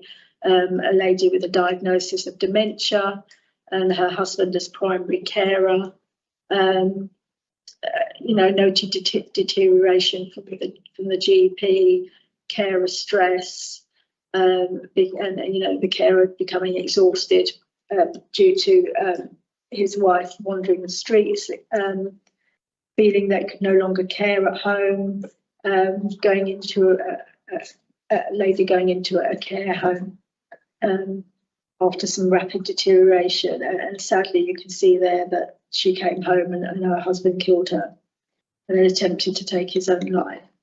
And he had threatened to do this previously. So there was some learning there for Kent around, you know, referrals going into mental health services, which was kind of raised to high risk, and that was closed. And there were the risks of the domestic abuse kind of weren't noted by professionals in that area. So it kind of highlights the sort of fact that sometimes there is sometimes no evidence of domestic abuse other than that kind of final act of abuse. But again, highlights the importance for agencies to consider domestic abuse amongst anyone with dementia. And the final point I just wanted to make, and please feel free to come in on this if you want. Obviously, we've had Katie talk to us today. We've had Vicky talk to us about the JSNA that was completed, and we do have a very detailed action plan that is reviewed on an ongoing basis throughout the year by the board. And one of the recommendations in that action plan is around the Safeguarding Adults Board developing training on domestic abuse among older people, with that particular focus on dementia. That's obviously something that we're taking forward as a board currently, and that sort of training is being pulled together. And I think there's a strength really in the work of the partnerships here, because we have a joint learning and development subgroup. So within that sits the adults partnership, the domestic abuse partnership, and the children's safeguarding children's partnership. And you know, they have their joint focus. One of their joint focus obviously is on domestic abuse, and bringing that all together, it makes it as kind of a stronger offer to make sure we pick up as many partners as possible, because we're trying to, I think Kathy alluded to it earlier, we're trying to move towards that all age approach to training as well. So just sort of give members some assurance that work is already underway and starting. So I'll stop there. We're happy to take any questions. Thank you. I'm aware that Councillor Vince has to leave for other things, other necessary things. So I'll come to her first if she has any other questions. If not, if you need to leave, please do. Thank you very much for your time. I'll move towards Councillor Finnegan. Thank you, Chairman. If Councillor Vince has to dash off, if she's got a question, I'll be happy to let her go first. Thank you, Chairman. Really, what's come out of today is the importance of partnership working. So I'd like to ask, what barriers are there to partnership working and how can they be overcome?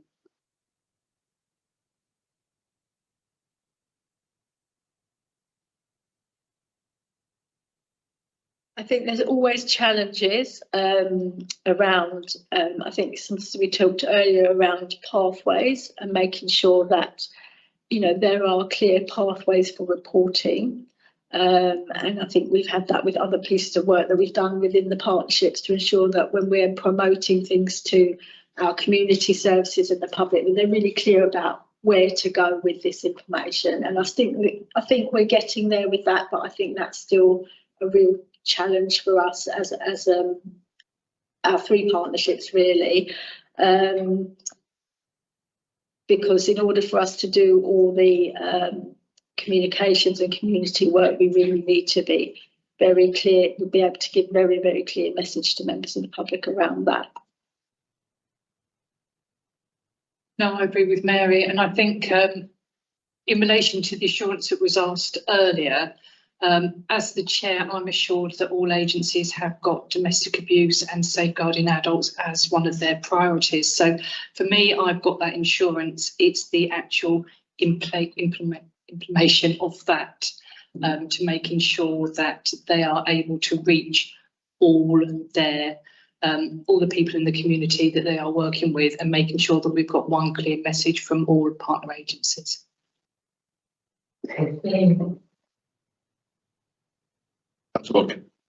Well, in a sort of similar theme to Councillor Guest's question, can I ask you what you would like us to recommend? I'm not saying we will, but it'd be interesting to know if you have many things that you would like to point as needs, as what you might need to look at. I think for us, we're looking at, for us, the issue, I mean, we do training, as we said, all partner agencies do their own training. As a board, we put on additional training for cross partners. I suppose it's that identification of those areas that need the additional support and additional training around, excuse me, sorry, around this specific highlighted issue of older people and dementia. And it's looking at, and it's those areas that are priorities that to make sure that they have older people and dementia as part of their domestic abuse training as well. And I know Katie has put quite strongly about it is only one group within the domestic abuse. But for us, it's as the Safeguarding Adults Board, it's one of our priorities. So we need to make sure that all agencies, when they do their training, that domestic abuse incorporates and highlights the older person with dementia, to make sure that that training is incorporated with all partner agencies. Yes, I mean, I think communication and training seem to be the two themes that are coming through most strongly today in their different guises. And just more of an observation is that when I refer to children safeguarding, it is nationally and legally identified as being an area that, you don't go here, you don't work with children unless you're not properly qualified. There doesn't seem to be yet that kind of national awareness might be the right word, but it's an expectation that society should be looking after their elderly. And I don't know whether there's anything that we should say about that, but I feel it's contextually would make an awful lot of difference if, I go back to this, voluntary groups, if it's part of the standard training, you had to do a course on adult safeguarding, as part of your general bundle of stuff that you should learn before you're trusted to look after a community of people. I can't help feeling that would make a huge difference. I think the majority of, I would say all the statutory partners do have domestic abuse as part of their training. There's nothing like a statutory voluntary, the wife. Sorry, what I've heard today tells me that it could be better maybe, but everybody here signed up massively to it. But I'm thinking we as a group came into this role, so most of us weren't aware of the situation, maybe a little bit. And I think that would be a fair statement for most of the community out there. There are a lot. So myself and Mary's actually the chair, and I'm a member of the St Albans Diocese Safeguarding Board, and they now have domestic abuse training that comes out, and they have that training. It's how do they get all their staff trained? And I think a lot of they've got a lot of staff that are voluntary, where you can have the staff, so the staff within the churches, yes, to do their role, they need to be trained, but it's the voluntary people that don't often get the training. If I wants to add on.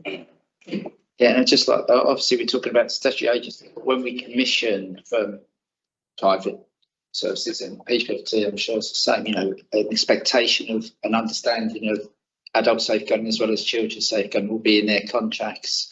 And, we give grants to voluntary agencies, maybe not so much as we used to, but, there is an aspect. I think there's quite a lot of basic knowledge out there.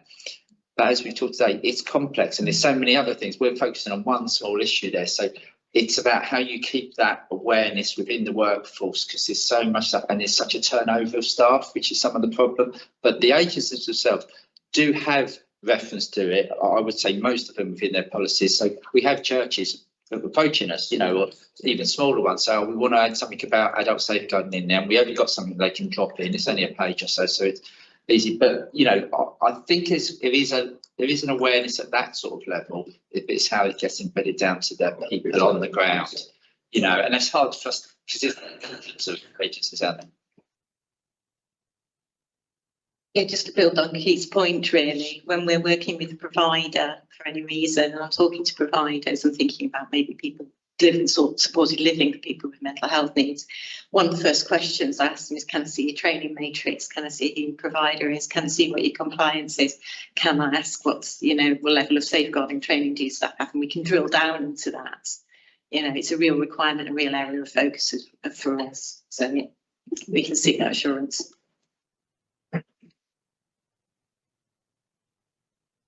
Thank you. I've learnt so much today, and actually so much that I can take back to my own role, and I'll have a much better idea of who to go to in the future. But in a scenario like this, could you tell me what you would do? I was contacted by a lady approaching 80 who had been it's not... Just the record, let's make it a hypothetical. Yeah, it's hypothetical. Who was approaching, I think, 80, who had escaped domestic violence 30 years ago and was now residing in a residential place for elderly people. She was persuaded to move back home during COVID because they couldn't see her. Now, how do you get her out a second time? Is there an option to get someone out a second time? Because I find that very difficult. Yes, there's always an option to get somebody out a second time, and even if that person's gone back, there's always that additional help and support. There's not a barrier because they've left once, they can't leave again. So that additional help and support will always be there. So that no, there isn't a barrier for them to have left to then come back again. So could I just ask, in this scenario, I would have gone to the Borough Council for housing. Should I not be going to the Borough Council for housing? Should I be coming to the safeguarding team and give the case to them, and then they take it on and sort out the issues? I mean, possibly, I suppose. Well, I think we talked earlier, one of the important things is speaking to that person on their own. What do they want? So they've chosen to go back. I'm assuming this person doesn't lack capacity. So, because Can I suggest that this is getting quite particular? And I think that this is then maybe best picked up offline, and then you'll be able to get the advice from Keith. Will probably be helpful. What I really meant was, we can take cases directly to you, and then you would direct us in the right direction. We're saying something around about how you raise a safeguarding concern. Yeah. So there's a portal that we use, and it's got all the questions you need to answer, and it probably helps people. Thank you very much. I'm now going to throw open the session to any questions regarding any of the speakers I've spoken to. Thank you very much for your presentation, Mary. I have 4 things that I want to discuss, but if in between them you'd like to put your hand up and ask questions, more than happy to. First question I wanted to direct with regards to the ICB. We are 2 authorities, Hertfordshire and West Essex, not geography correctly. Now, we know that although there are 1 ICB, there are differences in terms of how each one decides to do the same thing.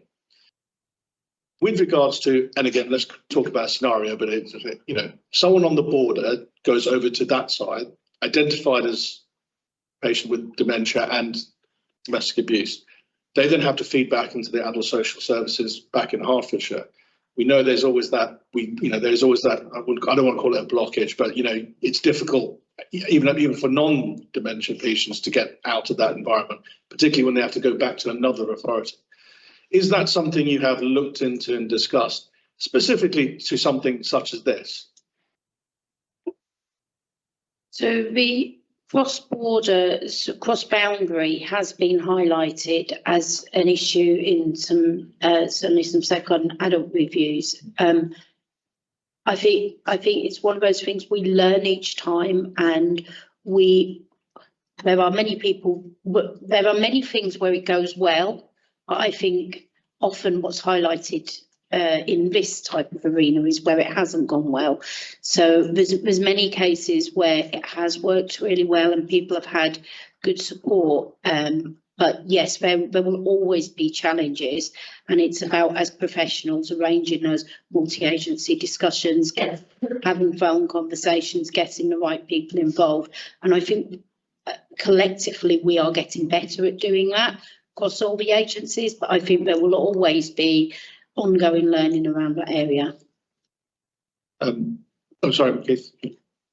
Just want to be clear, for adult safeguarding purposes, it's where the person lived, or it's where the incident took place. So it doesn't matter. So some of our border areas, I think like Royston and that, there's a bit of confusion, you know, health services from CAMS and that. But that doesn't matter. If they live in Hertfordshire, we would look at it in Hertfordshire. If they live in CAMS, and Cambridgeshire would know that, we'd know that. And so we would sit with that team, and then it would be the difficulty the team would then have in liaising with the people providing the care and support. But safeguarding is really clear. It's where the incident plates, that local authority deals with it. Second question I wanted to ask was, and this is a very wide remit, so bear with me. Looking at some of the scenarios that have been discussed, and so before I came here and you're reading it, you think the perpetrator of the abuse is doing it intentionally. We've seen a lot of examples where actually it's a mercy call.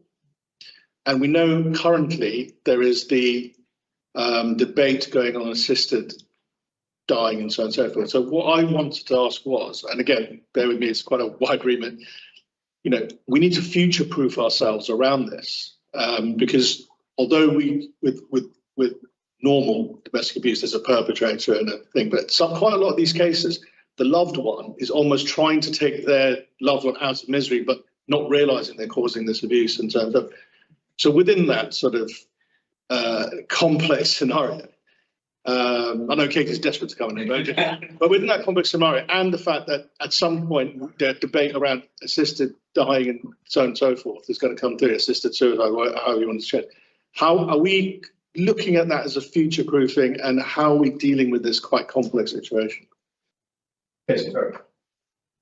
Yeah, just from a specialist domestic abuse angle, So when we are looking at intentional harm and domestic abuse, because domestic abuse is about power and control. So when we look at cases, tragic cases like the DHRs we've had in Hertfordshire with older people, where, there has been that conversation about, is this someone, that has carer stress and it's reached a point, and, and that is always a conversation, and distinguishing between intentional and unintentional harm is very, very difficult. But because domestic abuse is about power and control, where there is a homicide, it can't be considered a mercy killing, and it is incredibly difficult. And Keith and I regularly have debates about this, which is healthy debates. Keith, I'm not putting you on the spot here. Oh, okay. So yeah, it's really difficult, but just on language, I think that's important to state. But yeah, I'll leave it there. Yeah, and I totally agree with that, Katie. And what I'd just say is, anybody who's caring for a partner with dementia, it's really difficult. It doesn't matter if we put all the best services in there, it's going to be really, really hard. And there's thousands and thousands of people going through that. And vast majority do not harm their partner. They don't see that as it's just not a thing. So, and the very few people who then murder the person who they're caring for, I wouldn't use that language at all, and I'm with Katie. This is a crime that someone's committed. They didn't have to do it. They could have reached out. They could have done that. Sometimes there's other things that could have been put in place, but they didn't have to resort to that. So I think we just need to be clear on that. And I would mirror exactly what Bev said around the language. It is a crime, and I think that we would be, the purpose of today was look at dementia and domestic abuse, and I think there's a whole separate debate around assisted dying, and I'm not sure this is the right forum for it, to be honest. Yeah, I appreciate that, and I should put a trigger warning to that one. So next question I have, looking at my members if they want to bring anything in. You mentioned training. 8.1 in the pack that you provided, there is a mention about, and we had very early on talked about the patient with dementia abusing their carer, possibly male, female, sort of dynamic. You mentioned in it, you said that you're looking into providing training around that. Would you like to elaborate a bit on that? We have got some training that is about to be commissioned, Drew's training, and actually I think we had the first workshop yesterday. So that is training that is provided in relation to specifically domestic abuse with older people, either with dementia as the victim or as the carer. So it's looking at that. We've got five. We've got 3 different events. 2 of them are sort of general giving background events, and then we've got 2 each with 3 sessions. One is to do with families and domestic abuse within family relationships, and perhaps with a child abusing a parent and that sort of thing. And the other one is directly related to anyone with dementia or other health conditions. Thank you. And I think the thing that's also of interest is, and specifically, and this is around IDVRs and whether IDVRs get that additional training specifically, because what was identified in some of the research and I read was about that the lack of training to be able to for professionals to ask those questions and have that awareness to be able to tackle the dementia issues. So it's that confidence for professionals to be able to ask those questions around dementia. And I'm not sure whether you do get trained in older people with dementia, but that's something that I'd be interested in. We used to have older people in this, but I know we don't have that anymore, but that's not at the moment. So, okay, that's interesting. Do you have a microphone? I'll borrow this one. Yesterday, as part of the training from the Drew's Choice, there was mention that safe places provide a an older people's training as an add-on for ICFAs. But unfortunately at the moment they can't fund it. So one of Katie's colleagues who was on the call as well yesterday was asking the question if we had enough people from Hertfordshire that might be interested in developing their training, that might be something we could look into. So that is again something we can pick up with regard to training. Thank you. Thank you. One more question. Well, I've got a couple more, but always looking at my fellow members if they want to ask theirs. We briefly touched on the demographic differences in terms of the majority of people highlighted, I think, versus the ethnic minority groups. I think it was majority, it said white, and about 11% ethnic minority. Just want to drill a little bit into that. Do you believe that 11%, like, considering Hertfordshire's ethnic minority group is probably somewhere like 10%, 10 to 12%, I can be corrected wrong, it's bigger than that, is it 19%? But so does the 11% that are coming through, do you think there is still a lot, we know there's some hidden ones, but do you think they're more hidden based around culture and other factors? Or do you think, and we've mentioned there's going to be different literature out for there, so just want to have a gauge of what you think around that. I think Katie will probably add to this as well, but I do think that there are still gaps. So there are a number of services that some groups would be reluctant to access. That some groups may be, particularly the older generation, because of their experience potentially in the country. There's some people who've recently come to the country who might not have confidence in authorities. So I think that that's going to be an ongoing area across all types of services to improve that. I think Katie will probably add to that as well. Yeah, I mean, this just goes back to some of the commissioning activity I was talking about earlier with the Grassroots Grants Project to try and start building on this more. Obviously, we have very clear expectations with our current providers, but we still see many groups of victims underrepresented in services, and that's because they're not buying for services for those victims. They will try their absolute best. I'm not questioning that at all. But ultimately, different, people who face those additional barriers to support need support that's designed by people like them for people like them. Otherwise, it's not going to work. So the Grassroots Grant is the first sort of stepping stone towards that. And at the moment, we're looking across commissioners in the county, so ourselves, the Office of the Police and Crime Commissioner, the ICB, at current advocacy services and where we can go with those and join some of those up and expand more specialist provision for groups. Like I said, male victims, younger victims, older victims, there's a lot that we need to be doing. It's just how we do that with very limited funds, but we're absolutely working on it. So, sorry, yes, Karen. So I was just thinking about the access to services and dealing with people that are new to the country. You guess from your Crane, for example, Public Health and Herts County Council have been leading on a lot of work in terms of engaging with those communities and safeguarding in domestic abuse. I know it's broader than our dementia remit. It has been one of the key conversations that we've been having.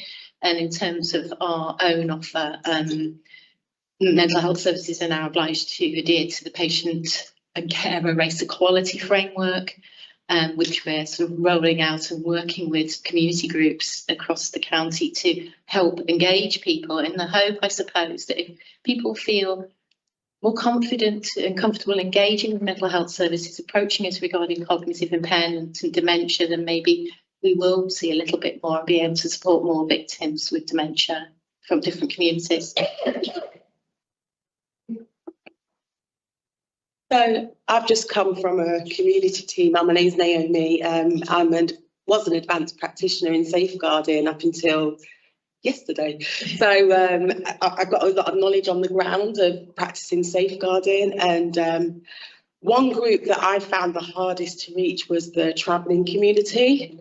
There was a serious demand. I'm not going to go into detail, but as a practitioner, I looked at the resources and how I could support this individual, and there was absolutely nothing. So I do feel that's a group that really does need to be at the forefront of discussion moving forward. And obviously dementia will kick into that, because I didn't get any older people, that was a younger person. But yeah, it's very difficult to support that group of people right now with the resources. Yeah, thank you. Thank you for that insight. Councillor Nash. Don't want to turn this into a debate. What you just said, no resources. Did you have issues within that community though, getting into that community? Because I've dealt with that community and really worked with them. And I always find there's a wall that comes down, a protection wall on their part, not on me. It's kind of, this is how we do it. It drops here. So with all the resources in the world, money-wise, I'm not sure that you could how to chip away at that. It's not always about money.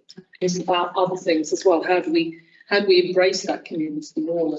And that would go for other communities where they're tight-knit communities and protect themselves, understandably, and culturally, so I understand. The individual themselves did want the support. Sorry, the individual themselves did want the support. However, delivering it where the family size was like twice, the size of an average family, and the refuges wouldn't be able to be a feasible option for that family. So this individual was willing and accepting of support, but the resources weren't there to back it up. Thank you. Just mindful of that fact with this dementia abuse, because it is specific to that. And like you're right, the remit is huge. I'm going to bring this to a close. One last thing. It's election season, if you haven't noticed. So a lot of these people, our members, will be knocking on doors. We may well be that one of us who notice something that we don't think is quite right. If a councillor was to come and say, actually, I would like to provide some training around this. I'm sure we now know where to access the services. Where would they come to? Who could they ask, could you provide training around this to, say, our membership? So the board is always happy to provide training. We give out a newsletter every month which goes out to members, or which highlights the training that we put on every month. Plea from me, we have given training to members before and it's been very not well attended. Sorry. So I'm more than happy to organise the training. It's just that plea, if we do organise it, it would be good that we have a board attendance. On that final note, the onus is on us. Next time there's a group meeting, you'll all with it. So thank you very much. We're going to take about a 15-minute break. 15-minute break. So come back. 10 minutes, right? 10-minute break. So if we could come back at 3:30, please. Once again, thank you everyone that's contributed. Thank you all to questions that you've answered, and thanks to the members for bringing them. So we'll see you in about 10, 15 minutes. Just before I hand over to our head of scrutiny, Natalie, I just wanted to say, actually, the work has already been in place, and this is an annual thing. And I have to say, the things that you're all doing actually is amazing. And I think the things that we have caught are all the unknown unknowns, as they say, because lots of the knowns are inactionable and the work is already there and it's clear to see. So it's a great credit to all of you, actually, that all the questions we asked, you knew it, and some people didn't have to read off their notes, and they just know that the passion is obviously there.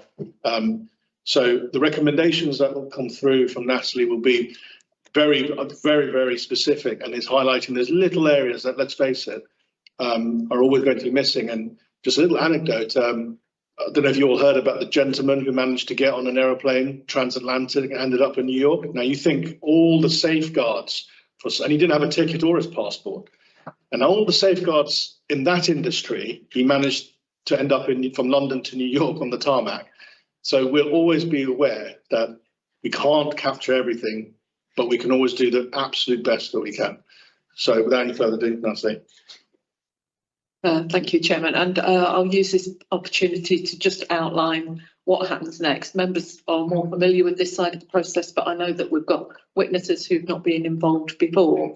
So what will happen is I'm going to do a summary. I won't recap the morning. I will just bring out the key things from this afternoon.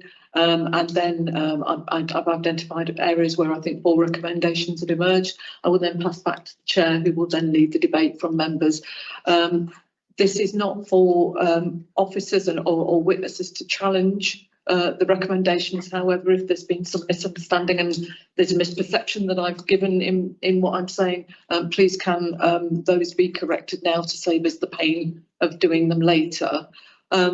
The recommendations, once agreed by this group in broad area, the final wording will be signed off by Sunny as chairman of the group. I will then prepare a draft report to substantiate those recommendations so that anybody can then see how those recommendations have emerged, why those particular areas were the key focuses for this group. A report will be produced. We like to produce our reports pretty rapidly, so 3 working weeks is when we'd like to get it out, and that will be distributed to all of the witnesses and attendees on today. So again, all witnesses are able to see how their evidence has informed not only the recommendations but the report. Liz will be asked, along with Chris Badger, for a response 28 days after the report has been published in terms of accepting the recommendations and initial thinking around that.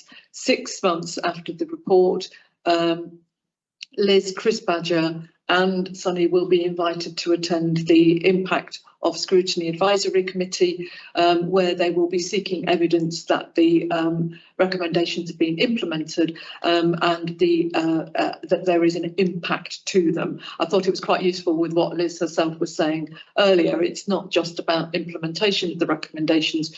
You as members will want to know that they're making the difference, that you spent a good long time today exploring with witnesses how that might be affected. So I'll just move on to the areas that came through this afternoon, which by and large reinforced the topics from the morning. I think there was further assurance from the ICB that learning from homicide reviews are looked at by the particular organisation where that may have occurred. So that could be GP, could be acute, but also work with the organisations to deliver those actions so that those organisations are not left unsupported in seeking to move that forward, but also that learning is then applied more broadly across the system. So there's learning across the system to prevent those occurrences again. Interesting to hear that hospitals are, the 2 Hertfordshire hospitals are recruiting independent domestic abuse advisors. I think that's commendable of them, and actually they're seeing an uptick in actually people coming forward. So I think it goes back to that, as many routes as possible to enable people to open up to somebody that they trust with a very personal story. You also heard positive affirmation that the movement of ophthalmology, community pharmacy and dentistry to the ICB. I know that the Health Scrutiny Committee is particularly keen on this. They see it as a long needed move that should, that will be helpful for the local system. But again, what you heard more particularly with this scrutiny is it will enable the local area to be much more vigilant around that and provide the training to those sectors to help localise and provide those direct links around safeguarding. Assurance around training, because I know that members were concerned that there seems to be a lot of training going on. Is it the right kind of training? Has it got a core to it? But understanding, the need for organisational speciality. But I think it was very helpful to have confirmed that each organisation has to have accredited training around safeguarding, which was well received. In terms of engagement, which we know was an area that members talked about both this morning and this afternoon, around really getting to some of those communities who, for whatever reason, they're not in contact with services. So a great example from the Borg team around the grassroots project, where funding is going to be available to more local organisations, which I hope can be utilised to take that engagement forward. Heard about one-stop shops. Again, Stella's scrutiny review would have heard a lot about this and was very keen to promote the concept of one-stop shops, and actually that there is a front door. That doesn't mean that all other services are disbanded, but it just means that there is a clear route in as well. In terms of training and awareness and the public perception and understanding and ability to identify domestic abuse, you heard that there is in the Borg team a dedicated communications group who are prioritising messages to the public, and I'm sure that what Katie has heard today will help to enrich that set of messages that are then delivered to the public. Community outreach, again, talked about across double districts. Again, another way of having a direct route into local communities to ensure that there is that tailored understanding of it. And you were assured that there is a strong partnership between the safeguarding team, which Keith heads up, and Katie's Borg team, in terms of ensuring that people don't fall between a gap.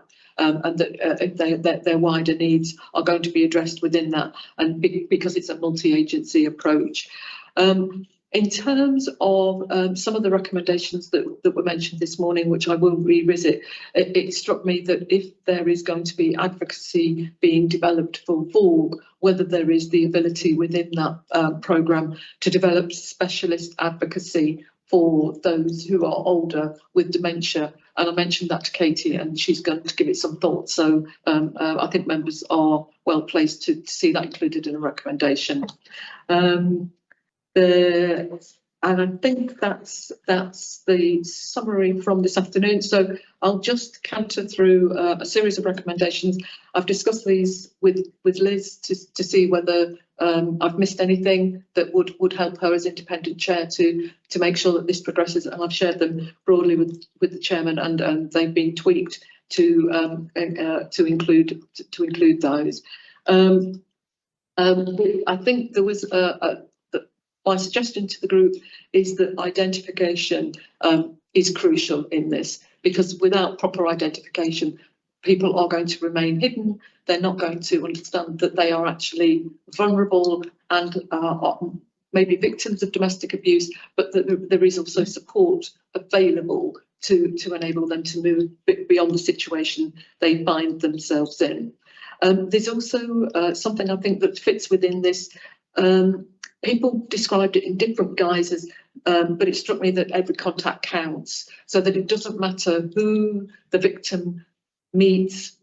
That organisation, that individual is equipped to ask some telling questions and probe where they think that there is more of a story to tell, and whether that is a set of questions or areas, a checklist, something along those lines that would help to identify not only that person is a victim, but actually to try and separate out the dementia and the domestic abuse, and not to lump them together, and then they are treated either as a safeguarding issue or that they're treated as somebody who needs treatment for dementia. There's actually an individual with two characteristics which need to be addressed separately to ensure that's tackled successfully.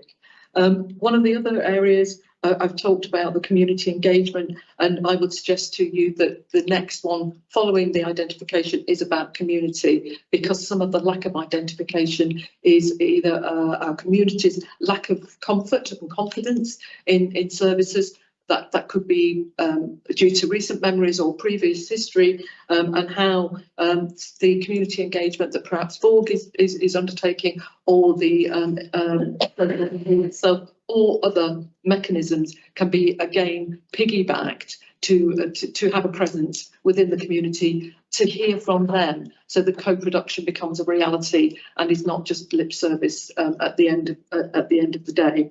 And community there, thinking of the breakdown around ethnicity, language, age and faith. And the chairman said in particular that he would be really interested that when these recommendations go to Isaac, that there is a lot more detail about what HSAB is doing with regard to making some of those inroads into community. So I'm just flagging that up for early notice. And then a couple of other recommendations. It's around training. We heard a lot of really great news about training, the extent of it, that it's accredited, that organisations provide their own, but the board also provide additional training. I think where there is a concern is that the people who are immediately involved with this absolutely understand it, see it as a priority and know what to do. As it gets cascaded through the organisation, does that get diluted so that the frontline Bobby on the beat or person in health auxiliary in an acute setting is also able and equipped to identify that. So it's just making sure that training rolls right down to the front line. I was going to suggest that a training session to illuminate this for members. I think you've had a kind of workshop almost here today, privilege of that, but clearly there is a need for the broader membership to be made better aware of this, and that I know that Liz has provided webinars in the past that have covered significant issues. As Liz said, turnout has not been great, so I would still like to recommend that happens, but maybe I could work with Liz and the chairman to see how we can maximise the attendance of that, because we've talked about mandatory training for staff and you know, it's how we would try and reinforce this with members as something vital to their work. Thinking about the additional training needs of the IDFA and whether that's picked up within that training, and crucially, particularly for the group that you focused on today about carers and the kind of conversations that are taking place with them. What key questions need to be asked? Again, going back a bit to that checklist, but actually having training for carers and those that work with carers, just to ensure that the support is available and the situation doesn't escalate because the carer doesn't either have the confidence to raise it or doesn't quite know what to do about it. And then finally, to finish off, I think this would be a really good, strong concluding recommendation, if you agreed. It's about raising public awareness about the perception and understanding around dementia and older people and how that can manifest itself, and how to have a better understanding rather than you know, the lack of perception that we have at the moment. And also around that awareness is around the clarity of signposting to enable people who do pick up concerns to know what to do next, what support is available. I would suggest that the report mentions the J9 project and how that could be focused, have some focus for older people, and that specialist advocacy I thought would be a really crucial role. I know that, again, using the women's safety example, that was certainly something that people who had experienced violence or some form of abuse, the witnesses who had experienced that were very, very cogent about the need for advocacy, because there are times where they do not feel able to tell their story and they need somebody who can do it on their behalf. And it sounds as though, from everything you've heard today, that specialist advocacy around that would also be powerful in moving things forward. I'll pass back to you, Chairman. Thank you very much. I turn to our members now. 4 recommendations have been put forward, open to debate. Anything you feel should be added, anything you feel should be excluded? I'll start with you, Councillor Guest. Thank you, Chairman. The whole discussion throughout the day highlighted the importance of partnership working. So I'd like to see added the importance of partnership working and also the importance of early intervention to prevent problems escalating. Thank you, Councillor. But noted, and will be integrated in that. I look across to Councillor Watkin. I think I will have to consider what Natalie said. She said an awful lot, but I'm brutally honest, I didn't follow all the nuance. What I will say is that typical Natalie style is it is a superb report of what we have done today. You're a star, Natalie, I know, you know I know that. So anyway, what I wanted to say was, I think Natalie's got the essence of it. I know we'll have a chance to see the recommendations when they're in printed form, and I might then want to make a few observations. I don't know, but I think that all the way through today, I have been thinking about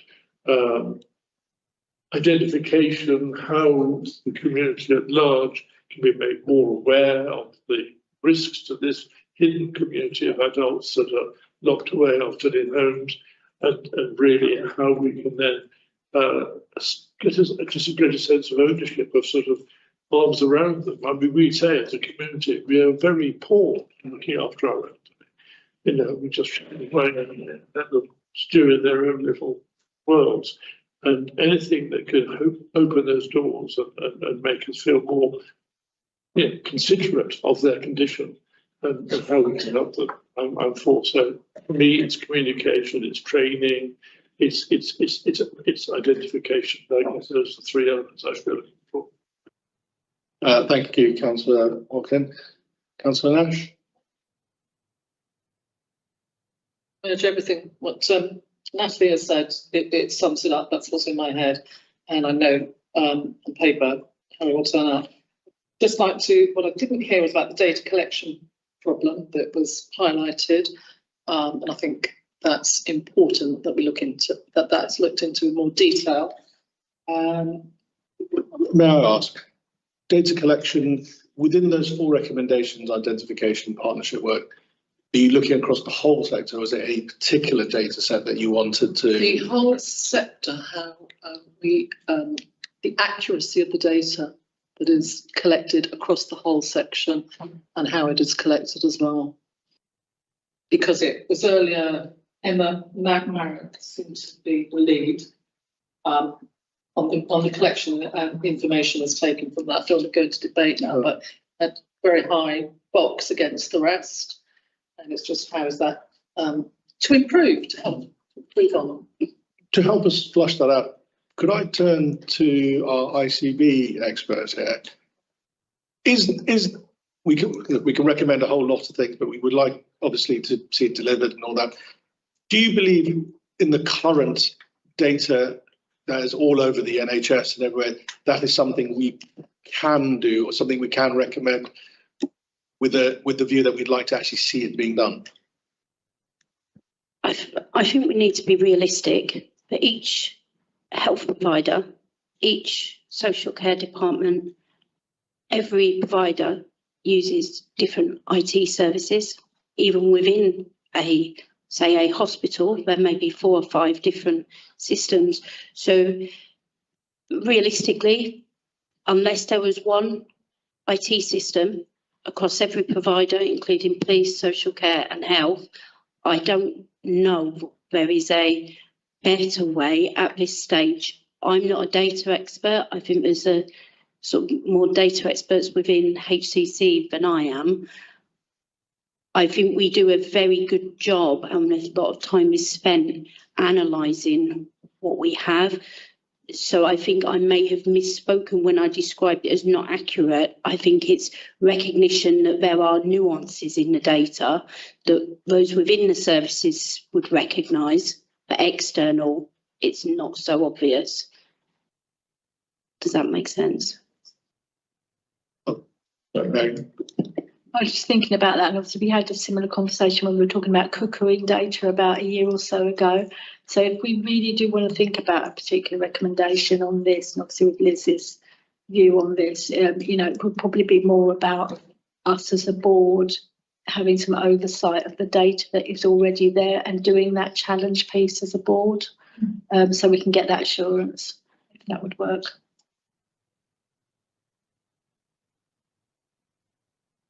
Okay, we'll make a note of that. I think what I can feel a little assured about is with all the data and almost like an overlap, we probably cover quite a bit, but is it, is it joined up? And I think, I mean, the NHS IT system could be a week-long conference if you ask me. Keith? Yeah, I mean, I'm happy with that recommendation. Just say, obviously, I chair the performance and intelligence subgroup of the board, and sometimes we do deep dives into things. So we have looked at domestic abuse in older people, and obviously we have the data that we hold from Herts County Council. It should cover that group. HPFT's data has included that, but we reach out to the partners, so Health Trust. So they're bringing stuff into that, and the police. So we do try and do that, but I think it's worth looking at it again to make sure that we're getting as much as we could into that group. I think it for the board ownership, as Mary said, would be a recommendation that we could actually achieve. Thank you. I'm going to go slightly off script and look at all the other witnesses we have here. Just give an indication, and if you want to speak, you're more than welcome to. The recommendations that we have come to that the board will go, that will go to the board. Anything you feel should be noted for, anything you feel we might have missed out. A caveat with that, I can't find any more money. I think what's been particularly enlightening is the enthusiasm from the members, and if that could be shared, and their colleagues were to highlight domestic abuse and dementia, etc., across the people that they work with, I think that would have a huge impact, which would be positive. Yeah, it feels like we've been told off twice now. Okay, me 3 times or twice. I will take it on board, and I think one of the things we could do is maybe have a summary of what we've done today at full council, where a lot of our members are sitting there, and see what we can. And I take your point. You do put on things. You put on webinars, and I'm notoriously bad at attending any of them. But the point has been made. You've done your work. I think we probably need to slightly step up. Thank you. Katie? I might have missed this, Natalie, so apologies if that's the case, but I just think the point around the pathways, and I think probably that in this specific area, that joint ownership between Domestic Abuse and Board Partnership and the Safeguarding Board. I mean, Liz, you and I have sort of had a conversation about this already, but I think something about that would be positive. Just note the sort of intersecting nature of these issues. I think that would be really positive to see. It has literally been noted, and it wasn't there, but no, that's absolutely fine. We'll do that. Looking around, if there's anything else. Councillor Watson. Just a suggestion, Chairman. If we're going to be able to achieve a greater attendance of training for members, I think it will depend a lot how the information is put out to members. If you just say there is a training session on abuse and dementia, people will have a quick yawn, turn over and get back to what they. But if you can contextualise it and put it in a contextual way that says these are one of the great challenges that facing adult services, we're looking for. If you can sort of sell it otherwise in a clumsy way. I think that I'm not saying, please don't believe you're going to get 16 members, but you might get 15 or 20. I think that's the only thing. Otherwise, you could end up with 3 or 4, which 3 of them sitting in. That would be a shame. So, I believe Natalie is about to put me on the spot. That's it. I was just reflecting on what was being said and actually how we might get members out. And I was just, before Mark started, I was actually thinking whether it would be helpful as you, chair of this scrutiny, were actually fronted part of the training exercise to show that this was something that the group had thought was really important. They'd asked that the board put that training on, and you were able to talk on behalf of the other members here potentially about why you thought it was so worthwhile to do that and what you'd gained from it. And I think hearing from members could actually be a very powerful lead into what Liz and Co then detail. Sounds like I've been volunteered to do something.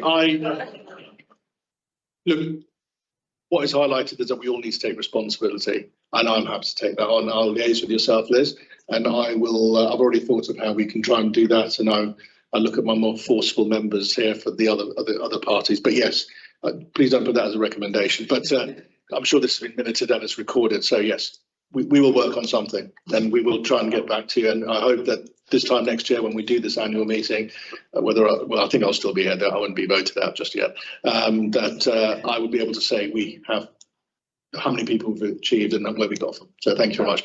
I think this now, it looks like we're just about on time. Just have to read out something statutory. So as customary, I'll confirm the wording of the recommendations at the head of scrutiny. Members of the will receive a draft report for comments with a deadline for response. Just leaves me really to thank you to the members, as always, to always bring your unique perspective on everything. The contribution from all the witnesses, which has been extremely enlightening. I always think that when I come to any event outside the debating chamber, as an authority, we do a hell of a lot that no one knows what we have to do, and we deliver it as best as we possibly can with experts and witnesses, and always with a human touch. So my thanks to all the officers that work so hard for us, even though we mostly moan about what you do. And we're leaving that, and obviously thank you to Natalie, who's been an absolute superstar and has basically navigated me through this whole process. And all it lets me to say, I declare the evidence gathering concluded. Thank you. Thank you.